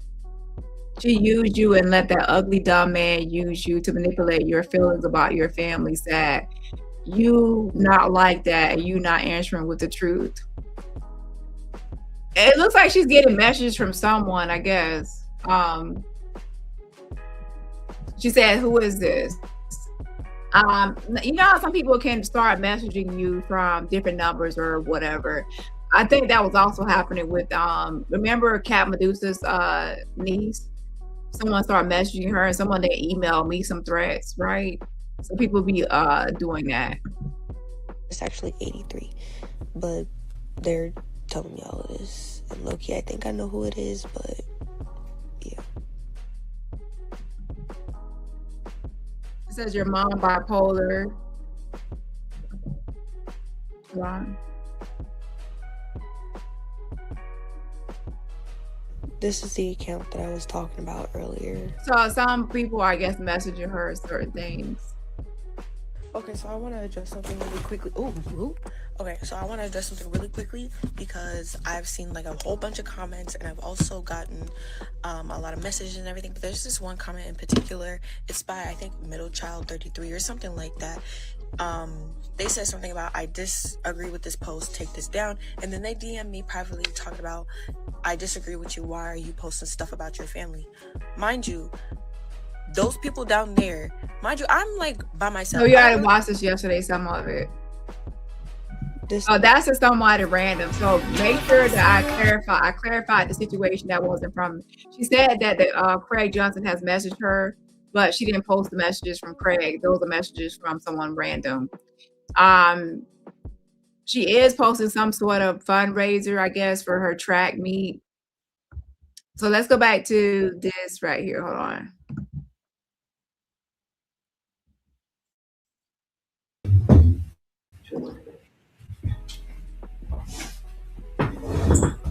I just want you to know that your daughter helped put it in context. I asked her, was she at church? And the answer is no. So you were at church watching, waiting, and hoping. And I know that to be factual. So ain't it scary? I be so scared about the stuff that my team comes up with too. Because I know they know all my business. Yeah. I got to keep them on my side because they might. Because girl, I be doing some ungodly stuff. We both need, you know what we need to go find a church together. How about that? Yes. Amen. All right.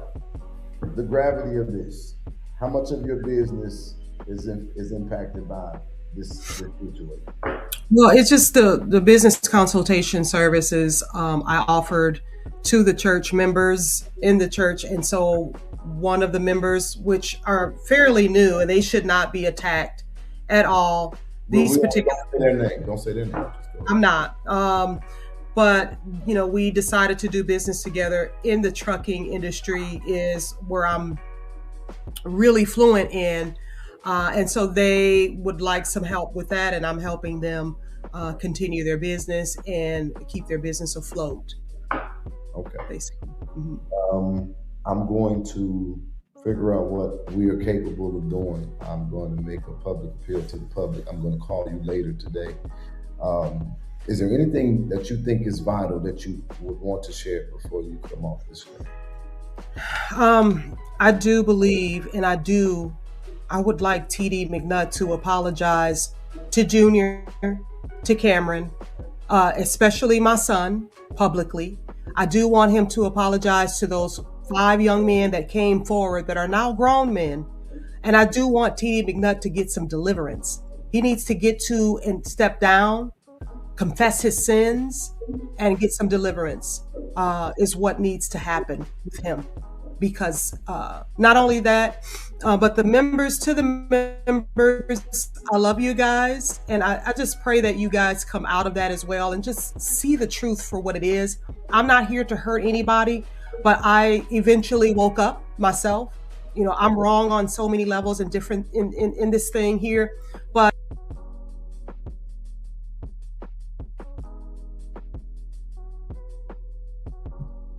So yeah, for people in the back, as you can hear, she acknowledged that she's wrong about a lot of things. Okay. So obviously if someone is admitting that they're wrong about a lot of things, it's fine and okay to call them out about it. Okay. I feel like today, in this day and age, people are overly sensitive and no one wants anyone to call anyone out on certain things. And that's not good. Okay. But she admitted that she has been wrong about certain things or actions she has taken. And I have called out some of those things, as I should, and as should others. But of course you can do it in a nice way.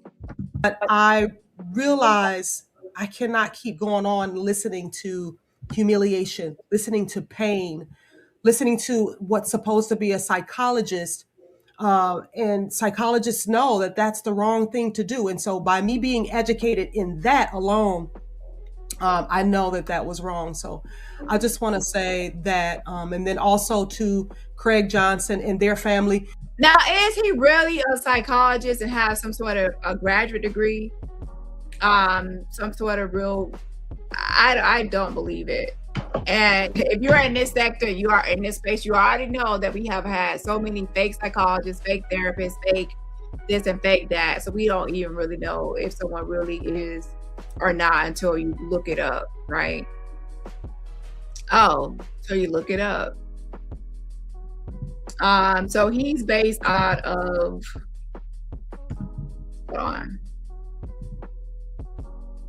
Illinois and Florida. They claim to be a psychologist. So let's see if we can find anything.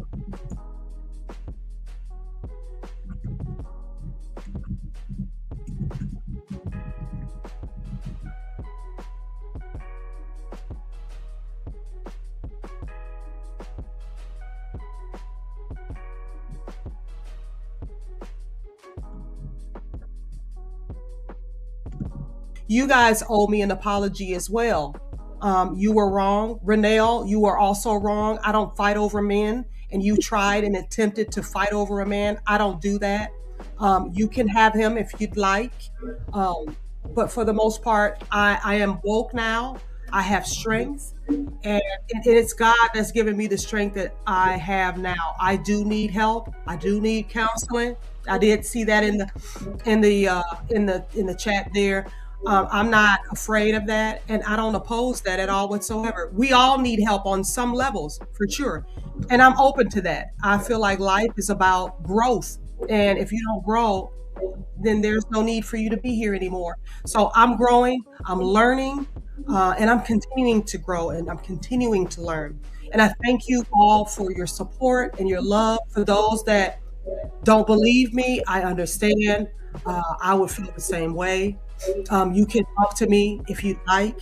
I don't have a problem and or nor an issue with you speaking with me and talking to me. If you need to get some clarity on anything at all whatsoever, I don't have a problem with doing that. If you do come at me sideways, I'm not going to be nice. I'm just going to tell you right now. But what is the point of us doing? No, well, don't worry. Like, so they don't. So I guess my question would be: have you witnessed any sexual abuse anywhere in this? So I'm not seeing him as no clinical psychologist for no freaking Illinois. Now he's based out of Florida. So if you're in Florida, you need to be licensed in Florida. So let me check Florida.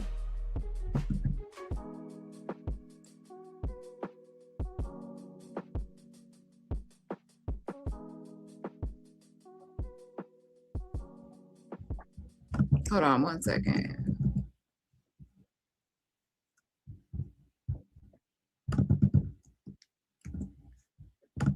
That's another way to say, hey, I can diagnose you. I can call people a narcissist and mean it.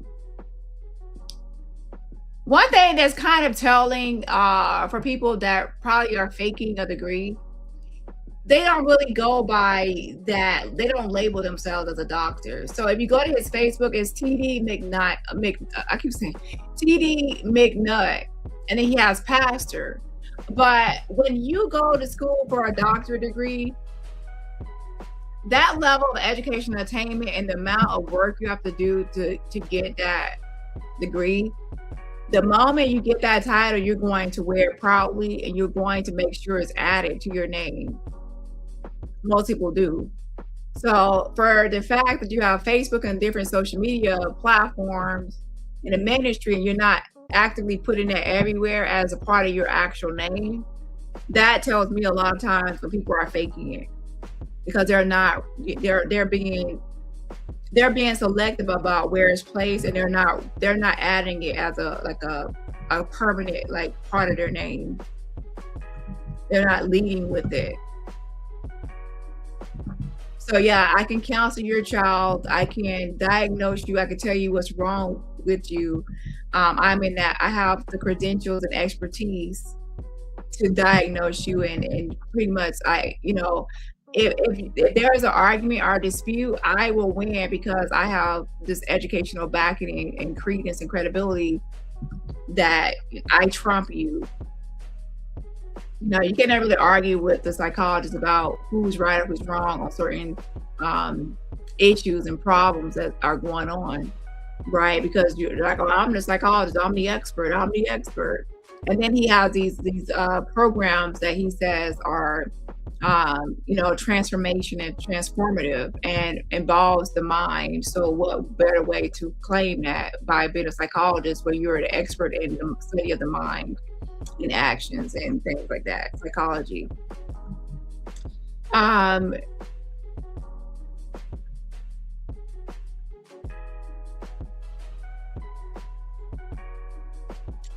No, I'm not saying that. I understand people that have life coaching and other things. And there are different people can be a counselor, but it depends on what type of counselor, clinical counselor or whatever. He's claiming to be a doctor. I actually I can't remember where I saw it, but he actually put Dr. DR. So I'm not talking about any sort of church certifications. But yes, I understand that. But even in some places, you have to still have some sort of authentic legal title or certification through the government. if you actually want to legally practice certain things.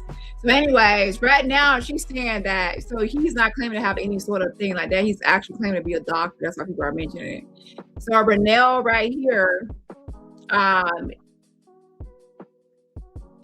Nikita's pretty much saying you can have him. You can have Craig. She's not going to be fighting over Craig Johnson, and you can have him. So it looks like there's still some sort of underlying thing going on between Renell and Nikita about this Craig Johnson. And she's pretty much saying you can have him. I'm above that, and I'm not fighting over no man.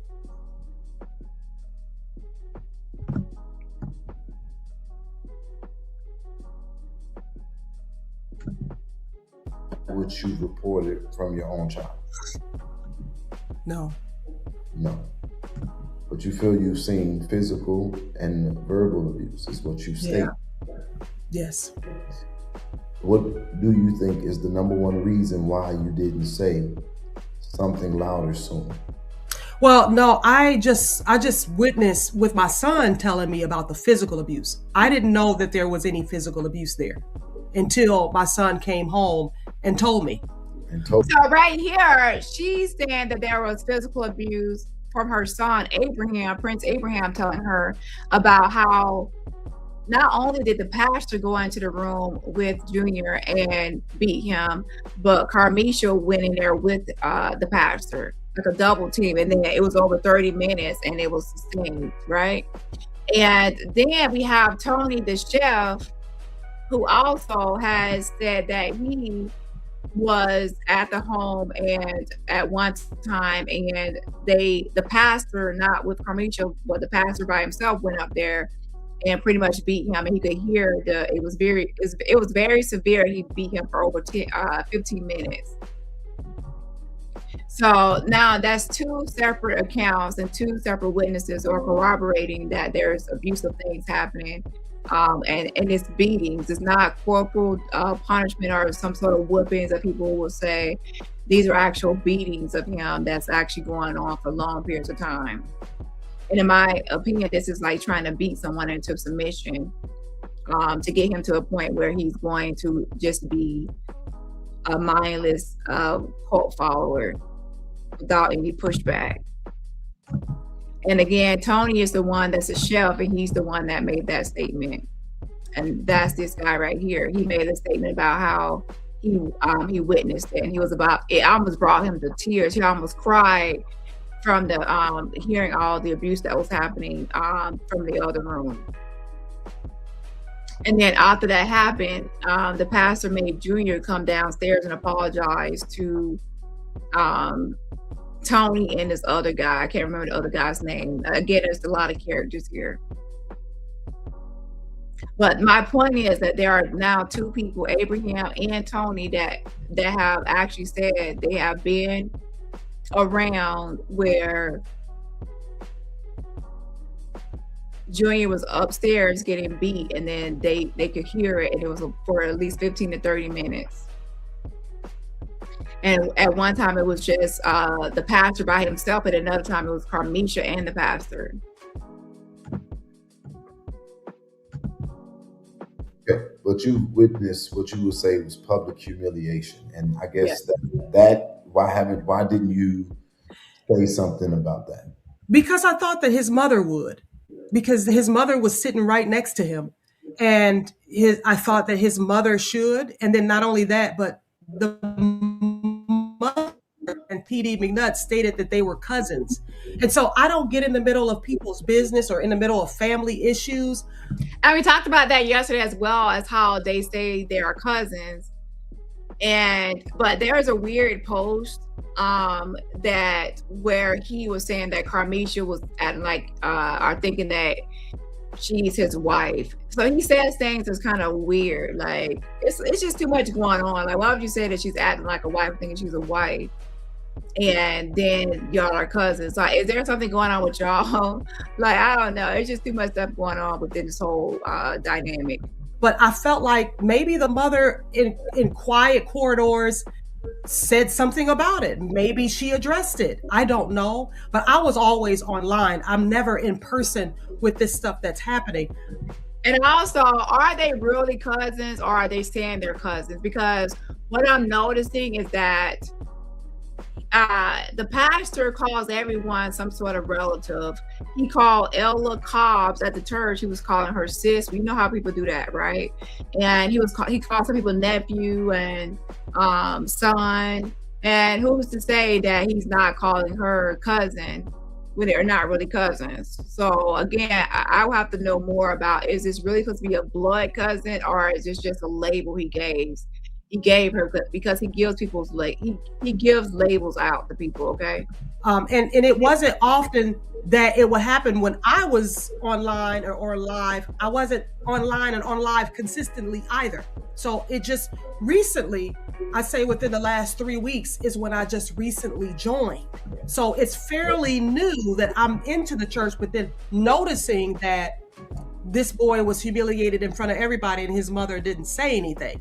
And so that bothered me in itself. But then they're claiming to be family members. And I'm like, well, maybe this is something that she talks to him about privately, because he does mention, well, she tells me when I do something wrong. And I'm like, okay, well, maybe she's telling him that, you know, he's doing that wrong to her own son. Please forgive me. I'm triggered. That don't mean a bitch ass thing. I'm so sorry. You clown.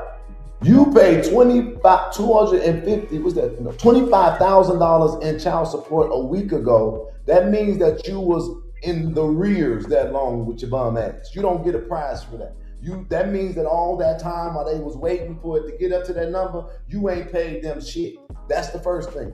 The second thing is that don't have nothing to do with your character, because you spent some money. When your kids, and this ain't the only one, are testifying of some pretty troubling shit. Number 3, motherfucker, I'm so sorry. I know I got you. No, go ahead.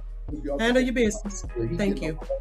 Did you get any of this $25,000 he put in for child support? No, he has it's 3 other women on child support. So I don't know.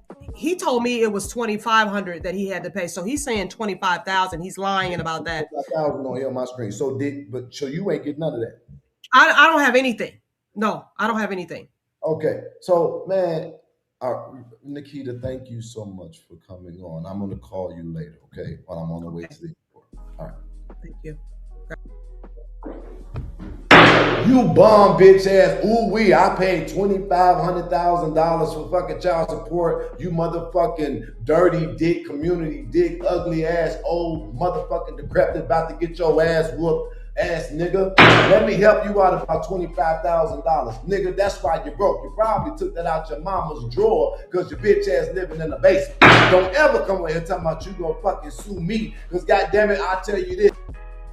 So I guess what's his name? Craig, Cameron's father, again in all black, he's the one threatening to sue Jedediah for whatever reason. I guess he's mad because Nikita's on a platform, you know, exposing Cameron and all this whole situation in McNutt and all that, and he has I believe, financial interest. As you can see, to be honest, I believe a lot of people are wanting some sort of financial gain from McNutt, and he flaunts it like, oh, we're like setting high standards. We're going here, we're going there. I got properties.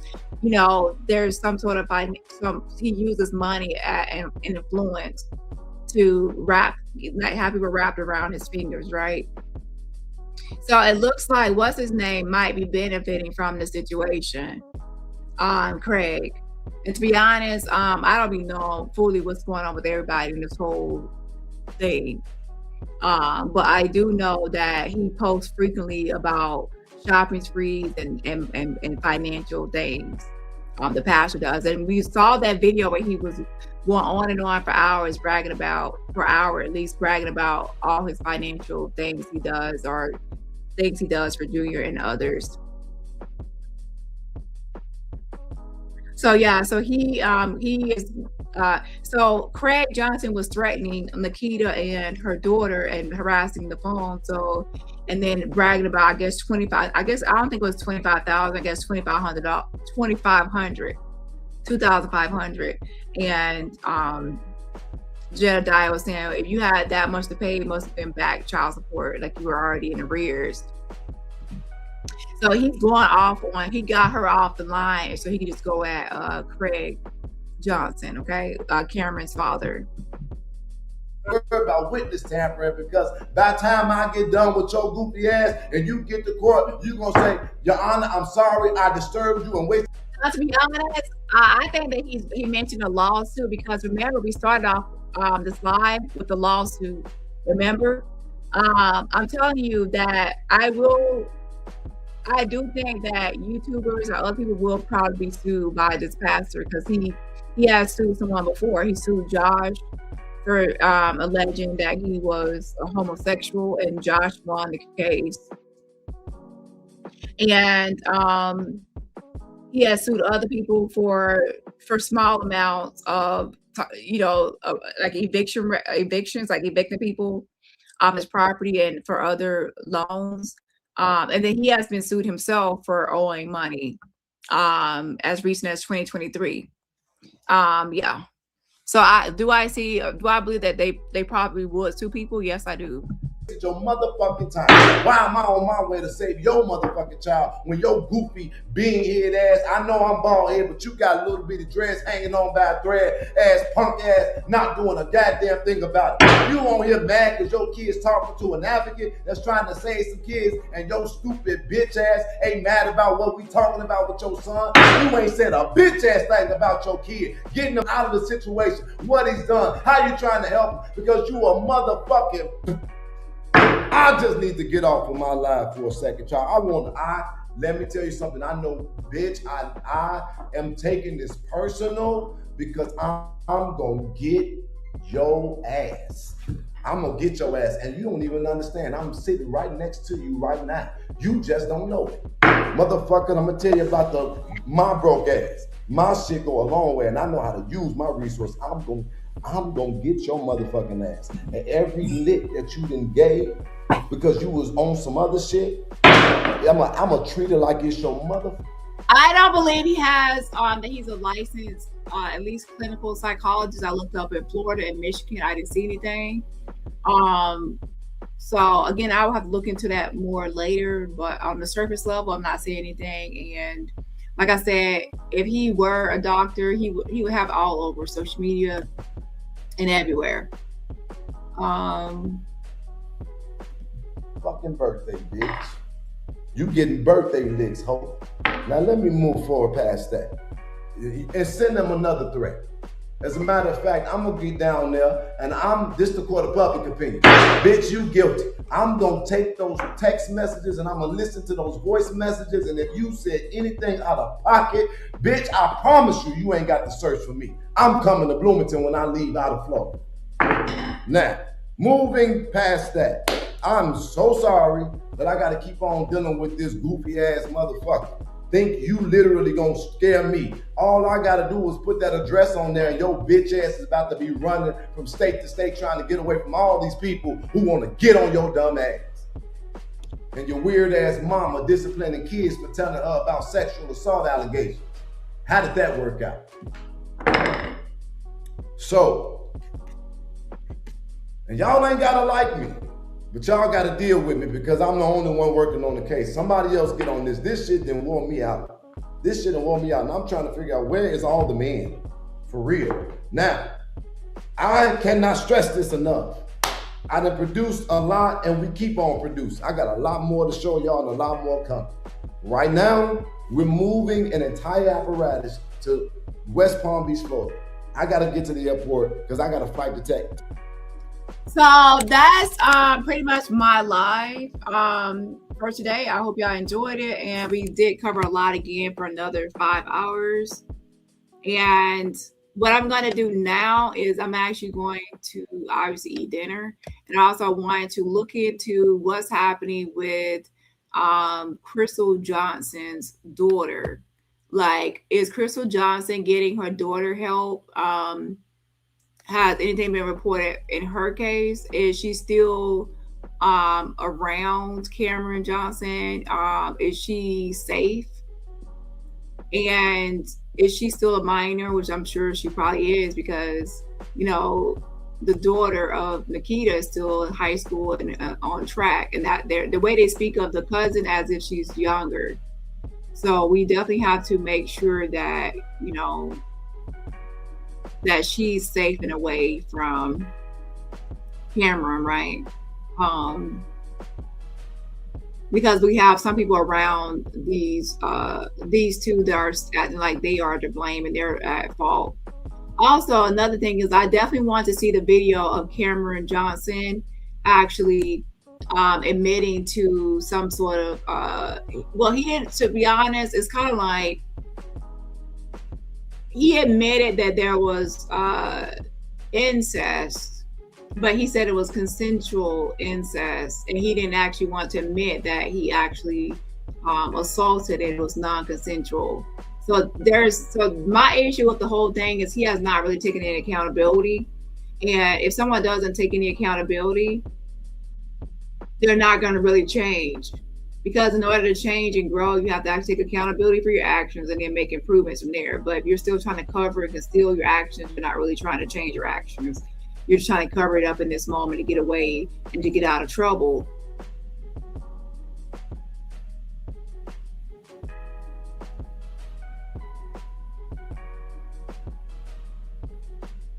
Yeah, hold on. Taking about a matter of 2 hours. But I'm begging y'all, if you like me or not, if you believe me or not, I'm asking you to please help me. I cannot do all this by myself. Having professionals who are a part of what we're doing to get the results that we need. All of this shit costs, man. But on top of that, right now, because I'm not poor, but I ain't no motherfucking Bill Gates. Please hear me, it's not about money. So he's going to Florida. So, okay, so pretty much I definitely want to end that.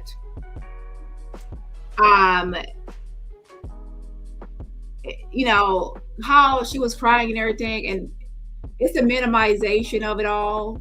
To him to get up in front of the church, I hope people find the video, and I will try to look for it too, but I think they have 1 million videos.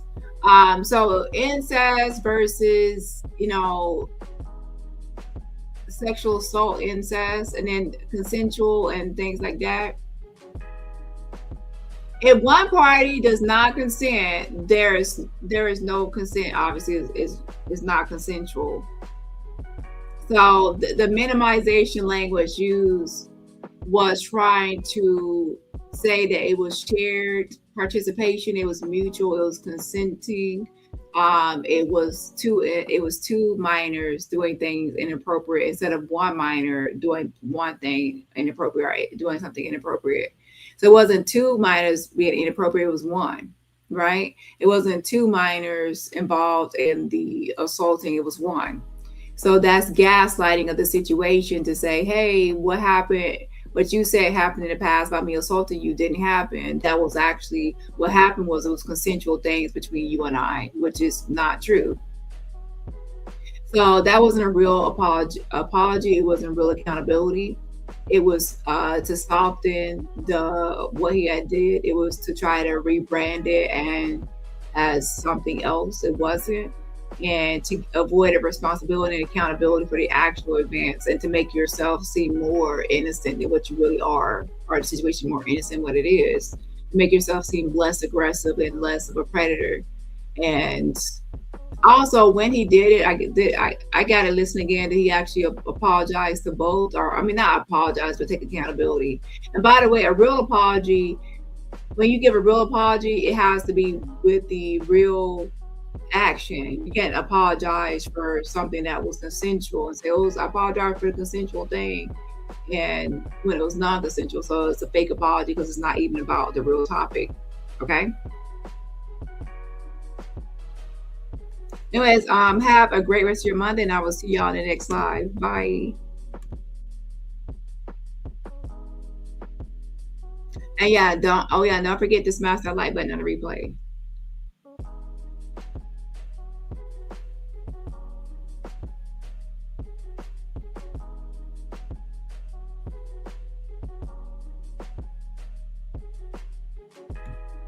I